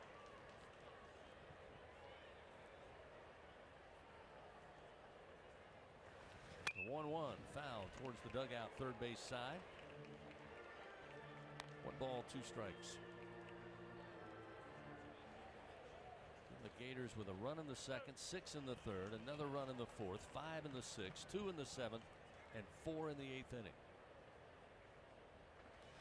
Fry, bouncer towards third. Halter mishandles it, bobbles it, picks it back up, and will put it in his pocket. Tried to take it on the short arc, charging in. He was well behind the third base bag. Going to be a tough play.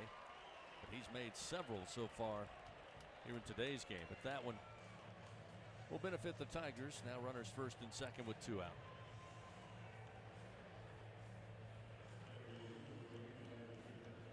They have ruled that an error on Halter. It's not an easy play by any means. So the first error of the game for the Gators. We'll see Gavin Dugas. First pitch, a little soft liner, foul down the third base line. And it's 0-1.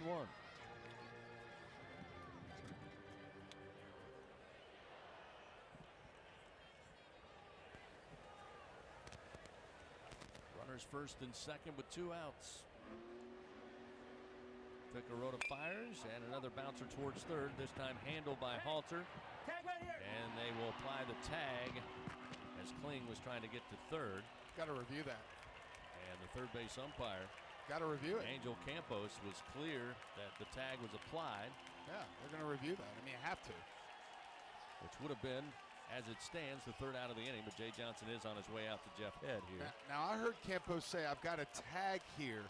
He did not say that the runner left the baseline, so I'm kind of curious here to see if he actually did get the tag. I'll tell you, Kling over at third base didn't seem to think he did. No, he didn't. I mean, but what does Jay Johnson have to lose by asking for a review on this play? So again, Florida has left the field. They're in the dugout, and they have not gone to an official review here as Jay Johnson and Jeff Head continue to talk. Now he's going to bring in Campos, the third base umpire. Probably to ask that question. Do you have him out of the baseline, or do you have him making the tag? So now Campos will join, and Jay asked that question. And he's satisfied. So that will be it for LSU in the bottom of the 8th. No runs, 1 hit, 1 error by the Gators. Yep. And 2 men left on. So it's 19-3. We head to the top of the 9th inning. Florida out in front, trying to even up this series on the LSU Sports Radio Network. A $27.5 million gift from Shell will help found the LSU Institute for Energy Innovation. Lee Stockwell, Shell leader and LSU alum. This is a flagship opportunity for Shell. It is an opportunity that enables us to emphasize our continued commitment to Louisiana and to the energy transition of the region. Shell is the rhythm of Louisiana. When it comes to investing in your home's comfort, it's never just one thing. You want to make sure you get an air-conditioned system that's reliable, affordable, energy efficient, backed by a strong warranty, and is installed by a dealer you can trust. That's why people who insist on the best choose Trane. Plus, right now, Trane is offering special financing. So what's not to love? Visit TraneSouth.com to find a local Trane dealer today. It's hard to stop a Trane. Subject to credit approval. Ask for details. LSU Tiger fans are gearing up with real Tigers apparel and merchandise from the official online store at lsushop.net. Get jerseys, sideline gear, polos, t-shirts, hats, official team merchandise from Nike, accessories, and much more. Over 3,600 products, all shipped right to your door. Head to the place real Tiger fans go for the selection only real Tiger fans get at lsushop.net. Fighting Tiger Baseball in the College World Series on the LSU Sports Radio Network. Top of the 9th inning. Florida, the visiting team in this matchup, comes to the plate. They lead 19-3, looking to even up this series at 1 game apiece with a deciding Game 3 for a national title tomorrow, 6 o'clock Central, right back here at Charles Schwab Field. Tigers have some defensive changes now. Jack Merrifield remains in the game. He's playing third base. Braden Jobert moves from right field to first base. Ethan Fry remains in the game now in right field. Paxton Kling remains in the game in center field. New pitcher for the Tigers is sophomore right-hander Sam Dutton. Dutton making his 19th appearance of the year. No decision, 6.05 ERA. In 19 innings, 19 and a third innings, he's given up 31 hits, 13 earned runs, 5 walks, 18 strikeouts.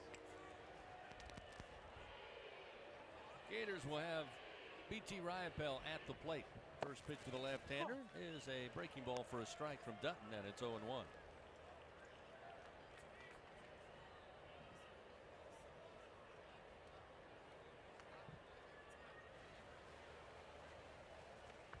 Pitch from Dutton, swing and a miss. Chased it low, and it's 0-2.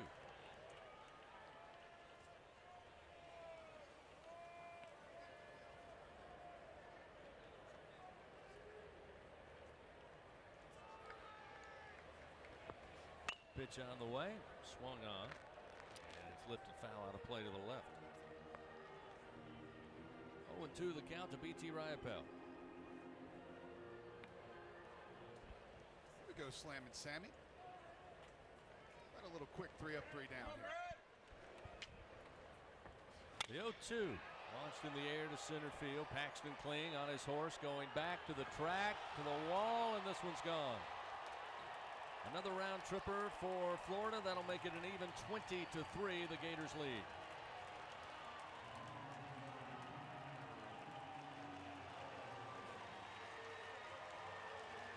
They had led all teams so far in the College World Series with home runs. And boy, oh boy, did they take advantage of the win today. Putting a charge into some baseballs here.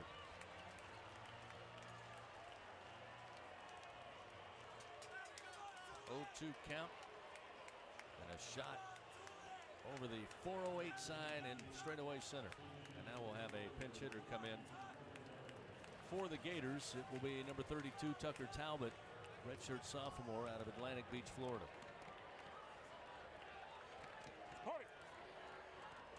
He He will bat for Luke Heyman, the DH. 20-3, Florida leads. Dutton fires, and the first pitch low, ball 1.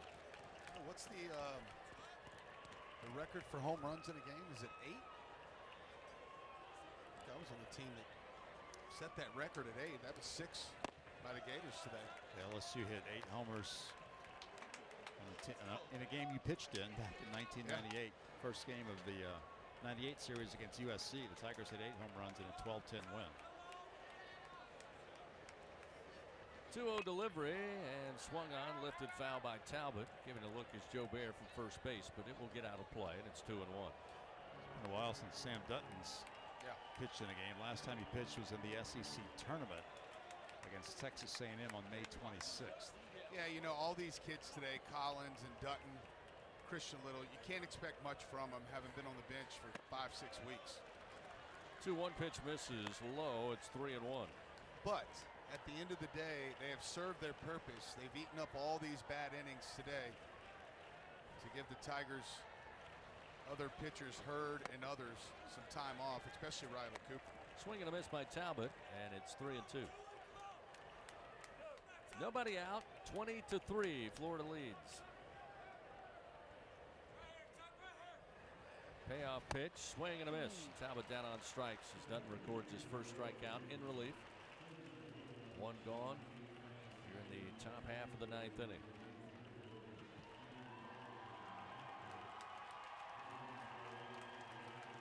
Two frames today where the Florida Gators did not score a run.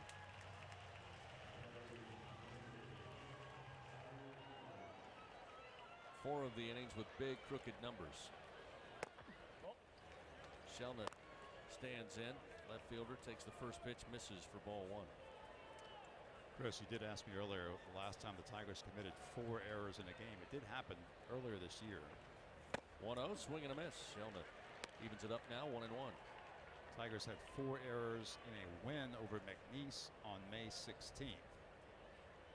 Also had 4 errors at a win over Alabama back on April 30th. 1-1, misses away from Dutton, 2-1. So 4 errors today ties a season high, which had been set on 2 other occasions. 2-1 pitch, misses low. That'll make it 3-1 now to Shelnut, who's 1 for 4 today.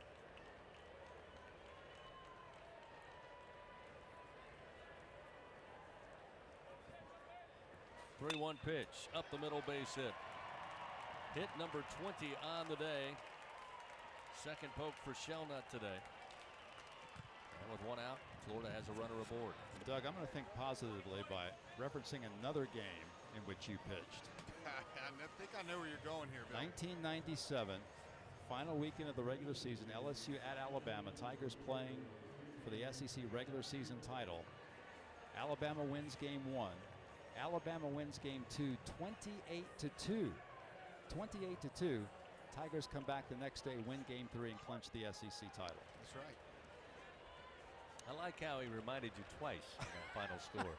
Yeah, and all of our listeners.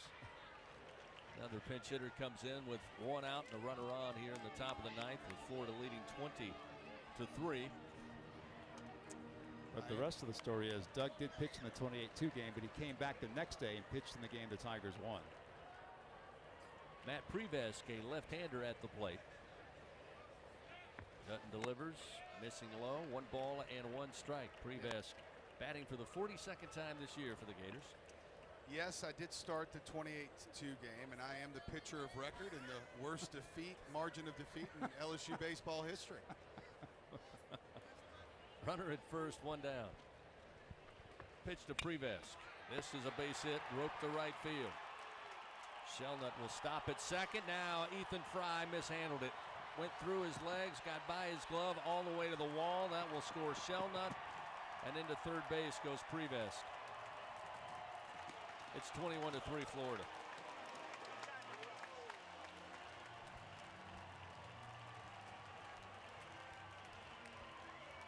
Well, 2 touchdowns and a field goal.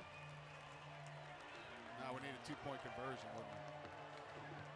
Oh.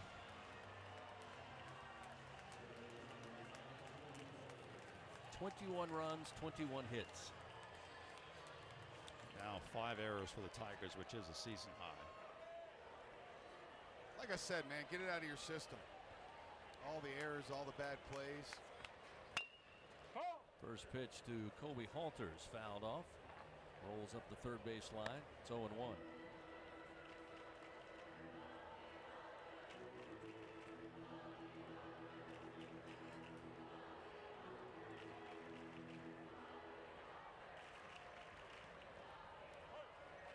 One out, runner at third. Halter, the left-hander.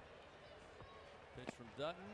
Bounces away from Jones. He doesn't see it. Now finally finds it. And Privas staying put at third base. Bill, you have any idea what the wind's supposed to do tomorrow?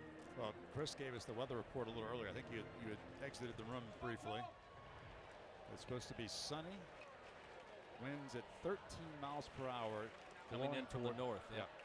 Blowing in. Blowing out, but it'll be blowing out in the right field, but coming in from the north. Gotcha. 1 ball, 1 strike. Dutton fires, and it misses low. It's now 2-1 to Halter. I mean, it's got to be up to 25-30 right now. Those flags are whipping.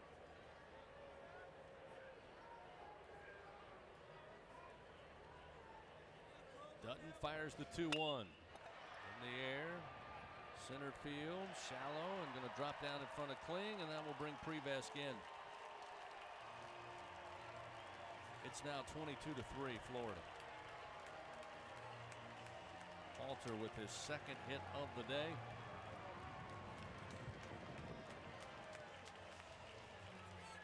You know what, Bill? We lost that game 28-2, but I tell you, that victory the next day, I feel like it felt even better. Yeah, how sweet was it? All things considered. I remember that well. What it meant to come back after such a devastating loss and to come back the next day and win a championship. And that's what this LSU team will have an opportunity to do. And that team was full of character, that 97 team. Coach Burtman would call it one of the guttiest teams he ever coached, and that's what we're going to have to see tomorrow is a lot of guts as Dutton misses with the first to Curlin up high to go 1-0. I'll actually go with Del Thomas, another pinch hitter. So Curlin, who again had a solid day, as did most of the Gators. In fact, only 2 Florida players coming to the plate are without a hit today. Heyman, the DH, and Talbot, who came into pitch hit moments ago. 2-0 the count as that one misses to Thomas. Wow, only 1 starter. Pitch misses outside, now 3-0.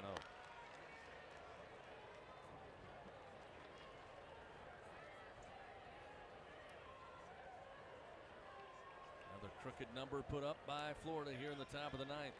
And only 1 out. Misses high, ball 4. Thomas will be awarded first base by way of walk. That moves Halter down to second base. Still Wyatt Langford? No. Michael Robertson is going to pinch hit for Langford. So Langford finishes the day 5 for 5. 5 for 5, 4 runs scored, 6 RBIs. He and Caglione go 8 for 11 today with 11 RBIs. So we'll see Robertson, who was a replacement in last night's game in center field. And the first pitch to the left-hander is short of the plate. It's 1-0.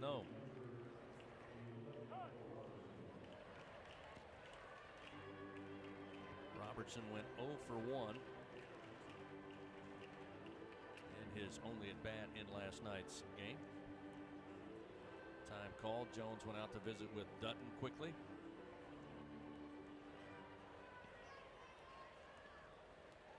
Hold on just a second. 1 ball, no strikes. Jeff Head trying to get his mask put back on, slowing things down. Now he appears to be ready. Runners first and second, 1 out. Pitch to Robertson. That's a strike, outer half at the letters. 1 ball, 1 strike.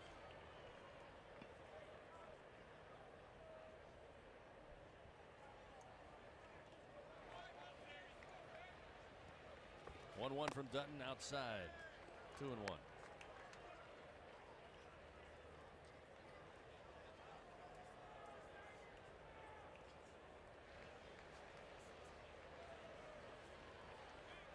Runners first and second, just one out. And a swing and a miss, leaving the count 2-2.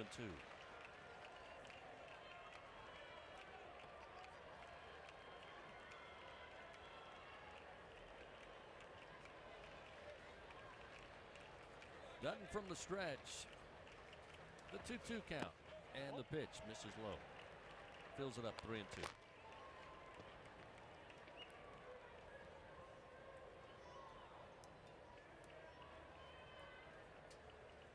Derek Fabian on deck will bat for Caglione.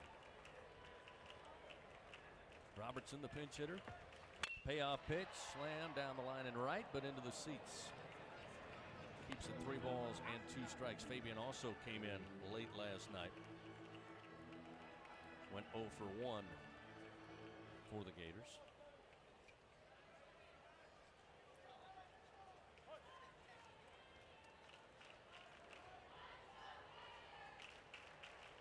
One out, another payoff pitch well short of the plate. That will put Robertson aboard and will load the bases. Again, we'll see Derek Fabian come to the plate. Yeah, and the bad news for Sammy Dutton here, no one down in that bullpen. This one's all going to be on him to try to find these final 2 outs. I've been in those shoes before. Not a fun place to be.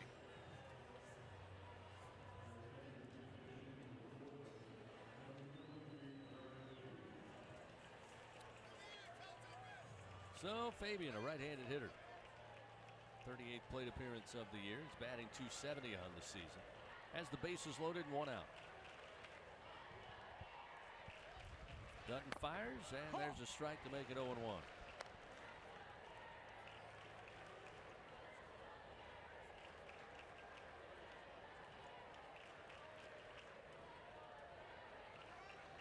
The 0-1 pitch.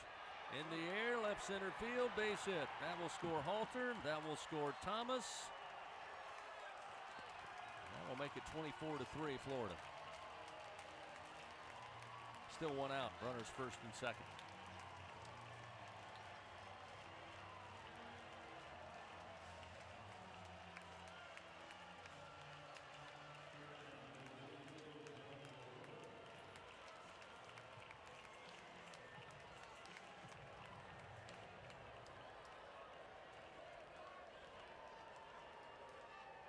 Five more runs so far here in the top of the 9th. Runners first and second.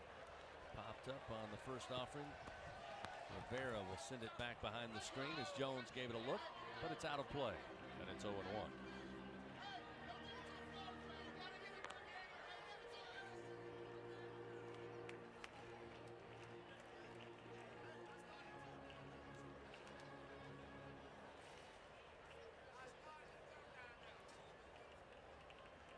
Robertson at second. Fabian at first base after the 2-run single. This one fouled off the bat of Rivera. Bounces down the third base line.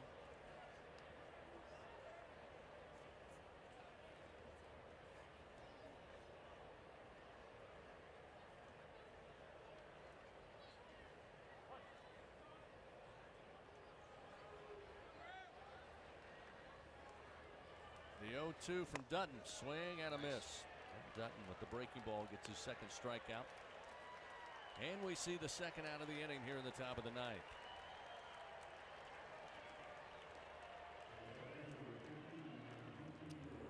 To the plate comes B.T. Ryapel, the catcher. So Dutton not quite out of the woods yet. Down 24-3. No, Ryapel started it off this inning with a 435-foot home run to center field. Delivery misses low to the left-hander. It's 1-0.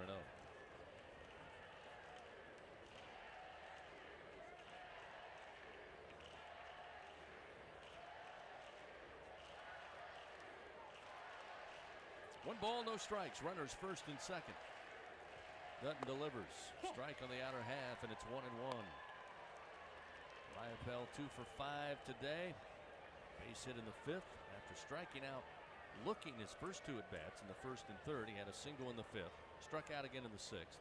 Board on a walk in the 7th and a solo shot here in the 9th.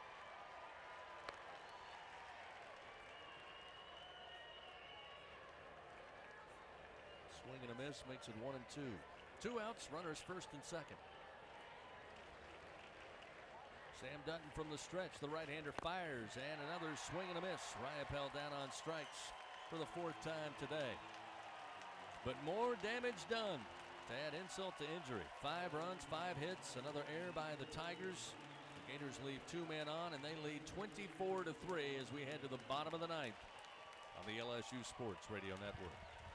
Albertsons is making shopping and saving easier than ever. Just For You deals is now Albertsons For You. It's everything you love about Just For You with all new perks. Get rewarded for just being you, including personalized deals, a free item every month, and even a treat on your birthday. With Albertsons For You, you earn points every time you shop and redeem them for discounts on groceries and more. Brand new Albertsons For You members receive $5 off their next $25 or more purchase just for signing up. Download the Albertsons app or simply update your existing mobile app to see your all-new, all-awesome perks. Albertsons. Fresh foods, local flavors.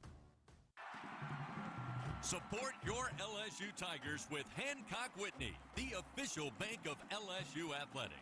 From game day to the offseason, Hancock Whitney LSU credit and debit cards are a big win for any Tiger fan.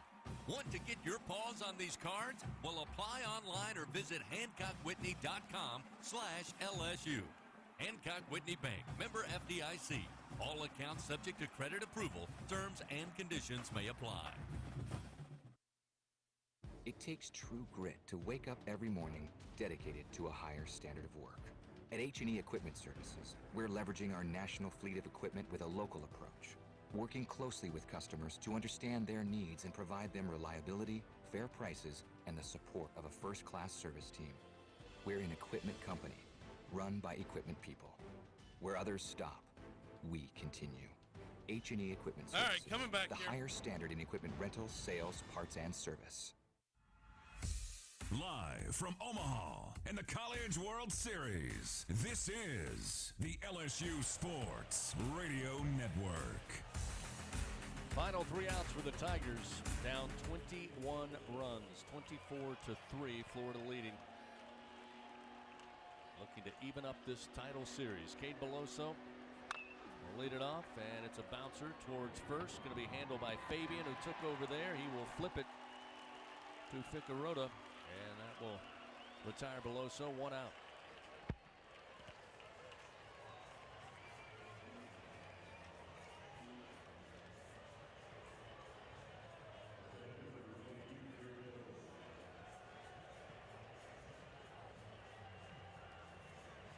So we'll see Jared Jones. Jones came in.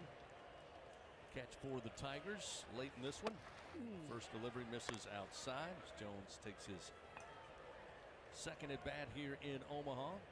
Highly heralded freshman. Member of the All-SEC freshman team. This pitch misses outside. Again, you start looking and putting your eyes towards Monday night, Game 3, deciding Game 3 here in Omaha. Again, Florida able to get it done even after starter Hurston Waldrop did not have his best by any stretch. Here's the 2-0 to Jones, sent back foul. That'll make it 2-1. LSU, you knew coming into this, would have to dig deep, find some guys who, as we've mentioned, have not pitched often and haven't pitched in a while, but just did not go their way as they're down 21 runs here in the bottom of the 9th as Jones swings, misses, evens the count 2-2, but again, Doug, we already started a good while ago guesstimating on who the Tigers would have to pitch tomorrow. First, the 2-2 delivery to the plate to Jones. Ground ball towards second base. Going to be fielded by Thomas. He will throw to Fabian. And there are 2 gone here in the bottom of the 9th. What say you? Well, using no more strategy, Chris, than looking at the roster here and literally scratching off the names of the guys that pitched today and Ty Floyd, because he, just pitched Saturday, and there's no chance they throw him out there. I've got Paul Skeens, Gavin Guidry, Griffin Herring, Riley Cooper, Thatcher Hurd, and Javen Coleman. And I threw Guidry in there because he only threw, right under an inning today. Bring Joe Bear to the plate. First pitch swinging for the fences, but comes up empty. It's 0-1. 2 outs, bottom of the 9th. Florida going to even up this series here in Omaha with a 24-3 lead. Joe Bear launches it to center field. Robertson going back to the track, to the wall, and he will leap and can't come up with it. Joe Bear with a home run.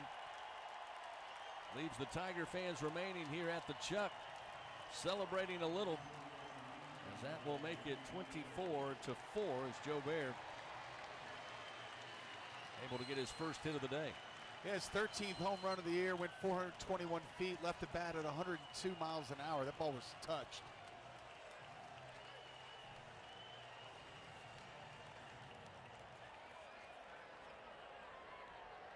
Well, Bill mentioned it earlier. Doesn't look good today for the Tigers, but you certainly want to try to take something with momentum back to the team hotel. Just a little bit. Look, they're celebrating down in the dugout. Positive vibes down there in the dugout right now. Ben DePolt will bat for the first time today. Came in to play shortstop for Thompson a couple of innings ago. Strike called on the inside, and it's 0-1. Picarota delivers low and inside, evens it up 1 ball, 1 strike. 24-4. Florida leads the 1-1. Bouncer down the line, and it's foul. Looked like it hit the chalk behind the first base bag. That was definitely on the line at least. We won't get the replay unless they're saying the same thing over in their booth, but not that it makes a whole hill of beans difference, but looked pretty fair here.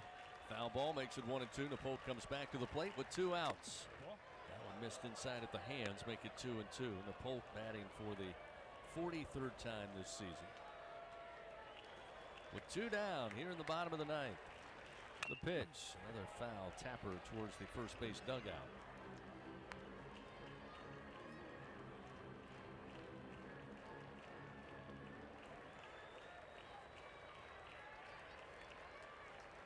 Two outs, a 2-2 pitch.